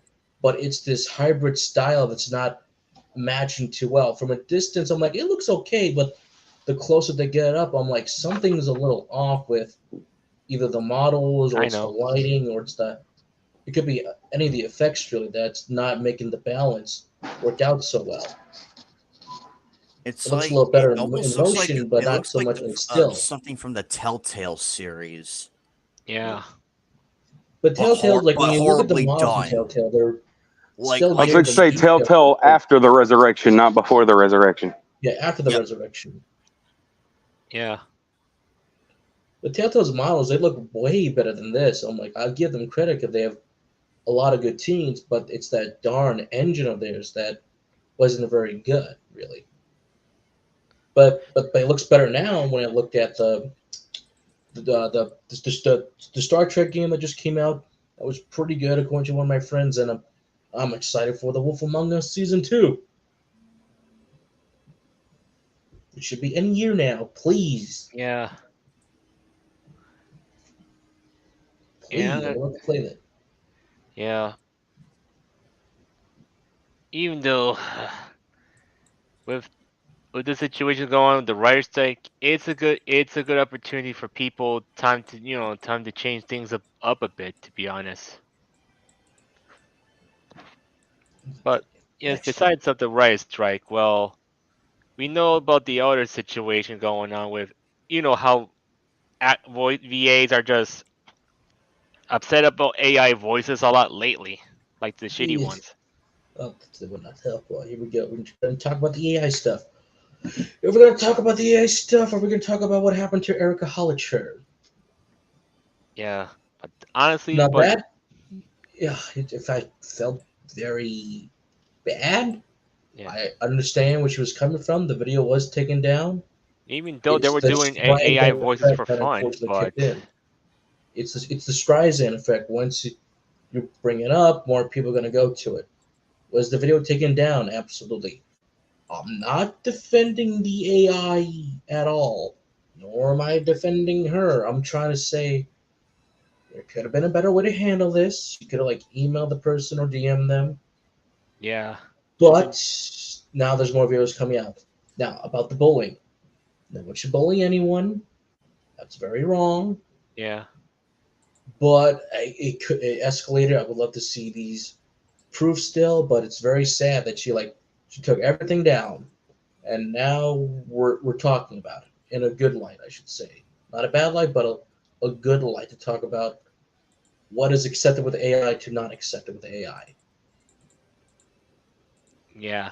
And the thing is, some people use it for fun, but others want to use it for ways to fix up all those dubs that these shitty, VAs kind of messed up with. Like we seen with Dragon Maid, for example, the Japanese dub with the English sub, they got it correctly, but with the English dub, it went bad. And you see all the other anime episodes of other different animes, they kind of screwed up. But even though one thing for sure they should use the AI to do is finish the undubbed episodes that they weren't dubbed, like from, let's say, they didn't finish GX season 3 and 5D season 3. Technically speaking, GX Season 3 was almost finished. They skipped over some stuff, so close, but no cigar. And they Yeah, didn't even do the last season of GX, Season 4, actually. Well, and it's also important to remember, like, because y'all are talking about, different shows taking weird turns. They had good shows that never got to finish, like that, like what y'all are talking about. yeah, And then we've got other stuff, like, you know how long I've waited for them. If they had announced this like 8 years ago, I would have been so excited, even with Disney in charge. But they're talking about bringing back Firefly without Joss Whedon. And say what you will, Matt, say what you will about Joss Whedon. There is no I know. Firefly without Joss Whedon. There's no Firefly without Josh Whedon or Nathan Fillion. Yeah, well, and that's the thing. Nathan Fillion is apparently coming back, but half the cast, the girl that played Kaylee the mechanic, she's not coming back. They've had the girl that plays Zoe wants out almost like immediately, and the dude that played Wash, they're bringing him back in some kind of like AI capacity where their ship's new fancy computer is him. That's going to be a mistake. This show already looks like a nightmare, and they're only in the beginning of talking about it. No. I mean, you and me are going to be mad, if it turns out to be true that they're bringing back gargoyles, Holy shit! don't Well, bring and it that's the thing. back. That's the thing about that. That's the thing about him. On the I love one hand, gargoyles. I love it. I love Whatever. Gargoyles too, but the problem is Greg Weisman. That's the worst part is that he's still doing the comic books and he's doing them very well. They started at the end of last year through Dynamite. I've been collecting them. I'm on like issue 7, I think. But the point is it picks up right after the second season ends. Because the Goliath Chronicles are non-canon now. The third season is non-canon Oh, it's to the non-canon now. yeah. So the third Wow. season, because that was after Disney got rid of him and had or they replaced him because he didn't want to do what they wanted him to do, and so he leaves and they do the Goliath Chronicles. Well, they gave him the license that they negotiated with him. He's able to do these comic books now that pick up where the second season left off, as if the Goliath Chronicles never happened. The problem is, and the comic's been great. There's one major downfall, though. If you've never seen the Gargoyles show, you have no idea what the hell's going on in that You comic. haven't been watching in a while. You have no idea what's the hell's going on. And that's the thing. It's not new reader friendly at all. And the biggest problem is they've done so well, and those comics are selling so well. They're allowing him to do a prequel miniseries called Gargoyles: The Dark Ages. It comes out next month. Like the first issue, it's like a 6-part miniseries. And like I said, Greg Weisman, the original creator of Gargoyles, has been doing really well. And, he's been, but he also turned Young Justice into a gay club. So, and so that tells me that he'll screw up other people's babies. He's just not going to fuck up his own. But then those hopes were dashed too when somebody called him out for all the crap he had done in Young Justice, and he started attacking fans online for having, for having opinions that differ to his. And so that's why I'm worried, because we know what has been going on with Disney, and and there's no guarantee. There's no guarantee that he's not just going to let, that he's not just going to do it for Disney. And we've already seen Disney has no problem screwing up their own properties as easily as they screw up, properties they've acquired. It's, look at Pirates of the Caribbean. Yeah. That they haven't hesitated to cast that out and throw it, and throw it to the. He's been trying to get Johnny back, so the new rumor is that Johnny is back, but that's only because if Bruckheimer worked his ass off. I love Bruckheimer as a producer. Yeah. Sometimes he doesn't produce good movies, but he's a good producer when it does count. And if he's talking to Johnny, talking to Disney, saying, "Look, let him come back. We've got if that screenplay is good, then by God, make part 6. 6. It'd be 6, be number 6. That would be number 6. Because they were supposed to end originally the story was supposed to end at 3, but then they decided to do another 3 movies. So this is supposed to be the last movie. Like, it's supposed to be 2 separate trilogies. And if they could just get him back to finish out the story, then they could let it die in peace, and it would die with people still loving it. And like I said before, when I brought up the video, what happened to the Pirates of the Caribbean video game, I'm still upset that it got canceled. But it's one of those things. We kind of got one in Kingdom Hearts 2. Well, that's how I got. Funny enough, that's how I got introduced to Kingdom Hearts 2. The fun story was I was playing the game and I was going bah, bah, bah, in the car ride back in the day where you were allowed to have TVs in the car in the game. My sister's like, "Wait, how do you know that song?" I'm like, "Oh, it's in this video game that I'm playing." And funny enough, at one of her concerts for school, for band, there it was, Pirates of the Caribbean. Also, this is the best story I have for Pirates of the Caribbean. And there I was in band practice with the teacher, doing solo lessons, and then they were deciding for homecoming week, what should we do for middle school for the band for the 7th graders. I just so happened to have a music sheet left from Pirates of the Caribbean that was for the 5th graders. And she's like, "You know what? I was looking at this music because we were voting for music, and there wasn't too many votes for a lot of things. this was one of them that kind of got some votes, but not a whole lot.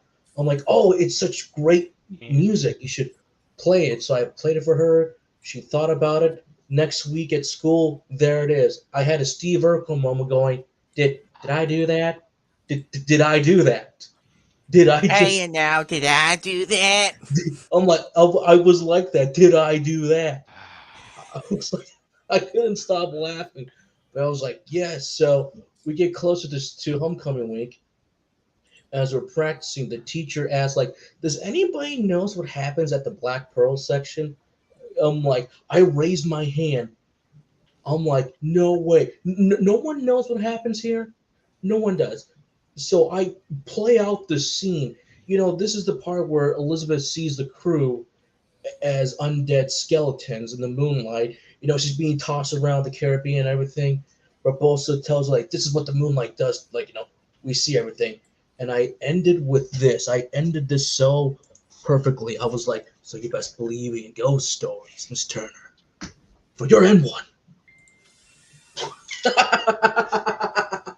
And everyone starts laughing. And I'm like, what are you laughing at? Back to work. And then I took a bow. That was the best moment I had in my entire life. I knew the scene, how it played out perfectly. I'm like, God, All right, I'm going to show y'all something absolutely shameless. Like this was I had to mute and stay like.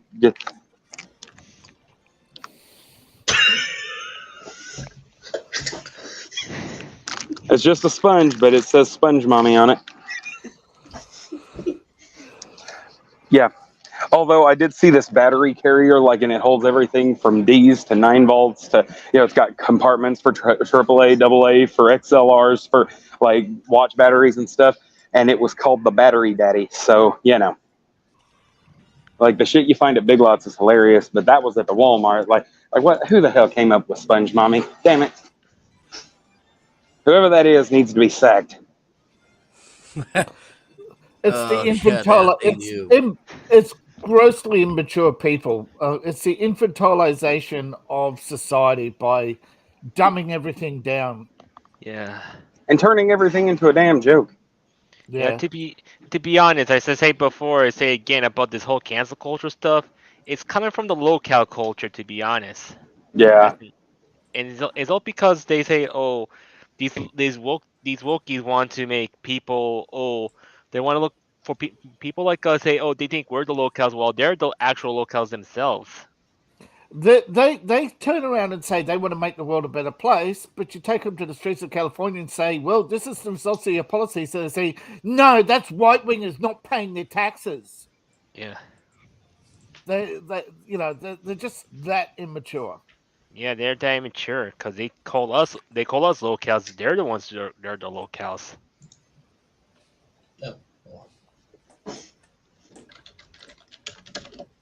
And they say, what's wrong with trying to make the world a better place? And we can all blame the Chris Chan for this. Thank you. Nick Fuentes too, because he makes the road look bad. And Matt Walsh. Well, and that's the thing, like, as far as Matt Walsh goes, that man comes out with, like, he's got, for a man his age, because he's only, in his late 40s, and he has views that my Depression era World War II surviving grandparents would consider too rigid. Like, holy crap. But, see, the thing is, sometimes he has some really good takes on the woke culture, and sometimes he's a really good moderate, but then his takes on anime and, Well, and that's the thing. I don't understand why he had such a problem. I mean, it's not him watching it. So, it's not, if he doesn't want to let his kids watch it, that's stupid, but that's within his, that's his choice. But, I mean, there were plenty of things I watch now that my mom didn't let me watch growing up. But, I mean, I'm an adult. I can do what I want now. His kids will make the same decision when they get there. But the thing is that he wants to superimpose his version of, he wants everybody to believe the same way he does, and that's never going to happen. It's the I'm perfect, therefore everybody else has to like the same things. That's one thing, because I was sitting there like, my mom's like, hey, have you been keeping up with anything from Matt Walsh? I'm like, no. I'm like, and she goes, why not? I'm like, I don't like I don't like this guy because his fucking take on anime. His takes on anime. Oh, Oh, was lost signal again. He's having a signal about like mine tonight. Indeed. yeah, but it's not just his take on anime. It's like he wants to always bring things back to Hitler, and it's like, dude, he's not the only one, right? Well, and that's the thing. People want to act, because like you said, you're talking about his taste in anime. It's not just that. All these people defending him, do they not think? I mean, if he's talking about not thinking grown men should like anime or like stuff. Now, when somebody like an Ethan Van Sciver jokes about it, it literally is just that. It's a joke. He doesn't like it, but he still knows that he's got plenty of fans who are also fans of anime and stuff. So he'll poke fun at us from time to time, but he don't mean it. Matt Walsh Not really anymore. believes. Well, it's hard to know with Ethan, but sure, there were times you didn't know whether he was joking or not. But that's his shtick. He will say things matter of factly and dryly, and a lot of people, if you don't hear him laugh afterwards, the only time he starts laughing after he says stuff like that is if other people start laughing. But if people think he's serious and they just stay quiet, he will go on letting people think that, and that cracks me up. I'm not gonna lie, but that's the thing. I don't have any problem with somebody saying they don't like something that I like.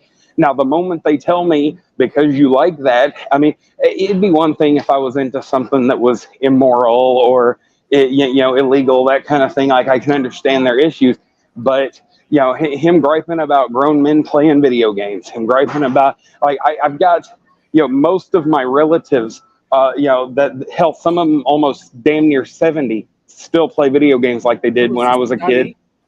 Yeah, there's a study, right? And this is, I have this problem with Jordan Peterson too. There is this study that actually shows you anime, sex dolls, even lolicon dolls, hug pillows, and video games.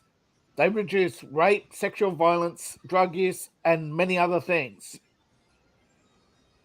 They take an otherwise chaotic mind that would be open to abuse, wandering the streets, taking drugs, getting involved in fights. They take all that teen angst and give them an outlet. And anime has shown to uplift people's moods out of depression. They don't like the fact that video games and anime have an effect that they don't.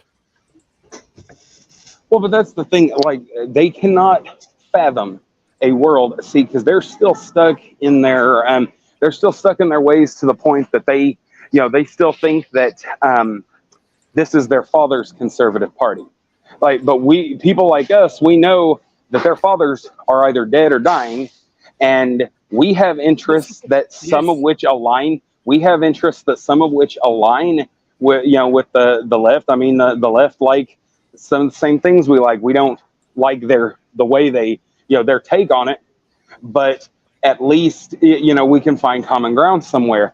When it becomes so hard to find common ground with the people that normally are agreeing with you, that's how schisms are created. That's the thing. They're the way he gets so angry and indignant about people liking stuff that he considers to be childish or not masculine enough. He is going to run people away. They are not going to stick around. And he's already, I mean, say what you will about Steven Crowder, and yeah, they showed him at his worst with his they showed him at his worst with his with his wife and everything. Let's face it, everybody has had a moment like that where they said or done something to someone they love that isn't right. But that's context. It is, they don't and show the time. Yeah, see, and that's the thing. All the times that she she set that video up. She pushed these buttons and then started recording the video. Well, and that's the thing. Whether he's guilty or not, what it really boils down to is the fact that their side, that particular double standard, where their side can have problems, moral problems. They are walking moral problems, but our side has even the slightest twinge of immorality, and they will call that out and try to run us into the ground because of it. And it's me. Yeah. They have problems with me. Yeah. All right, but the left has problems with me. I mean, there are lots of pearl clutchers out there on both sides. Oh yes. Only 40% of conservatives vote Republican.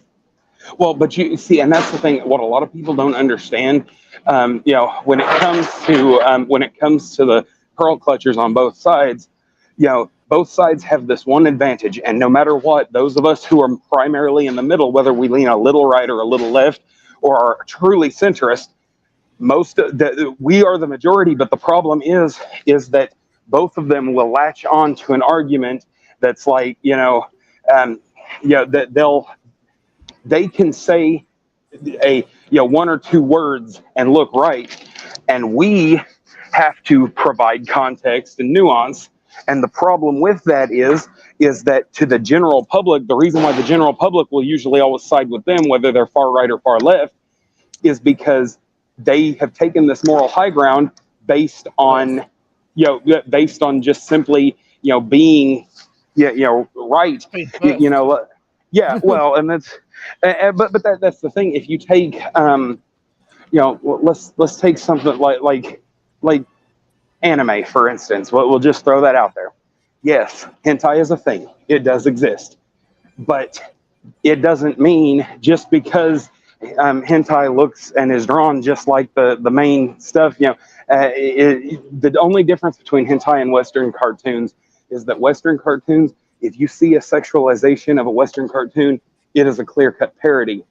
They over there, they produce hentai the same way that they produce regular anime, and so a lot of people like to sit. They like to, the Matt Walshes and people like that. They like to sit on that high horse, and just a second. Do you want strawberry or do you want watermelon? I'd rather get watermelon. Okay, yeah. All right, but anyway, we're getting booze.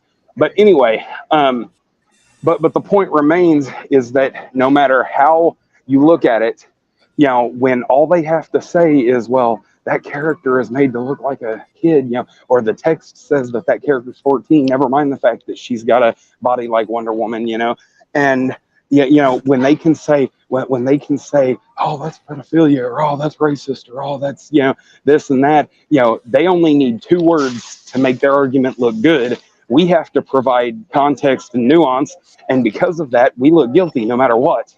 And until we can find a way around that, until we can get everybody to start thinking critically, we're always going to look like the bad guys. Oh, you're telling me Well, you're telling me somebody who supports Lolly Show, and I'm a furry as well. So Jesus, I'm not in the middle no matter how you look at it. I was going to say, make sure that they're like in public. You know what really gets me? Expose them for who they really are. What really gets me is the fact that the left promote this stuff privately. Yeah, that's awesome. That's actually pretty. No, it's not necessarily just there's a. But really, yeah, I think I know what you're talking about. There's a lot of shit that goes on, like when it comes to anime and but privately they watch it. They love it. Oh yeah, it's not. There's no problem. Like, believe it or not, to me, a lot of anime is they love the leftism. They love anime and how progressive it is for the most part. That's fine. It's just stop being pissed when the right likes it too. But here's the problem: what you people consider the right nowadays was once considered themselves left 10, 20 years ago. True. A lot of people on the right. Matt Walsh 20 years ago would have been a classical liberal. I'm look at me. I'm one of them. I mean, 10, 15 years ago, I was hardcore left. Now I don't even know what the fuck to do with myself. I'm just like, I'm staying out of it. You're fucking psychopaths. And that's kind of how I basically look at it now. But when it comes, I often criticize the libertarians for not taking the middle ground and uniting the 52% of the population that exists in that zone between in that zone. And to be honest, it's like the left doesn't understand anything. They think, oh, everything is like, oh, what they think it is, but it's not. To be honest. It all depends on. I mean, a lot of it, believe it or not, depends on what you faced and what you struggle. Everybody has different experiences. I don't necessarily blame the left, but some of their shit that they try to push is a little too extreme. Same for the right too. Some of the shit they push, I'm like, back off, buddy. All right, I get what your message is. You want to keep people, that's fine. That's fine. Yeah. Your terms are acceptable, but don't push it. Don't piss me off. All right, just leave me alone. That's all I really ask for. When I was at university, I actually knew some political science students, and you know what they said the biggest problem with politicians is? Don't give them Viagra; they get taller. No. The moment the party has a voting issue, right? The politicians have to push that for their party. So it's like everything's top down. And that's the thing. Problem with politicians is the messaging goes up, right? And they say, well, this is a voting issue now. And so now it comes down is they got to push their interpretations. Mm-hmm. I get tired. Like, I get so burnt out on politics these days. I mean, I'm barely ever on Twitter because that's all I see is politics drama. Speaking of Twitter. And you know me, I'm getting old. Here's the thing, guys. I'm getting old with drama now these days because even though if people who I know in real life try and mess with me, I know where they live, and guess what? I'm gonna try to take in a peaceful approach, not an aggressive approach. Regardless, but it's not necessarily. I'm not talking about like online personal fights or drama. I'm talking about like. You've got like there's all sorts of shit going on. You've got like the fucking people blocking the roads for the climate bullshit. Then you've got the fucking you've got like whatever movies are coming out. Then you've got bicyclists. Then you've got fucking Yeah. I popped on Twitter to see what the fuck was going on with the submersible that never made it back. Rest in peace, guys. But a lot of jokes about that were made. I thought a lot of them were funny, but still, rest in peace, guys. But I popped back on for that. But most of the time, it's just fucking drama. Yeah, drama. And even though politics, leftism versus rightism, fascism, Nazism, leftism, communists. At some point, my brain just flipped off, and I was like, "Fuck all of you." Yeah, get the what I like to call the Mercutio syndrome, and a curse upon both your houses. A curse on your houses, there, Governor. Yeah. Oh you know what cracks me up? I was actually cast to play Mercutio, and he was the friend of Romeo, right? At it. Yeah, he was the one that went, and then of course Romeo trying to save him made it worse, and then Tybalt stabbed him through, and So even the one who meant well got him killed. Yeah, wasn't he the one who was like, I bite my tongue or I bite my thumb at you? He was the one because that was the thing. It was a game to him. Nobody ever got too hurt. It was just fun to get out and rough house and sword fight and shit. He was Romeo's best friend. The Capulets looked down on him like they looked down on everybody else because of how rich they were. So it was just a game. He was running around. He was being paid to fight aristocrats. Yeah. I was casted to play Mercutio in the Romeo and Juliet play in junior high. So, I almost landed Benvolio, but I did not. I get it. So, but I think I did get Mercutio. I don't remember half the shit. I just remember some of my lines. Yeah. But no, it's just I got. I hated everything. It was really funny that you mentioned that Geek Hero. That is a blast from my past. Very nostalgic. Well, he is my favorite Shakespeare character for a reason.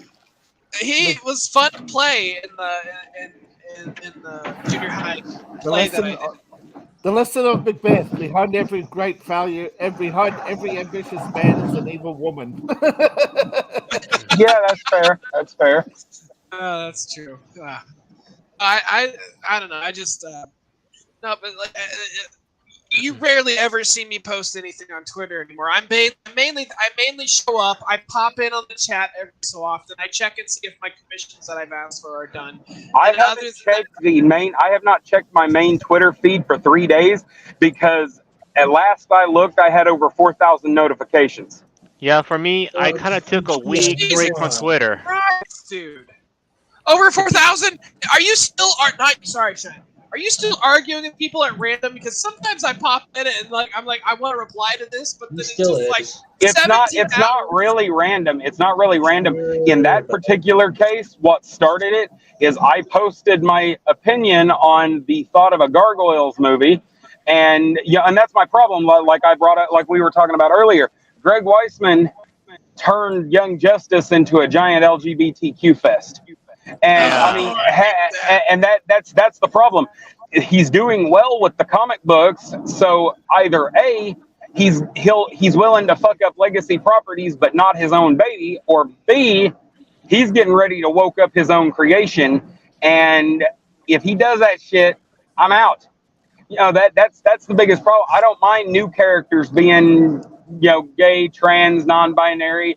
It was already a very diverse acting cast, and it was already the leading lady was already a Hispanic woman. I mean, everything half Hispanic, half black. Her mother was played by Nichelle Nichols, the original Uhura.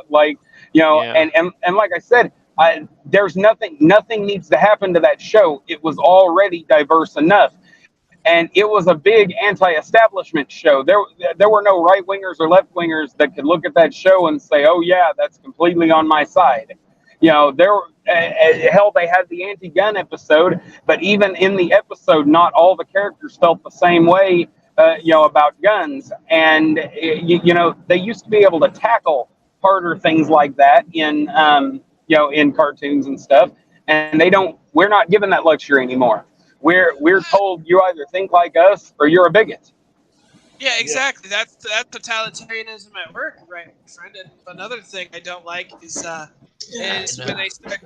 I mean, they start things were so much easier back in the day when you had shows like these. Yeah, and when it come, I love it how they have where not every character feels the same. And that's the same shit that got me into the West Wing. And I know it's a Democrat show, but whatever. Like everybody had their own thoughts and views on something. Not everything had to be clear cut and cut the same way. And that's and I'm tired of the whole dangerous line of thinking. Everybody. Well, but like you brought up earlier, the liberals from 20 years ago are now being called alt-right. Yes. Yeah. That's where we're at. I did a video on one of my channels about that. Oh, how did they become? Yeah, how did the middle become the right? Well, the left pushed them there. They just said, "Hey, you're right. If you don't agree with me, you must be a right winger. You must be a Nazi." But the thing is, they've changed the term of what a right winger is. When the Nazis were around, the term right wing meant you were on the right wing of the Socialist Party. The Socialist Party had two factions, the left wing and the right wing. Oh my God. Factions of the same party back then. They're redefining terms to suit their personal politics. Well, and that's the thing. That's the thing. If people think that that particular party from World War II era Germany, Nazis. if they believe that party is what we consider conservative, they're absolutely ridiculous.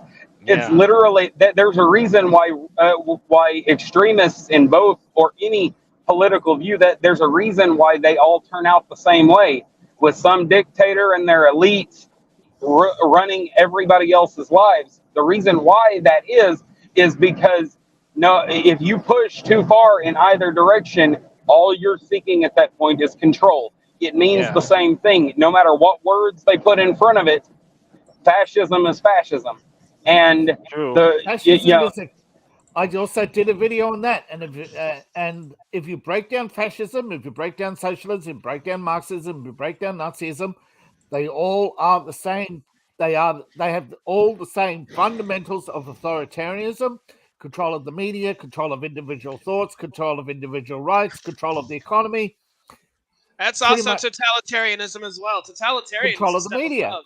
Yep. Yeah, but it's Controlling all public thought. totalitarian. Yeah, the ideology is under Marxism.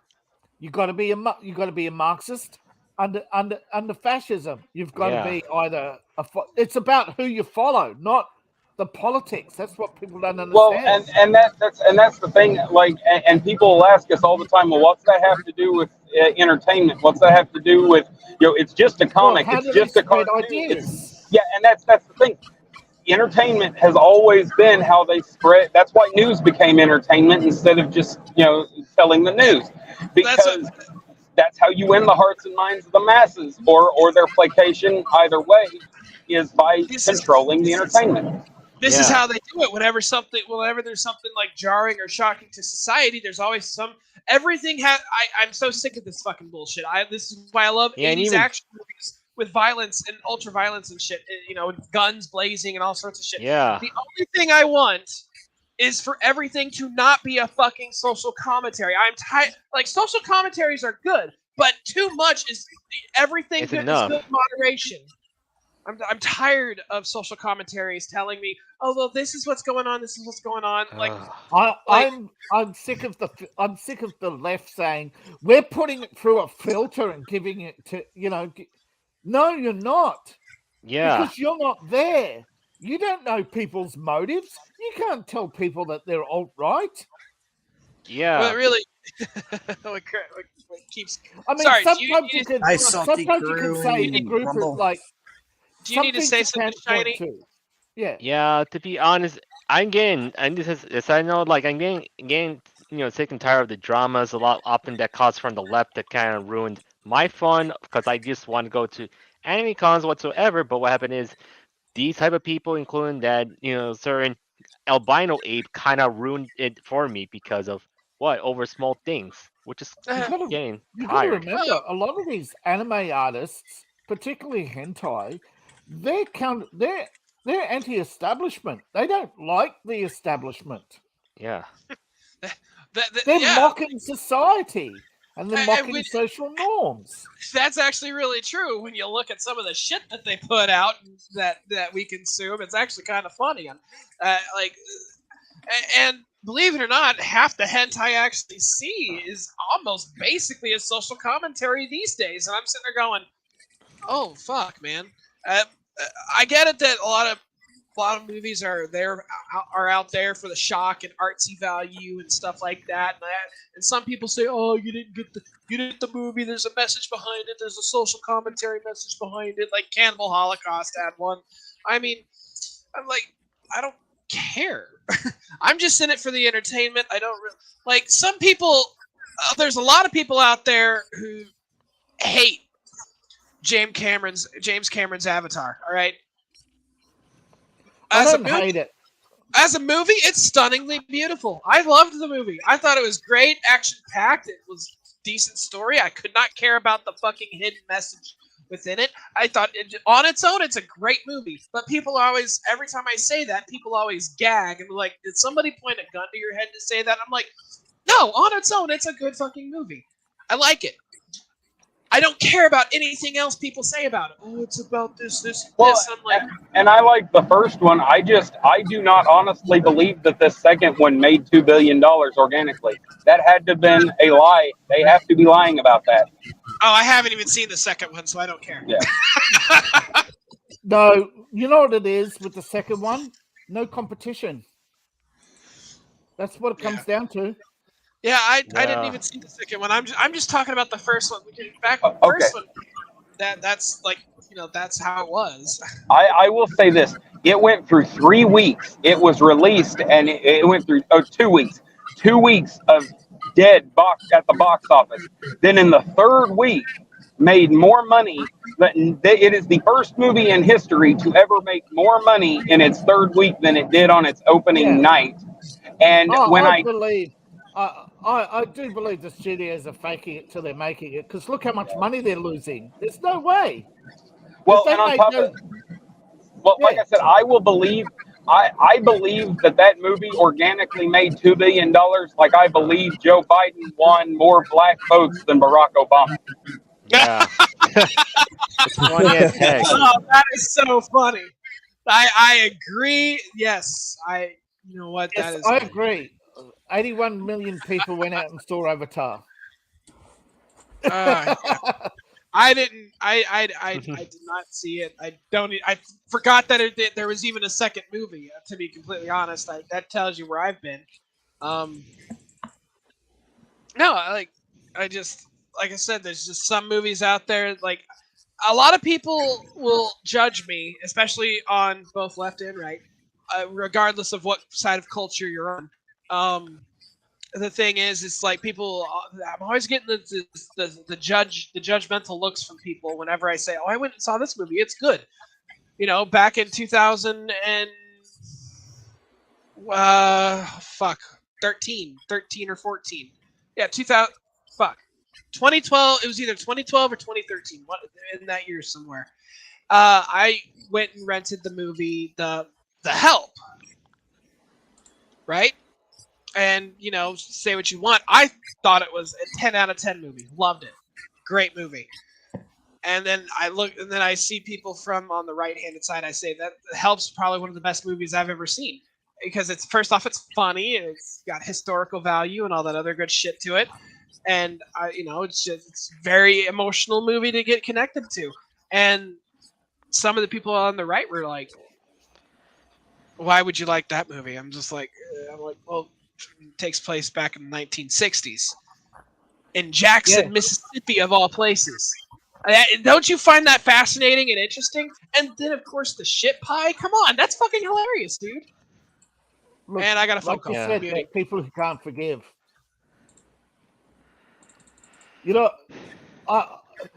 It's like the left talk about, how dare you worship the 1950s? Not everybody was happy then. Less people are happier now.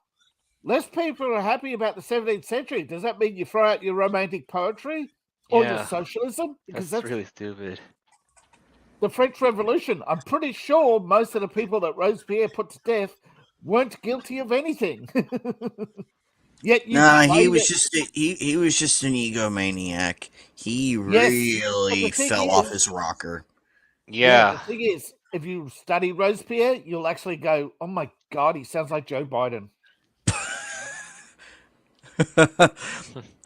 He does actually, because at first he was just like, "Oh, I just want to get rid of the king." Oh my God! Well, that's the thing you're talking about. But yeah, you're talking about the too many people. Did you hear that statement? There's too many people in the world. Oh God, Kamala has a lower rating. Her rating is lower than Dick Cheney after he shot his buddy while they were bird hunting. And no, he went up 2 points for shooting a lawyer. You got to remember that. Oh, that's pretty funny. That's pretty funny. But no, it actually cracks me up that it cracks me up how you say that because I forgot she fucking existed. Like literally, she's doing a university tour right now, and she actually said, "I did a video on this." She actually said, "And our plans to reduce population." Oh my God, Freudian slip. Aren't they already doing that with all the fucking? Excuse me, I hate to bring this up, but aren't they already doing that with the abortions and shit? I was fixing to say. Yeah, I was fixing to say that she's saying the quiet part out loud. Yes. Oh. But the Democrat agenda is population reduction. And I bet you her handlers were probably hopping mad backstage. No. Remember, they're probably part of Satanism in the I forget the name of the book, but the guy, Alistair, I think it's Crowley, he said. Alistair Crowley, yeah. Alistair Crowley said, if you want to spread ideas, you have to tell people. And if you want to spread bad ideas, joke about it. That is true. Oh gosh, I haven't heard an Aleister Crowley quote in a long time, man. It's been about 15 years? Yeah. If you look up Wicca, do what thou shalt wilt, right? Who wrote that? Aleister Crowley in Magician 1. what cracks me up is I kind of got into that because for some reason I had this weird obsession with Jimmy Page at the time. And he was, yeah. I studied Crowley because of the politics, not because of, but I saw the quote once, and I looked it up, and that's how I discovered Crowley. But he was pretty big, like post World War I, pre World War II, wasn't he? He was going to be the next Karl Marx. Oh. Well, I mean, I got it. I kind of sorry. World War II. He died out of because of the Nazis, because it was pretty much a, Yeah. I Nazis or the Nazis. Well, I thought he was. I thought he was just. I thought he was a very interesting character, especially like I said, I was really big into Led Zeppelin and Jimmy Page. Jimmy Page was kind of into. Jimmy Page was very much into his stuff too. Like he would just collect. Yes, stuff that was like, Adolf. What's funny though is between Kamala and Bertrand Russell, at least Bertrand Russell is more articulate and saying the quiet part out loud, but in an articulate way, like, we're spelling this shit out for you. Let's see if you're smart enough to catch it. Kamala I love just all these people who promptly say, just blurted it out like an idiot. Bernard Shaw? Bernard Shaw was a socialist, therefore he must be socialist because Bernard Shaw was a smart man. Bernard Shaw also put whiskey in his coffee and had his wife do his editing. So, That's like, well, there you go. He was a like smart man. He got a better person. That's like Eleanor Roosevelt running the government for 5 seconds. Well, she did. Wasn't that Woodrow Wilson's wife? Oh God, don't. No, not Woodrow Wilson. That was the fascist dictator Roosevelt's wife, Franklin. I have more of a bone to pick with. I have more. They were also cousins, not second cousins. Cousins. I thought they were brother and sister. My bad. No, that was Wilson. that was Wilson. Yeah, that was Wilson. Fuck! I'm getting my presidents mixed up. That's pretty fucking bad. Yeah, I think it was Wilson whose wife may have actually been his real life sister. Yes, but wasn't Woodrow Wilson who was literally in a hospital bed for like years? Oh my God. No, I think he was at the end. Anyways, of his, guys, second term. Yeah, I'm gonna get off now. So yeah. Alrighty, Shay. Thank you for coming over and spending time with us. Yeah, since I'll be streaming soon, since in about 5 minutes I'll be doing my trading card opening. Well, have fun and make sure you clean up afterwards. Yes. Before you go, I got an interview coming up in 3 hours on my channel as well. All right. So, do you want to get prepared though? Are you? Me, I'm prepared. He's ready to go. He's just hanging out, killing time with us. That's right. I'm just killing time because that's the kind of guy I am. I can't kill people, so I kill time. But yeah, that's why I hate Woodrow Wilson so much, because he represents everything that went wrong after 1913. Well, he's the one who started the war in China. He's the one who started the war in China, and that precipitated the World War II. And the biggest war profiteer at the time was Adam Schiff's great-grandfather, Jacob Schiff. Yep. And then he fully had the Federal Reserve jam their dick in his mouth, and he became a puppet to them. That's why we have this. And that's why we're in this mess, because Woodrow Wilson didn't stand up for the American people against the Federal Reserve. No. Well, and that's the thing, though. What we're talking about, y'all bring up these politicians. You know, right now there are I think, well, they said 50. There are 50 politicians in Congress right now. My father is 63 years old, and there are over 50 politicians in Congress right now that have been there since before he was born.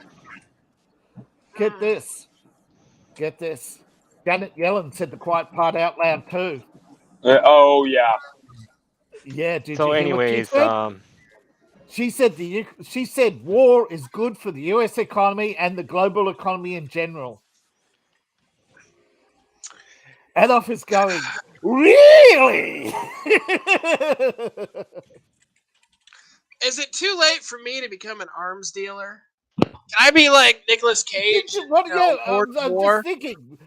Victor Boot must be like, wow. I would really like to be like I want to get in if I can. I just be an arms dealer and just Well, fuck it. yeah, but that's the thing though. You're talking about being an arms dealer and everything. One of my favorite political cartoons has this little boy standing there talking to his dad, reading the newspaper. He's like, "Dad, I'm going to go into organized crime when I grow up." And his dad looks over the paper and says, "Public or private sector?" Yeah. All right. Okay, guys. I'm about to leave now, right? Later, Shiny. Later. Later. Peace out, And don't bro. forget to work hard, get good, guys. As usual. So later. No, that's funny. Like people true. ask me, "Do you want to be a merchant of death? Why would you want to do that?" I'm like, dude, do you not see how much fucking money they get? Plus, they're practically untouchable. I mean, seriously. Look at Soros. He made his first billion selling arms to Iran. Yeah, except but here's the difference between me and Soros. I would not be. I would not be trying to get the country that I mainly support to. But it doesn't matter. I'm basically neutral. I'm here to make money. So. Yeah, well, if I sat down, I would say to Janet Yellen, right? If I had to sit down with Janet Yellen and us to say, so war is good for the world economy, okay? Yeah. Everybody declare war on Israel. Anyway, but but she is we all know that's what they want, though, right?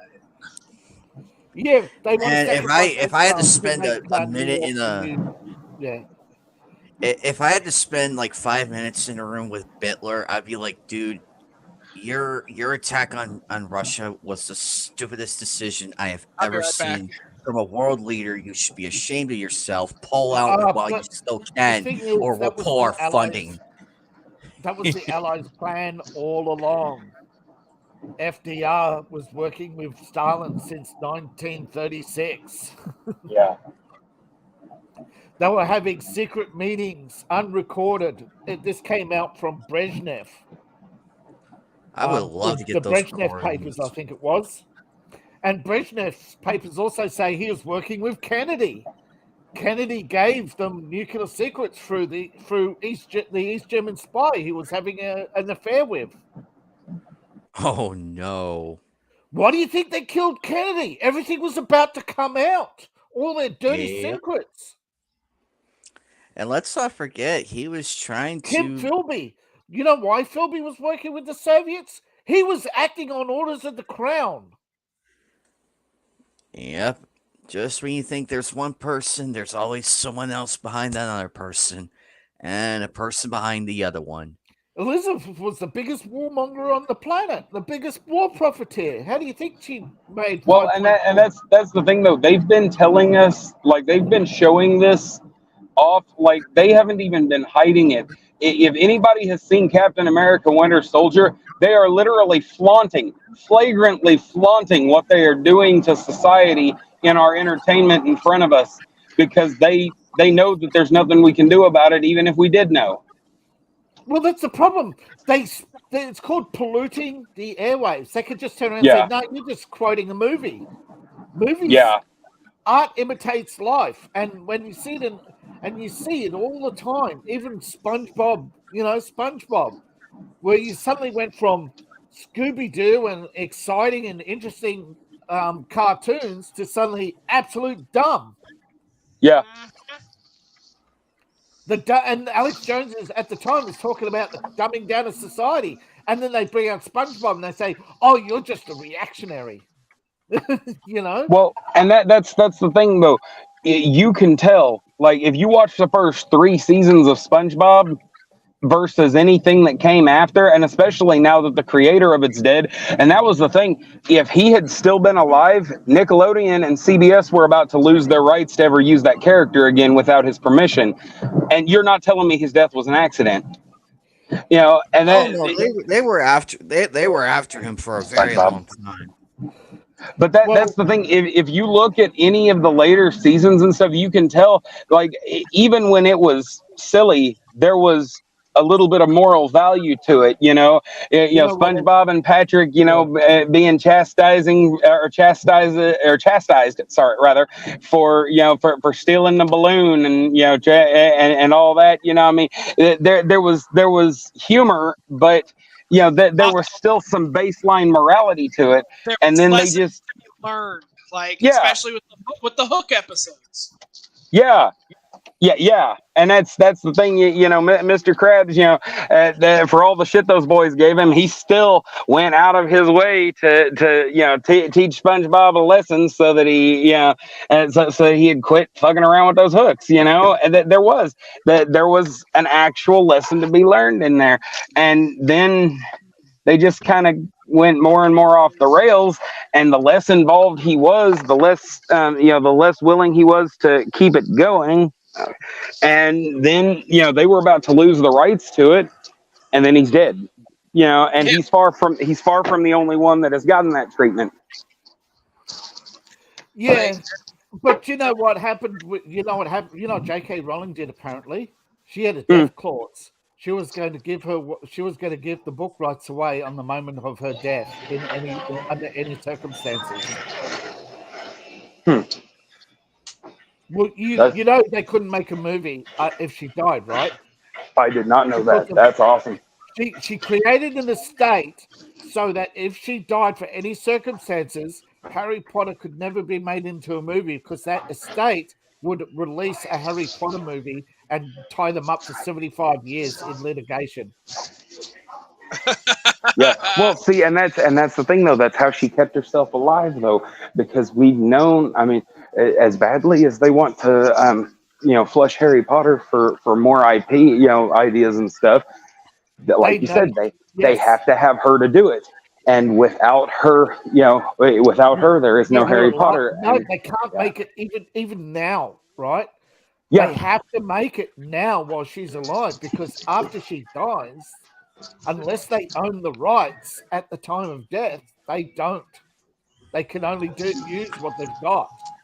Yeah, no, that woman is a freaking genius. Like, no, strategically. It's a lawyer who's a freaking genius. Well, you know what I mean. Yes. I'm just talking about her self-preservation. Yes. Yeah, but she was. Don't forget, she is only where she is because of Oprah. She did not get that book deal. Look. 80% of book deals go to women. 80% of awards go to women, and J.K. Rowling comes out and says, "Oh, it's not enough." Oh no, she's definitely. I'm not. Don't misunderstand me. I know that she's still primarily on their side. I'm not. But that's the problem. That's the problem with that whole pyramid scheme they've got going on. If you disagree with them even a little bit, you're not in the club anymore, and they will try to destroy you. Yeah, you go from the 13% to the 15%. She's in the 15% club. We keep you around because we need you, not because we want you. Yeah. Yeah. That's why I hate the club. Yeah. But you know the only reason why she got $100 million book deal was because of she's a money laundering scheme. All the money she launders to Peter and famous causes. What is that? That's my badge. We're supposed to get a discount here. Oh, okay. My Yeah, Renaissance Fair employee badge. All right. Remember, I couldn't see the castle word on it. Yeah, sorry guys. I'm on the I'm at the liquor. I'm at the liquor store now. I get a little ticked off at some of this shit, especially with like how you said with the dumbed down cartoons. And we've seen this with, of course, two beloved shows. Two beloved shows that they've completely butchered and destroyed, that they're unrecognizable in these new seasons. No, three shows. My bad. 3 shows. They've butchered and dumbed down and killed it, and destroyed it. One of them being Teen Titans Go. Have a good night. Thank you. Last season, Yeah, they really ruined. They did not want Starfire to have a relationship. They wanted to get rid of it too. That pissed me off. That's the reason I hated. That's right. That's why I hated the Teen Titans Go. I hated Thundercats Roar. I hated the new He-Man. I hated it all. Well, and apart from that, Yeah. It's all Well, one apart big from club, that, and all of us are not part of it. take I but gotta yeah, go. take into Sorry. consideration. Oh, later, David. Later, David. Phone call. Continue, Well, he brother. said he is getting ready for his. I forgot where I was at. It'll come back to me. But yeah, no. As far as the dumbing down of everything and all that goes, you know, that they're pushing, you know, their agenda in all of this, because it is like we've talked about it. It's population control. It's you know, it's placation. You know, the more complacent we become as a society, the longer, you know. And say what you will about you know, about J.K. Rowling, about any of these people. You know, being a liberal does not mean that you're woke necessarily, and we are at a point where yeah, Bill Maher has become the voice of reason for the left. There's a problem here. We've really screwed up when, you know, but that was the thing. We've gotten to a point where even our right wingers, you know, like our regular, like semi-moderate right wingers have now become, you know, that they now sound so much more, you know, far right. Yeah, you know, I mean, because like David had said, Matt Walsh didn't used to be like this. Something in him, and I blame Matt Walsh for how big Dylan Mulvaney got. Yes. Yeah. If he hadn't attacked that weird sad little person like he did, because nobody would have given a shit about who Dylan Mulvaney was. That's the fact of the matter about this, is that he created the worst icon that I guess one of the top 5, but one of the worst icons the gay movement, you know, the gay alphabet mafia has ever had, because he decided to go out of his way to attack this person. And the thing is that, do I find Dylan creepy? Hell yes. Do I respect a single word that comes out of that weirdo's mouth? Absolutely not. But I know what a tortured soul looks like, and I know that at the time, before the big blow up, Dylan wasn't actually hurting anyone. But then Matt Walsh goes out of his way to attack Dylan, and Dylan explodes overnight. And suddenly Dylan is targeting children. Suddenly, you know, Dylan has a greater message. And it's hard not to believe that these people, because we all know the uniparty is real, and it is really hard not to believe that they did this on purpose, that they literally got together and decided to, you know, to make this, you know, I would have no problem believing that the person pulling Matt Walsh's strings is the same person pulling Dylan Mulvaney's strings. That would not, in my mind, that I would have no stretch, because look what happens when you do dissent from them on either side. Look, we see you see J.K. Rowling, you see what happened to her, but look on, and Bill Maher, what's happening to him. But then again, you go on the right, look at what happened to Steven Crowder, Alex Jones, and Donald Trump. If you are not willing to toe their line perfectly, they want to destroy you and anybody that follows you. And so here I am. I happen to watch Louder with Crowder and read Harry Potter, and I'm the great white devil to these people. Yeah, and on top of it, that's another thing for me as well. You know, me being a Nick Arcada fan, it gets hard to watch the show sometimes, because I'm just like, well, because he brings people in that find that think we're disgusting. Yeah, and I'm just like, I just stopped watching it. I respect But the dude, see, great lawyer. but see, like take into consideration the other lawyer, the one that represented Vic. What's the dude's name? Ty Beard. Take him. Ty Beard was absolutely correct and on point when he's talking about these hardcore leftists. We're going to get ice. when he's talking about these hardcore leftists and that are also anime fans. He's like y'all don't want this fight. They think they want this fight, but they do not want this fight. You try explaining to the average grandma, the context of panty, stocking, and garter belt, and that's the problem. Anybody on either side, any average normies on either side that don't know much about anime or manga, they think we're all just a bunch of sick, degenerate freaks. And that gets used against us a lot. And Matt Walsh took advantage of that and decided to come after the people that agreed with him that still happened to be fans of stuff that he didn't approve of. And, the problem is that he's out of touch if he thinks that there's not room.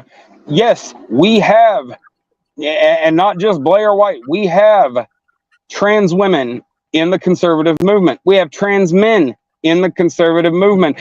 And conservative doesn't mean what it used to mean. Now when people say they're conservative, they really mean that they're moderates or classic liberals.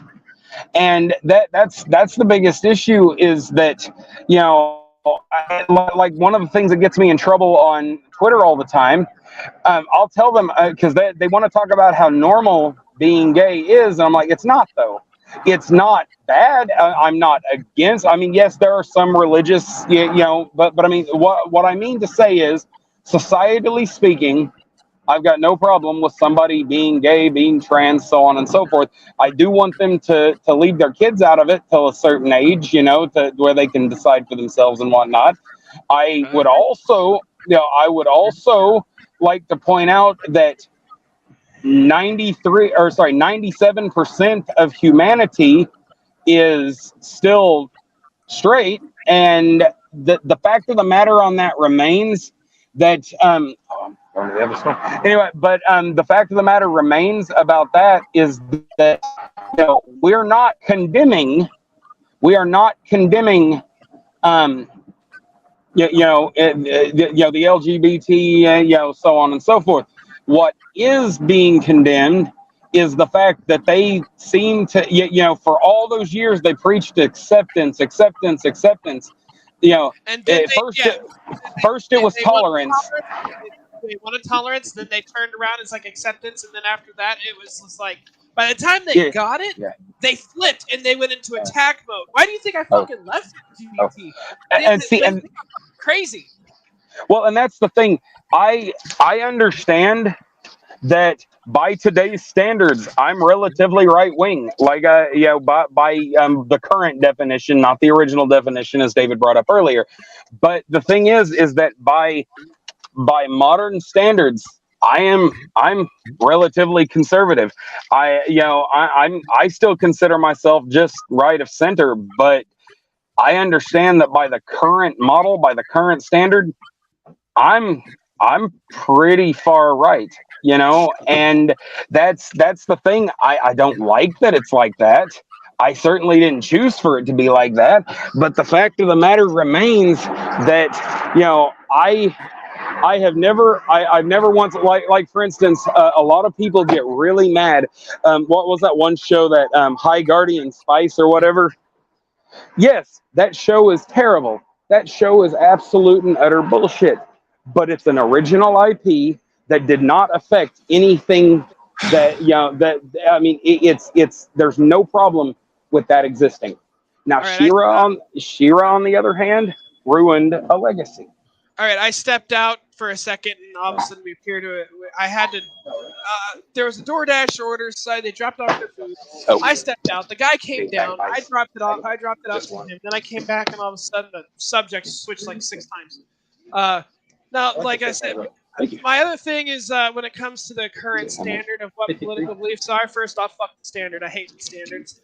And second of all, when you were saying I'm not condemning the LGBT. Oh no, go ahead. Fuck condemn the LGBT. I'm fucking tired of them. They're always making me look bad. So, Well, and then attacking you.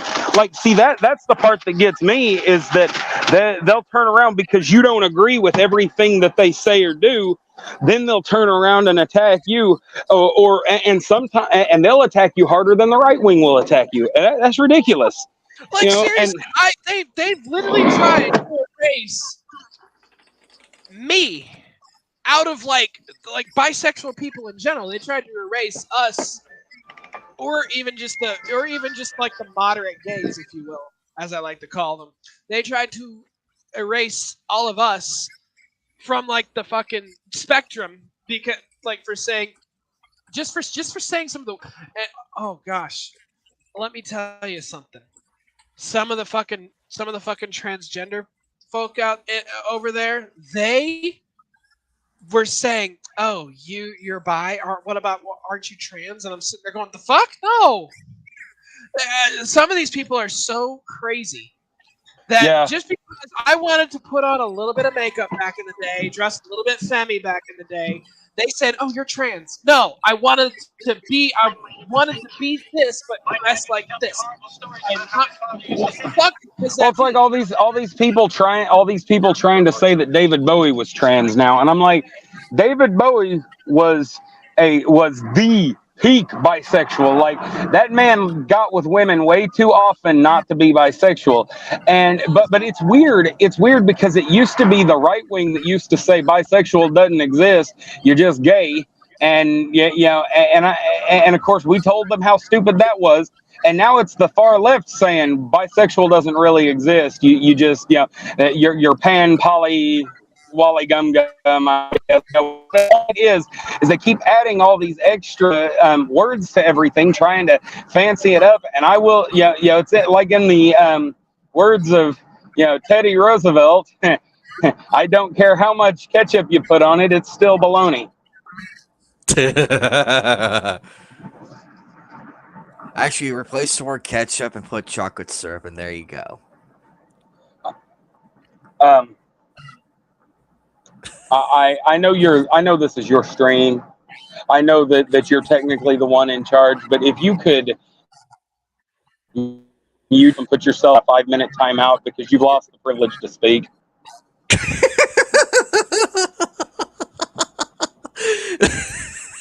Anybody putting chocolate syrup on bologna deserves to never speak. Oh, wait, Anime Night! Are you doing that right fucking now? Face the wall, infidel!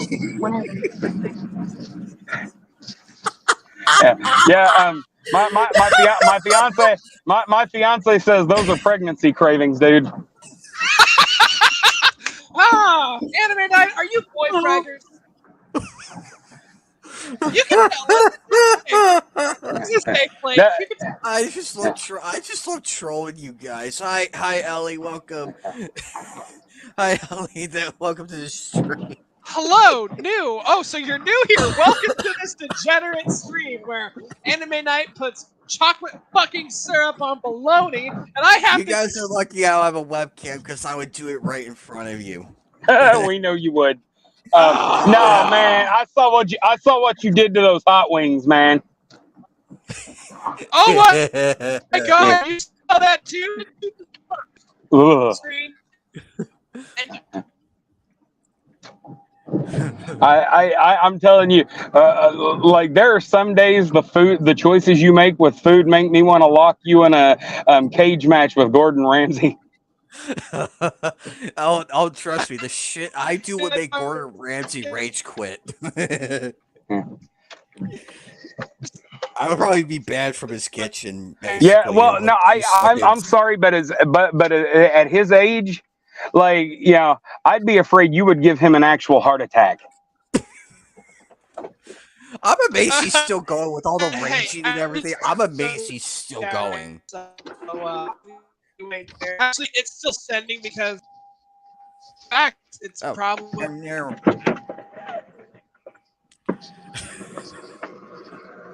And no, I don't have bologna or the chocolate syrup, but That's I'm good. not. But Let's keep it there that way. is there's a store down the street from me. I would be happy to walk to and get.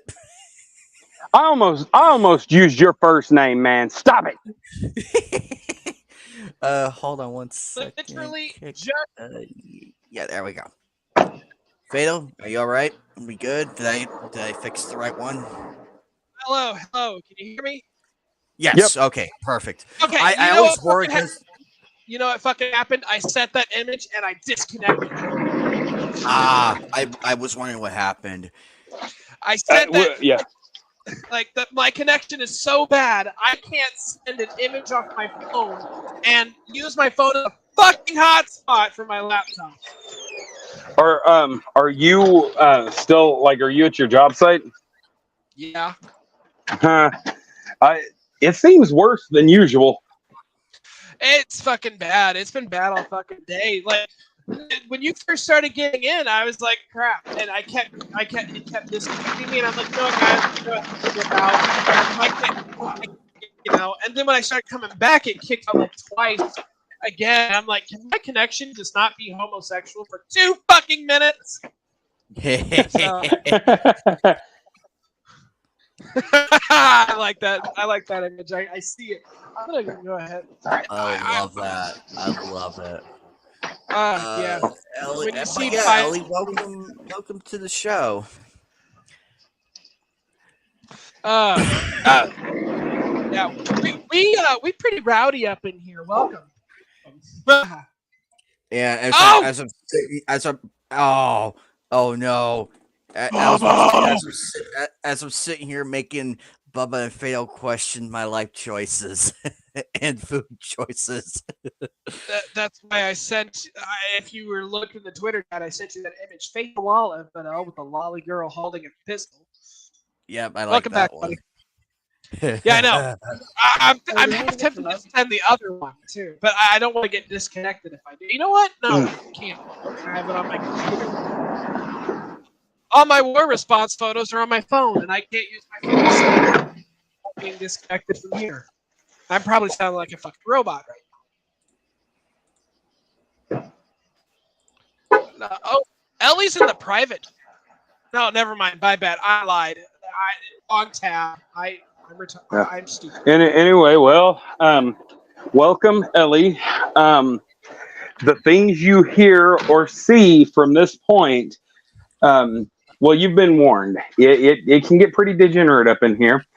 It's mainly a bunch of geeks that complaining about the far left antics of current pop culture. But there are times we say and do talk about things like earlier when we were talking about the physical anatomy of cat girls in their nether regions. That there's that there have been times. Of course, I should probably admit that I'm the one who brought that part up. But regardless, we have fun up in here. We talk about all manner of groovy things, and at the end of the day, you won't find a place that will gross you out and have you laughing while you're yakking nearly as well as we can.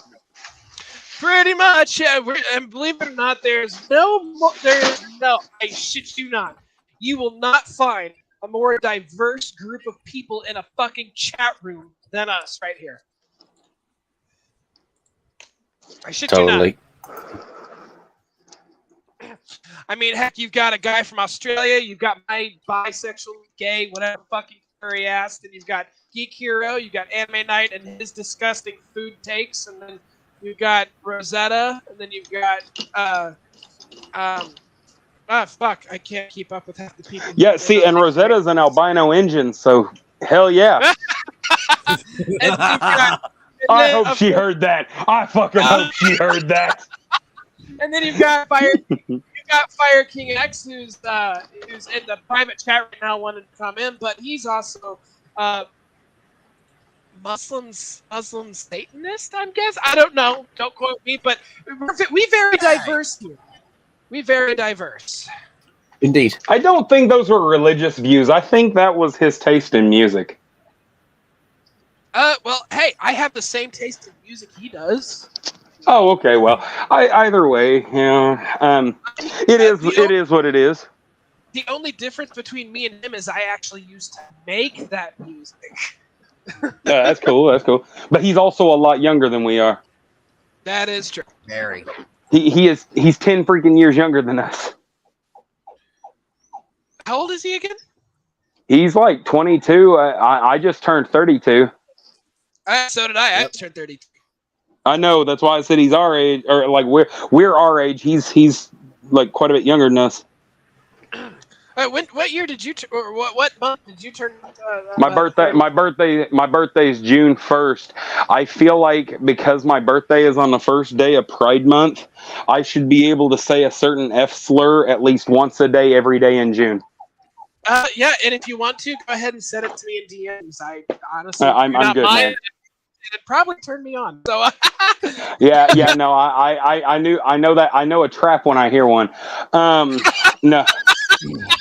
Anyway, but yeah, no, jokes aside, though, being born on June 1st, and I'm from Tulsa, Oklahoma. Like, I was born and raised in Tulsa, Oklahoma. So when I tell you that my birthday between Pride Month and the Tulsa Race Massacre, I'm beginning to envy the 9/11 birthdays. Oh. It's okay to laugh. That was a joke. It's okay to laugh, guys. It was a joke. Don't get me wrong. I'm laughing. That's a very unique perspective. That's dark humor at its fucking finest, and that's almost as good as your other degenerate jokes that had me on the floor laughing. But yeah, no. But of course, that same argument doesn't work if you tell, you want to talk about dark humor. If you tell somebody, well, I was born in Tulsa on the 70th anniversary of the Tulsa race riot, I should get to say, no, never mind. We're done. We're done with this. Okay. Y'all just caught on to that one. I can push you to keep going. Yeah, no, because you're talking about getting monetized eventually, and if I say any of this stuff and see it through, you will never be monetized. You will need to start a new channel to even hope to be monetized. Let me tell you something, Anime Night. When it comes to we're way past the getting demonetized. We're way past that because that window's gone. Yeah. So we're safe.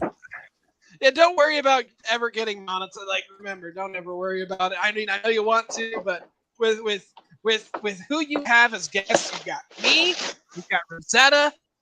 Hey, Rosetta managed to get herself monetized. That's true. Yeah, that's I'm true. still working on.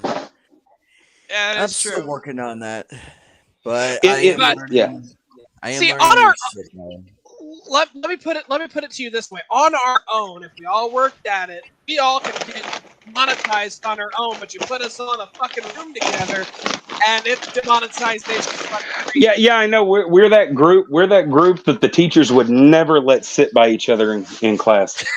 Absolutely. True. We're like the people who are the smart ones. Which is funny because we used to roll our eyes at those people when we were kids. Yeah, but now we've become those adults. Like it's glorious. Actually, I had almost all my in my 10th grade history class. I nearly had everybody almost wanting to kill me because I was the only person in that entire. They saw you mixing your Cheetos with ding dongs, didn't they? It gets funnier because out of everybody, I could see a teenage anime night poking hot Cheetos out the top of a Hostess cupcake or a Twinkie, coming straight out the vending machine, putting it inside of a can of beans and mixing it with milk. Like I could see you doing that shit. That is very accurate and true. It better not be true. It is. Oh God, have mercy. We just some eyes. I had to suffer. I had to suffer that whole fucking explanation just for you to say it was true.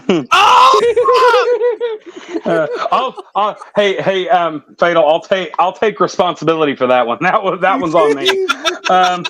Yeah. So what happened? So what happened was, aside from that being true, I was the only person in my entire group in that whole class on that history found to get one answer wrong, and that was it. I almost got the whole test A. So everybody, the whole class, like turned in unison, looking at me I forgot the with stuff in the death back. stares, and I'm like, "What? What are you looking at?" And they're like, "But you fall asleep in class. We see you falling asleep. You have your fucking eyes closed and Doesn't mean you everything." can't read. Doesn't mean I could still hear what the fuck is going on. Even the teacher was shocked. It was like, listen, like it's just like, listen, I absorb more when I sleep. Yeah. Oh Lord, I knew this one guy that would like before he was studying for a test, he would put his like put the lesson plans and stuff, or like put the curriculum. He managed to find all of our textbooks on an audiobook, like for blind students. And after he would get done, he would have the audiobooks playing while he was asleep and shit. You know, hoping that dude could not pass a test to save his life. Like he kept saying, "Well, I'm absorbing it in my sleep." Like apparently you're not, because holy shit. And I felt so sorry for this dude, because this motherfucker studied in class and was like listening to it in his sleep and still freaking failing. Like he managed to squeak by. Like I have never seen somebody proud of a straight D and C report card, but yeah, no, this dude managed to pass. And I think what they say, like he had a 1.9, like not even a 2.0. He passed with a 1.9 GPA the year we graduated. But I'll tell you, he passed. I gotta hand him that.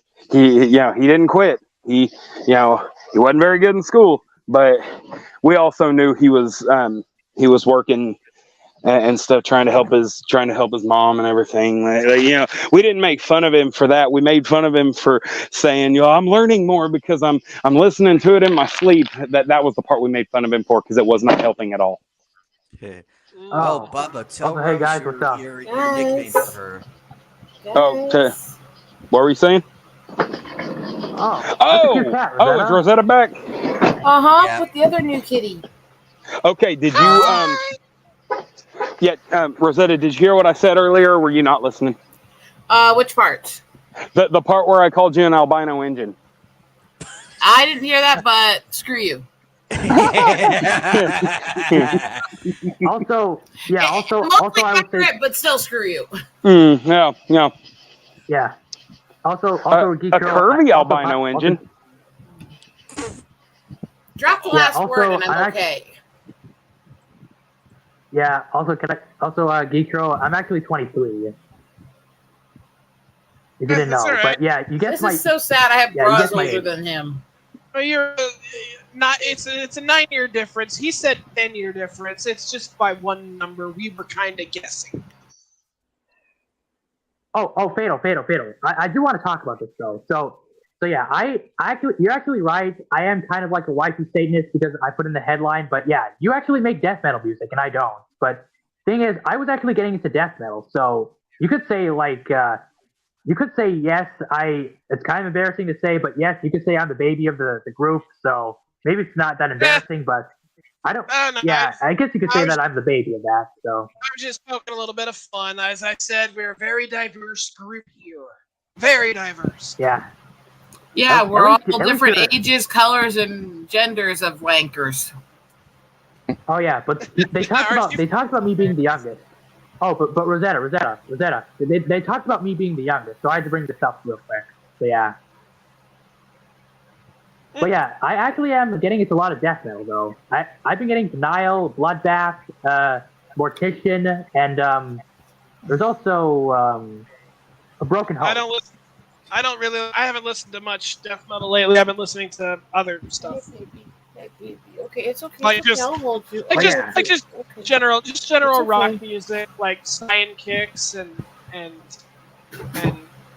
what's that one band from fucking Japan? Don't answer. I'm just trying to think out loud. But I will be honest with you. But I will be honest with you Man on guys. the I Mission. actually like being the youngest. But I will be honest. I love being the youngest. To be honest. Rub it in. Wait. I want an age count here. Wait. For one reason, Oh boy, here we go. Rosetta's Because, pretending to be old again. Unless Freaky's older than you guys, I'm the oldest one here. Well, you're the oldest one in here right now, but David's definitely older by a lot. Oh, I said oldest one here. Oh, but wait. Hmm. Oh, but wait, Geekro. Oh, wait, but Geekro. You remember Nick also, right? Yes. Pretending He's to actually be a year old. younger than me. Pretending but to be here's old, the thing, geek. Geekro. You do that all the yeah. time. What do you mean But yeah, pretending to be Geekro. old? You constantly calling everybody babies, telling everybody how in pain you are and everything. We never attribute that to age. We just know that you got issues. But yeah, no, you do. You out here acting like you're a senior citizen. No, I'm not. I've never You do said that a lot. You do that a lot. No, I've never implied that. Never once. Also, since you're the youngest, Fire King man, you know now you're subject to hazing. And here, I dare you to go in the same room as your parents and let them hear you refer to Rosetta as mommy on the internet. Why don't we get dragged into this? Okay. But see, when I said it, you automatically went from being albino to being your natural color. Oh.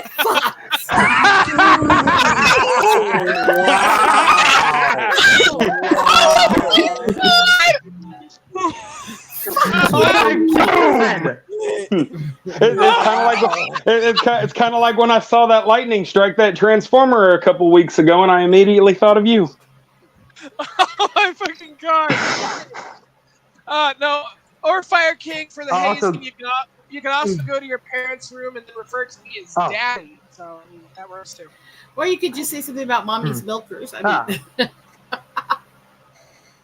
hey, pee. Oh wait, also Geekro. I do want to say something real quick. Okay. Yeah. Okay. So if you remember Nick also, he's actually a year younger than me. Yeah. Oh yeah. He was the one on your channel, right? Yeah, Nick also, my former enemy, but now friend. But he's actually a year younger than me. Yeah. Him. Oh yeah. He's born in 2001, if you remember. He's actually born in 2001. It's 2001, the year where everything went to shit. Sorry. Yeah. Some of us say that things didn't go to shit until 2012, but I get your point. Things started going to shit in 2001. Wait. Why are you saying 2012 when Obama's first election was 2008? You know what I mean, though. Like there was low key turning to shit, but the big shit didn't start popping until 2012. Oh yes, it did. As soon as he took office, it fucking did. Also, I don't know. 2009. Wait, is my mic cutting off? Wait, hold on. Oh, there it is. Go ahead. We were still. I heard. Wait. 1 second. I know I heard somebody say something to me, but I couldn't hear them over everyone. So, I heard my name. Who was it? I was trying to talk to you. Go ahead, real quick. It was me. Yeah, sorry. I was like to bring this up, but I'm glad you recovered from what happened to your cat. I'm glad you recovered. By the way, are you feeling better? Getting through it, and it's what's currently going on. She's in final days, so that's why we ended up getting the others to try to start adapting them to Ornery so she doesn't freak out being alone. Oh, I'm glad you're feeling better, though. I'm glad you're doing well. Yeah, it's a lot to handle when in the span of a few weeks, my cat goes completely terminal. I get struck by lightning. I have all this shit happen to family, and oh god. And I went through strep and everything else, and it's all in a few weeks. Yeah. Oh, I understand. Okay. I really understand you. You can ask him though. I just don't stay down very long, ever. Oh. I mean, I go down for a long time, but I don't stay down very long. Hmm. You did. You Oh, just okay. jumped right into it. Yes, I did. Rub it in. Rub it Also, in. fatal. Can I? Yeah. I Also, also go deeper than most people do. yeah. Also, fatal. Can I say something real quick? Go ahead. Uh-oh. Yeah. Also, fatal. Yeah, fatal. To be honest with you, okay. Let me just be honest with you, fatal. I don't mind jokes of me being young as long as they don't start like as long as they don't sound like they're making fun of me or something. As long as I'm okay with it, but I'm actually okay with being youngest. But like, I'm actually okay with making jokes about me if that's okay. But not too much jokes just to sound like they're not making fun of me or something. What you're I mean, saying you can poke is a you little don't fun, want but like to. not What you're too much, saying, you so. don't want to be the whipping post of everybody all night. I don't mind. I don't mind. So you don't mind being the whipping post, or you do mind? I mean, I like being whipped in a post. I mean, That's you. I don't mind. Oh, that I don't reminds mind. me. That reminds me. I need to buy Steve a new whip Wait. because apparently he broke it on the last one. no, I've got lots of them. So I don't know if he wants. I don't know if he wanted the barbed wire whip or the. No. Okay, no. the mic's cutting out a bit, so I gotta leave and come back. But Not I'll a try to smart leave- idea. I Let's gotta say, get Steve. damn, dude, she's got her limits. Damn. I was just gonna say anything that actually cuts flesh is not a good idea for an ex-cutter. Well, and I'm gonna be perfectly honest with you. His whipping arm only goes so long, man, and Long, dirty. I mean, I'm just saying. Need to mommy. need to get you some nine tails right there. You know. there he is. Sorry about that. Sorry about that. My connection needed me off. But anyway, Rosetta, what are you saying? Rosetta, what are you saying before? I was just saying to his comment about getting him a barbed wire whip, but probably any whip that does any damage or cuts is not a good idea for an ex-cutter. Oh, and what about you, Fatal? What were you saying, Fatal? I don't remember. He was giving me shit. God, I love mixing booze. Yeah, sorry about that. My this time I didn't leave. My connection was needed me Why do off. I have a feeling that this cat's going to cling to me for most of his life? Well, at because this. you had the big tits and everything, so Mommy milkers. precisely. See, when we had this conversation earlier, Fatal wasn't like able to be here for it. This, Fatal? Watch and learn, guys. What? Degeneracy at its finest. 3 fucking dozen times today. This cat has climbed up, stuck his paws down my shirt, and started grabbing my boob. Oh, that's what cats do. They used to grab my moves. All right, so. Yeah, to obsessive levels, to the point where he's hugging them and sticking his face on the front of my boob. Oh well, my cat would always do the little eating. That should be an anime A series. man of quality. Yeah, that time a pervert. Yeah, they can call the anime that time a pervert was reincarnated as a cat. I was thinking that actually. I was thinking this must be one of those transported to a new place or life stories. Oh, and isekai. he wakes up as a cat, and the cat's the pervert molesting the owner. Oh, an isekai cat, the isekai kitty story. That'd be cool. Oh.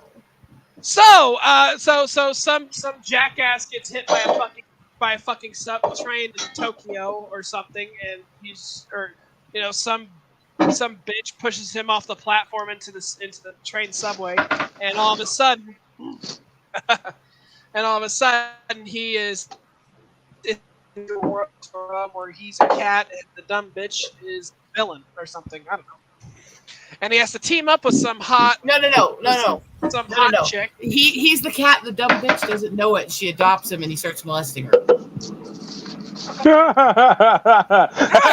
Are we going anime, ecchi, or hentai? Which one are we going? Yeah, I was going to say, so it's that between kind them. of party. Yeah, Borderline it's that between kind of them. party. Yeah.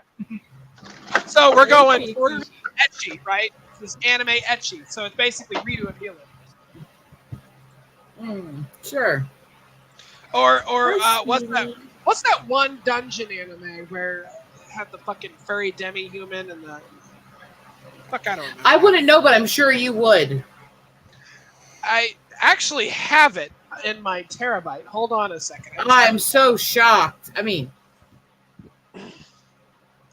well, I got the uncensored version on it, so. Hey, baby. Yeah. Well, guys, I'm gonna out to bed. It was nice being on here, dudes. good night, and good night from Bye, Panther, the Freaky. boob groping kitty. Okay, so it's called. Bye, Freaky. Yep. Bye, Freaky. It's called Isekai Meikyu de Harem wo. All right. Good night, guys. Good night. Bye. Love and peace to all of you. Yep. Have a good day. You too. I still need to watch Mushoku Tensei. I just can't. I just never have the opportunity to get to do so. You guys realize I'm sitting here on stream and he is hugging my boob. Look at this. He is hugging it tight. It's a fucking pillow to him. Of course. He knows what's up. Yeah, he has the right idea for the cat. For a cat, he has the right idea. He has his priorities straight. He sees it and he grabs it. So, Anime, you're saying that you want to be reincarnated as a lap cat? Actually, well, that, and on top of, if I wanted to be reincarnated, I would be reincarnated as a trapeze female artist with a nice rack. Wait. So you want to molest yourself? No. Or you want to suddenly be into men? Well, no, you know better than that. He's saying that Actually, because straight women will let lesbian women squish their breasts before they'll let a guy look at them, like in today's climate. Don't speak for women, please. Hell no, God. And I said in break her today's fucking climate, feet. but you're outside of the climate and you know it. I want to be reincarnated as an actually successful femboy. So you want and watch me come into that next life and out femboy you. Okay, if you two are both reincarnated as femboys, I have to be reincarnated as the dom that captures you both. So I'll be running away. Yeah, because I'll drive him insane with like how effortlessly I do it. and you would get no attention, and it'll all go to him. I mean, he could have all the attention. I wouldn't be. He could have all the attention. I just want that fun one. You just want the butt plugs? I mean, I'd be the internet slut or something. Oh my god! So there was this dude I was on a live stream with not too long ago. He was talking about isekai, and I had to ask him because I'm familiar with the genre. I did not know that was the genre's name at the time, and he's trying to explain to me it's the reincarnation anime and stuff. And he was talking about writing a story about a guy that was like a Hulk Hogan style wrestler that gets that like dies and like he's transported into the body of like a femboy coma patient or whatever, and because he kept and I was like, you got to stop for a second, because as big and strong as Hulk Hogan was at his peak, the man walked into the wrestling ring wearing yellow feather boas. I don't think he's the height of masculinity you think he is. He also did a movie called Mr. Nanny where he actually danced around in a pink tutu. See, and that's what I'm talking about. Like he's a big, strong, rough guy, and he can whoop some ass. But if you want to talk about the attitude of masculinity, he ain't at the top. You know. In fact, they even had a joke in it at one point where they're going, "Toughest, a 300-pound man in tights." And they're like backing away from him, like mortified. Hell yeah, brother! This is peak masculinity right here. Sorry, I couldn't resist. Those shoes don't match that dress, brother. That's good. That's good. Beautiful. Are you just gonna sit there and hold my boob and purr? Well, let me tell Does you this something, Mean Gene. I'm the American. I'm wearing the Hulkamania. Hulkamania's running around. Yeah, brother. Use Ico Pro. Ico Pro is the future. Does this shirt make me look fat, brother? We're having too much fun. You guys I'm are making watching him you more guys girly talk. than I am. Yeah. Okay, guys. I'm gonna like head out and like watch from the chat because my phone is at 15% and this. Yeah. Anyway, I just plugged it in, but I got some stuff I got to do. Like we're trying to get moved by the end of the month, and I'm like packing and stuff. So after my phone charges a little bit, if you're still live, I'll come back in. But in the meantime, I'm just gonna listen to you guys from the audience. If I don't come back on, All right. y'all have a good night and a good week. All right. See you, Geek Hero. Peace out. Yeah, I'm getting so tired. Haha. Shit. I should have just said, peace out, brother. Move your paw off my boob. I did not say stick it down the shirt. He's like, no, you didn't, but I did.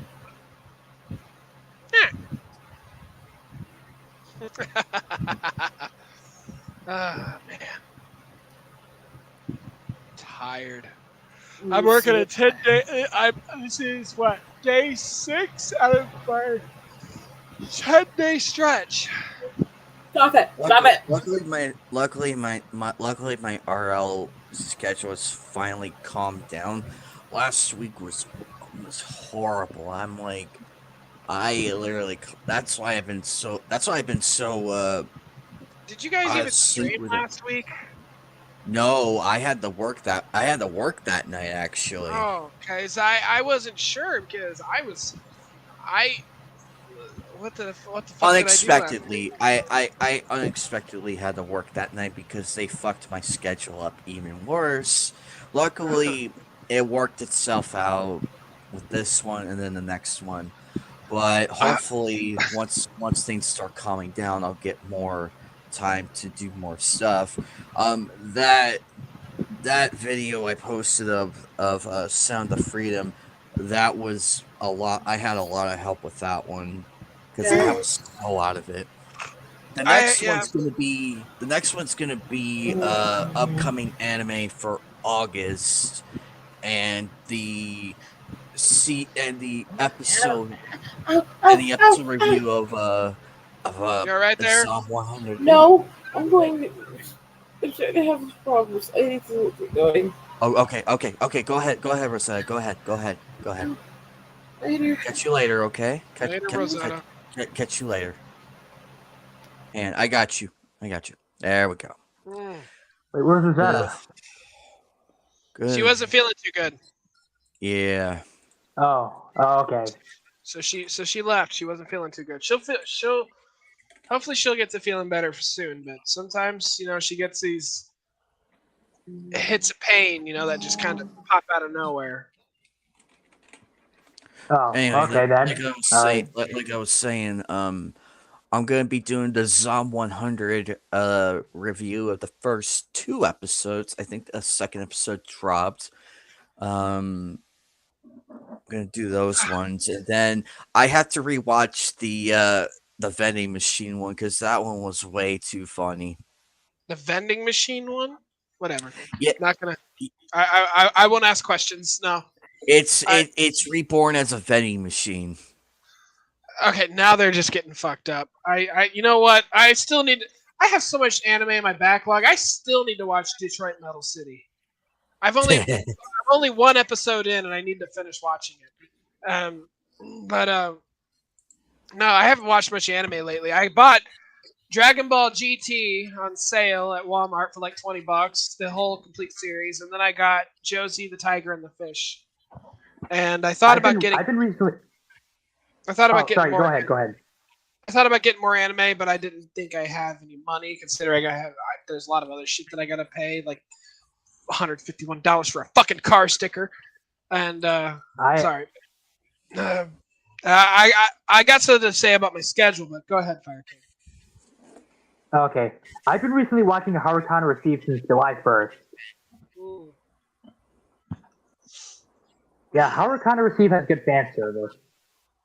Good. Yeah. No, my schedule is kind of crazy. I remember you saying something that told you this is a 10-day stretch, right? This is day 6. Yeah. Well, day 7, day 8, day 9. Okay. Yeah. I'm just making sure I have my counting right. So, but no.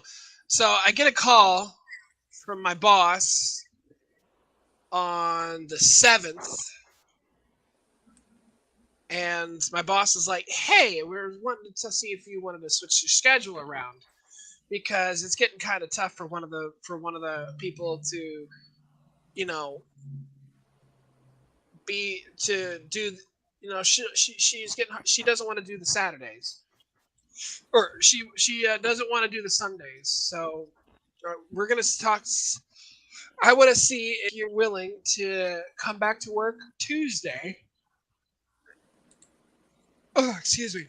I yawned. Come back to work Tuesday on the 11th, and we're going to switch your schedules around to where you have Friday and Saturday off instead of Sunday and Monday. So I was like, okay, whatever. I'll do it. No problem. And she's like, okay, well, here's the thing. Yeah, you're going to start work on the 11th, and you're going to work all the way till next Thursday. So that's a 10-day stretch.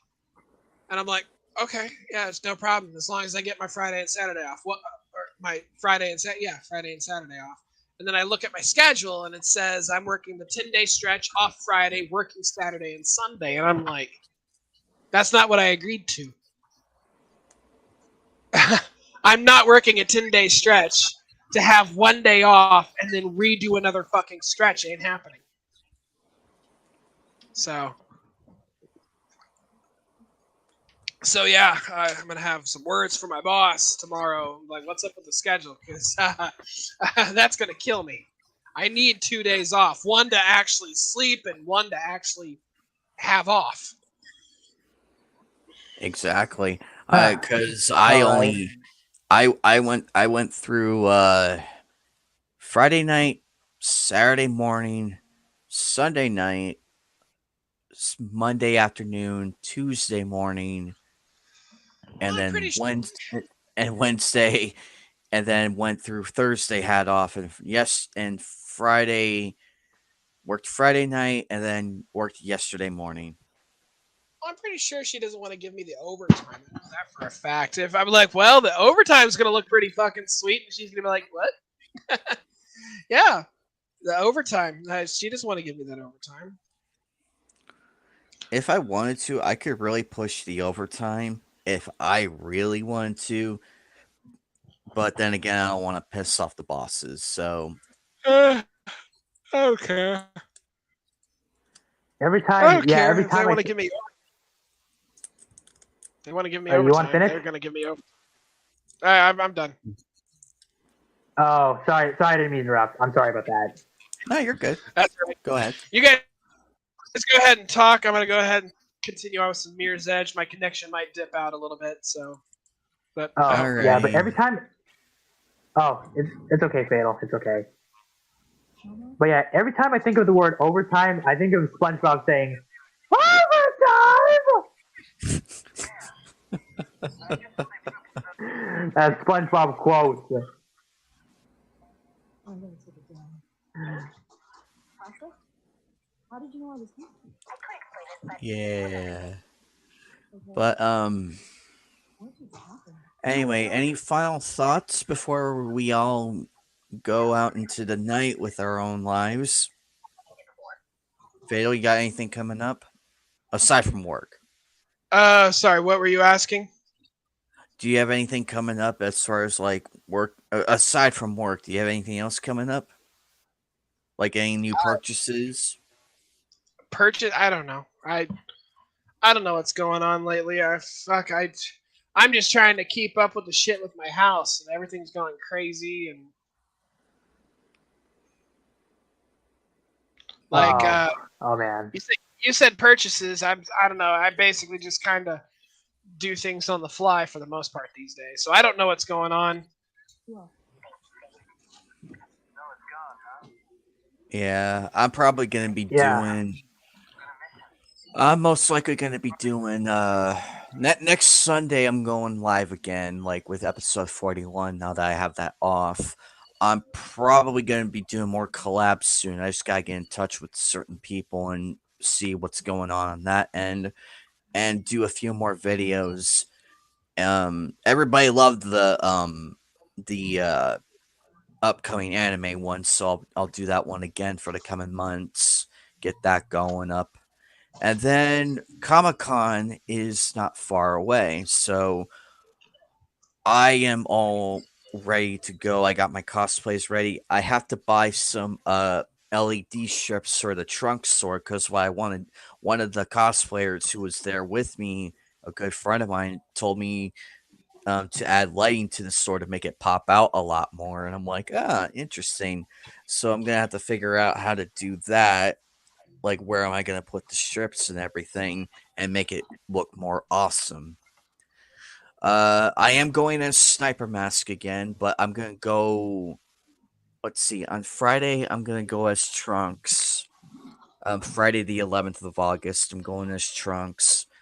The 12th, I'm going as Sniper Mask, and the 13th, I'm going as Riddler for the finale. Hey, by the way, I'm most likely gonna do some videos here and there, and probably another haul video. Still hate the Robin by the figure I way, got. That one was ridiculous. Go ahead, Fire King. Go ahead. I'm finished. Go ahead. yeah, I actually wanted to talk to Fatal for a second. Mm-hmm. What? Yeah, Fatal. Shit! Fatal, actually, you okay? I died. Oh, damn. Oh. Anyways, yeah, I didn't mean to distract you there, but I was just trying to talk to you. Go ahead.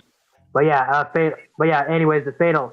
It actually feels good that you actually brought me up on stream. Like you talked about me being like me being the death metal Satanist and me being the youngest. It actually makes me feel like I'm actually a friend. Like, it actually feels like I'm being mentioned. Like, actually, I'm important, to be honest.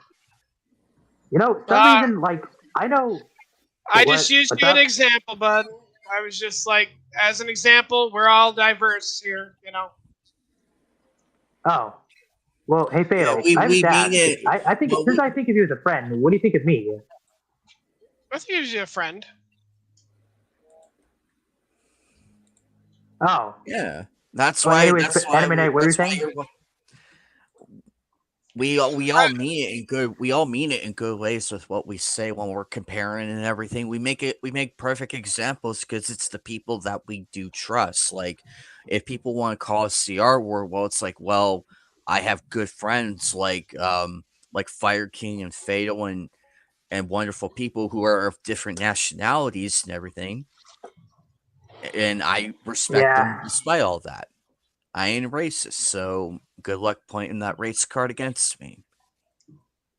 Yeah, but yeah, But the thing is like I said, when it comes to our group, our specific Knights of the Anime Table group, and I shit you not, there have been people who call Geek Hero bigots, or Geek Hero a bigot, Rosetta a bigot, me a bigot, Anime Night probably a bigot. They like literally they call us the bigots. Like we are a club room bigot, and I'm sitting there going, which is really funny. You call us that, but we are literally the most diverse group of fucking people in here.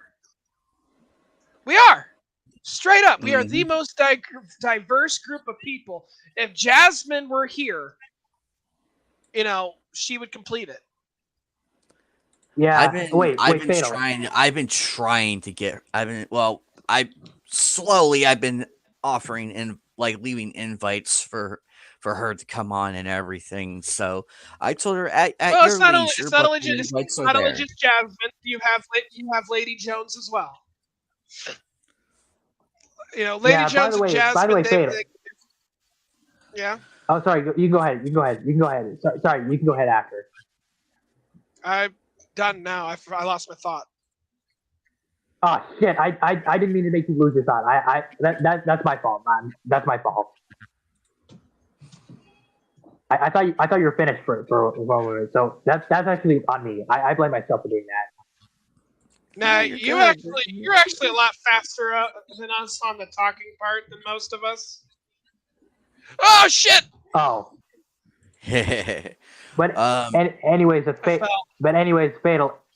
Anyways, as I was gonna ask, I kind of feel bad for how I treated you, Fatal. So in a way, in one of the streams, but you said last time you said that there have been instances where I asked a question, but then I responded with I wasn't talking to you, but then then that made you leave the stream. But my question is, I was curious for like a while. So like, wait, when did I do that? Which stream was I did that on? Which stream did I do that on? Very first time, and I could have sworn after we had talked about that, I said it stays here between us.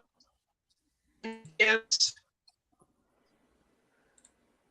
kind of wanted to keep that just between you and me, not on the stream. Thank you very much.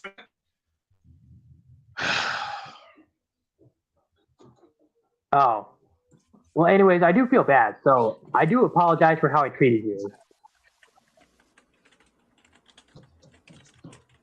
It's all right. Just when it comes to shit that we say in DMs, especially if it's private DMs, keep it to yourself, please.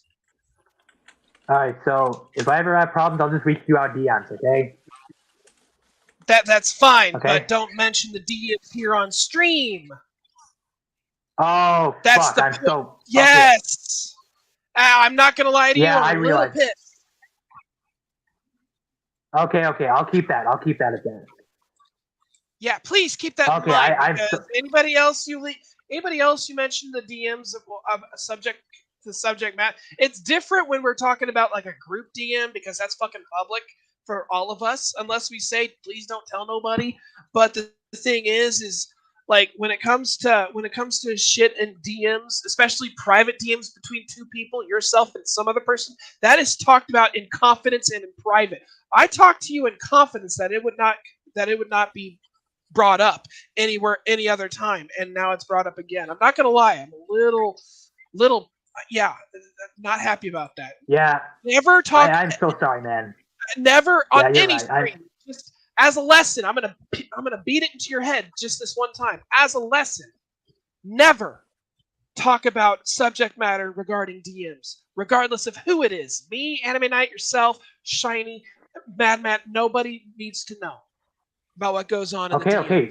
All right, just please don't sound rude, okay? Just please don't sound rude, okay? I'm not trying to be rude. I'm genuinely pissed off. You don't do this.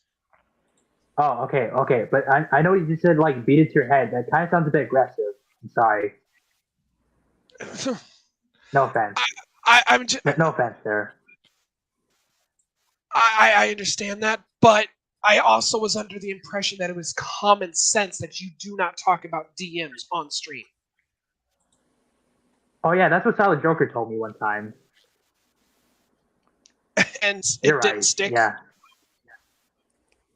What? And it didn't Wait, stick. It didn't stick? No, I'm just saying, and it didn't stick no. with you after he told it to you the first time. Oh no. He actually did tell me, but then he just stopped me before I could bring it up for some reason. But then I quickly realized that I shouldn't do that before. Yeah. Just like I said, in terms of when I said I kind of want to beat it into your skull as metaphorically as possible, do not forget. I won't. I don't mind if you poke fun or have fun, but talking about what goes on in DMs and bringing up just a hint of subject material, no. It should be secret. It should be secret then. Well, it's not necessarily secret. Just you just don't talk about it. Everything in DM is most people when they talk about something in DMs, they talk about it in confidence.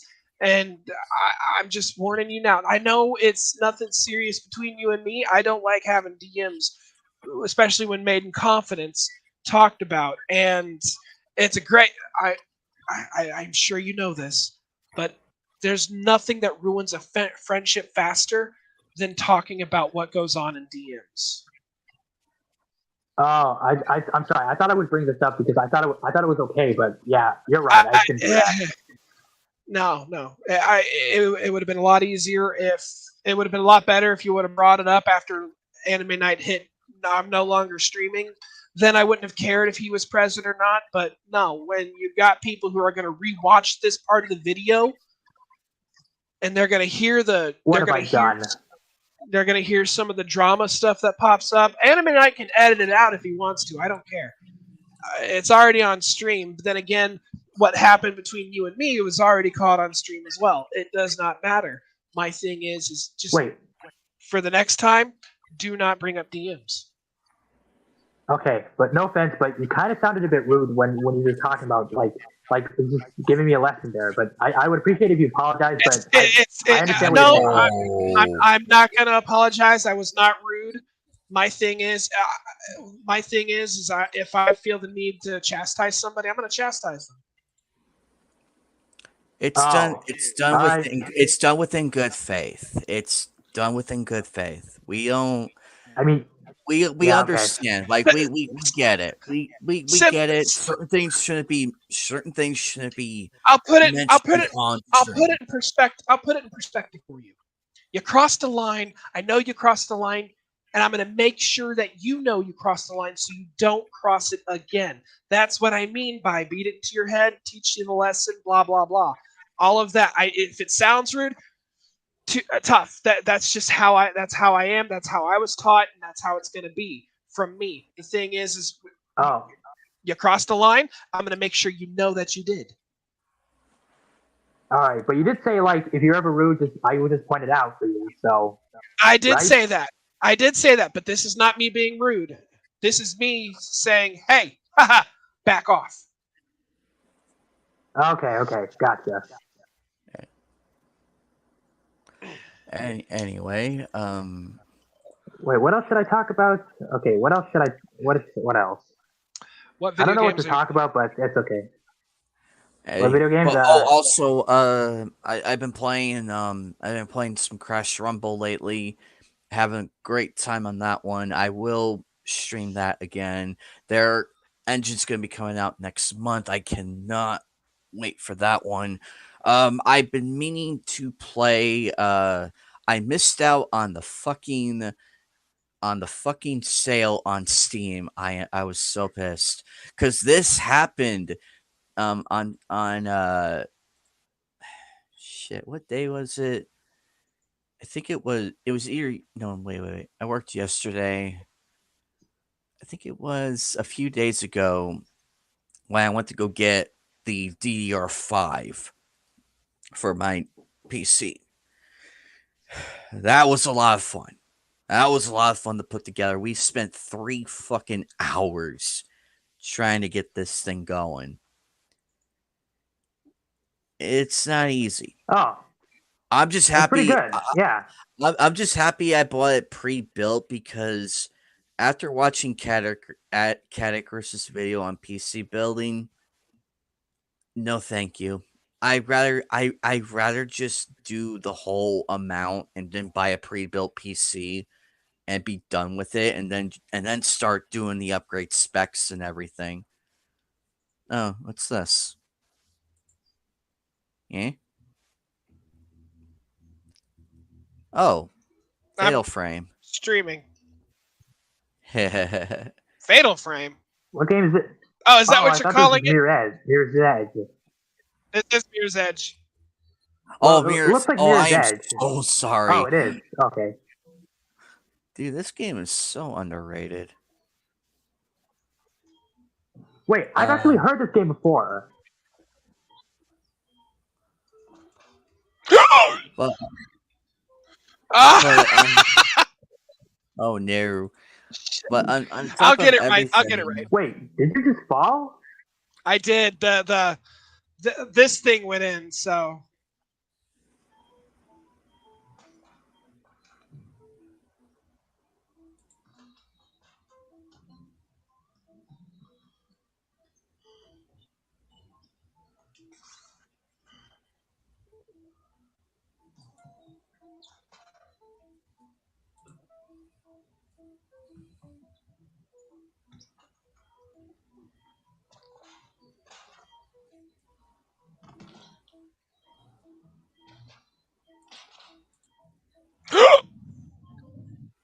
Why does it do that? God damn. Why does that? I do not understand why it does that.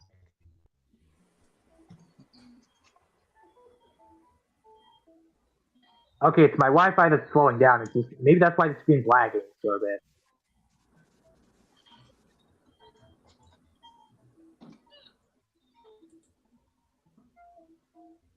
Yeah, the Wi-Fi on my phone sucks.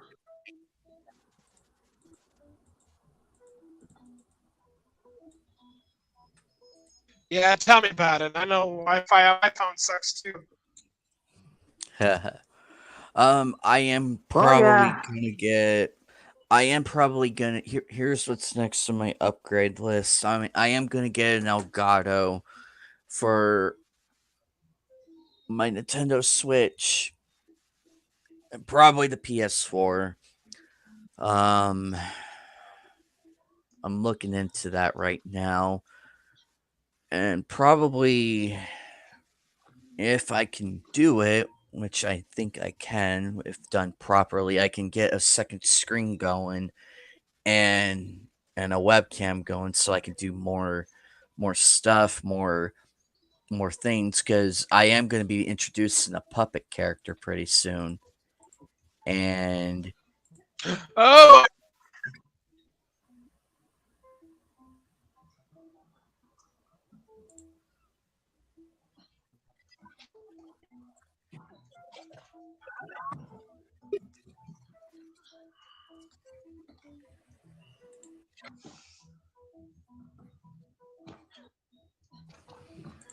I can.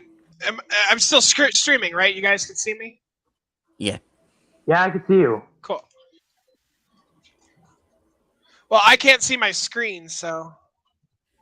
You're okay. It's But on I my can see screen. it. Yeah, you're doing good. You're good. But I can see. Beautiful. Oh, careful, careful. Yep. Right there, right there. Beautiful. Nice job. Wait. There's a laser. There's a platform. Nice. There you go. I've actually seen a playthrough of No, Mirror's I'm Edge. getting, I'm getting, I'm Fuck. getting vibes. I'm getting Portal vibes. Are these the same people that made the game, Fatal? What? The original game?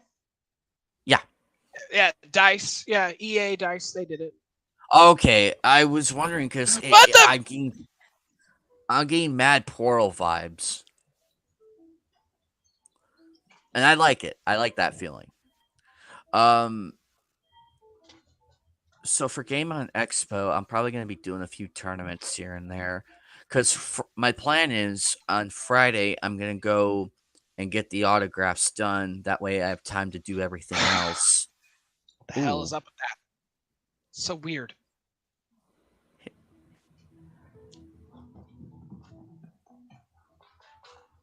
Oh.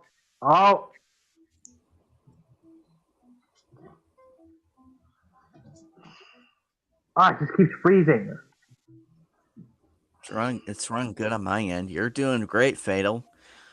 Because I do want to meet the voice of Gohan and all the Halo fans out there. The voice actor is going to be there. The announcer is going to be there. The Mortal Kombat stunt people, the guys who did the original Liu Kang, Katana, and Raiden's going to be there. Nice work, Fatal. But yeah, lots happening in the world, and What the? I am. Nearly died.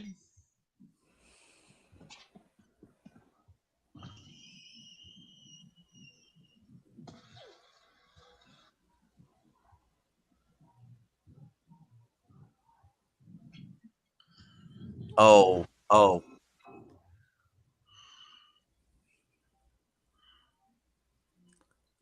Nice job. Yeah.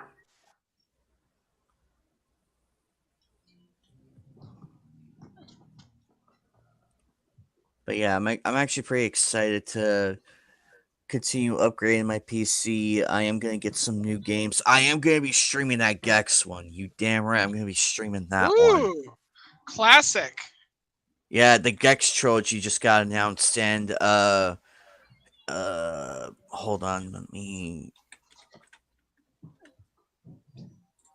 Limited Run Games is gonna be doing it. They're gonna be doing the remaster. I cannot wait to see Scream TV, the Toon levels, and the Japanese ones come back. I can't wait. That's gonna be awesome.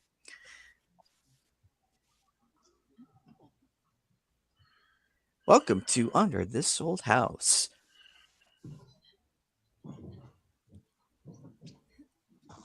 All right, let's see if I can do Yeah. this right. I'm sure you can. You just gotta believe in yourself, right?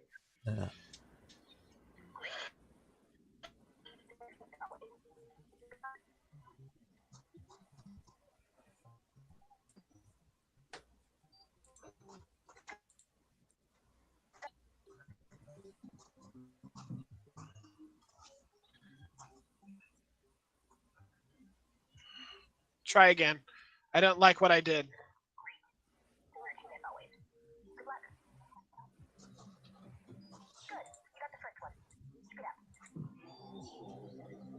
Yeah. By the way, I still think of you as a friend, Fatal. We're cool. Okay, what am I doing wrong here?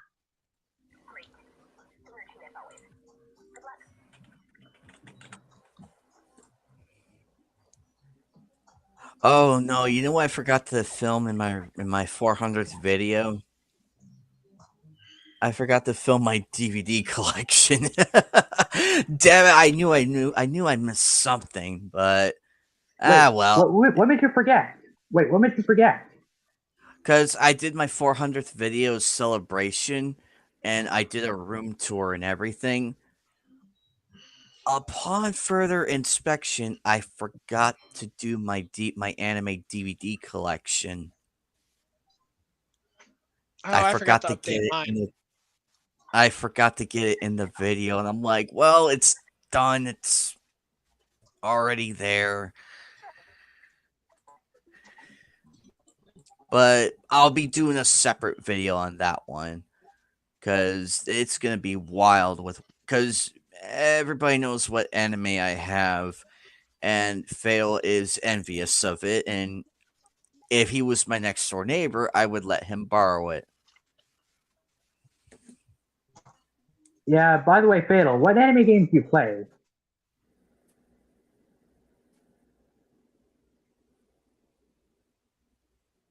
Wait, my Wi-Fi is not fucking up, is it?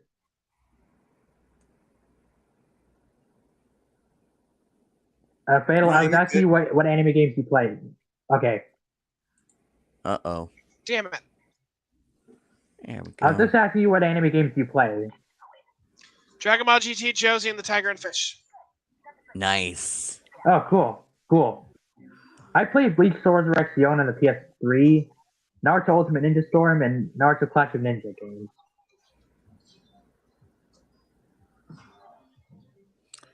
What the hell? Alrighty. Well, guys, that will do it for the 40th episode of Knights of the Anime Table. Tune in next Sunday for episode 41. And also keep an eye out for everything by David's book. Support the people in this group. Also, if you love cats, go donate to Rosetta. She needs some help with medical bills and everything in between.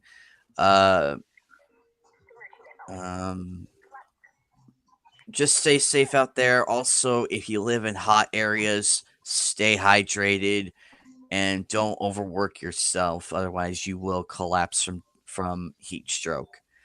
I will be uploading more videos soon now that I finally got the motivation to do so after being pushed down so unbelievably hard and everything. But And I'm I still back. gotta upload more too. Yeah. Yeah. Go Well, ahead. anyway, guys, Yeah. stay safe. Thank you to everybody at Rumble. Thank you to all the wonderful people on Twitch for sticking around and on YouTube. Massive hello to Ellie for being new to the channel. Shiny, Freaky, everybody else, Douglas, everybody being awesome. Silent Joker. Lots of new people going to be coming on soon, and we'll try and do more segments, more content, and everything. Stay safe, guys.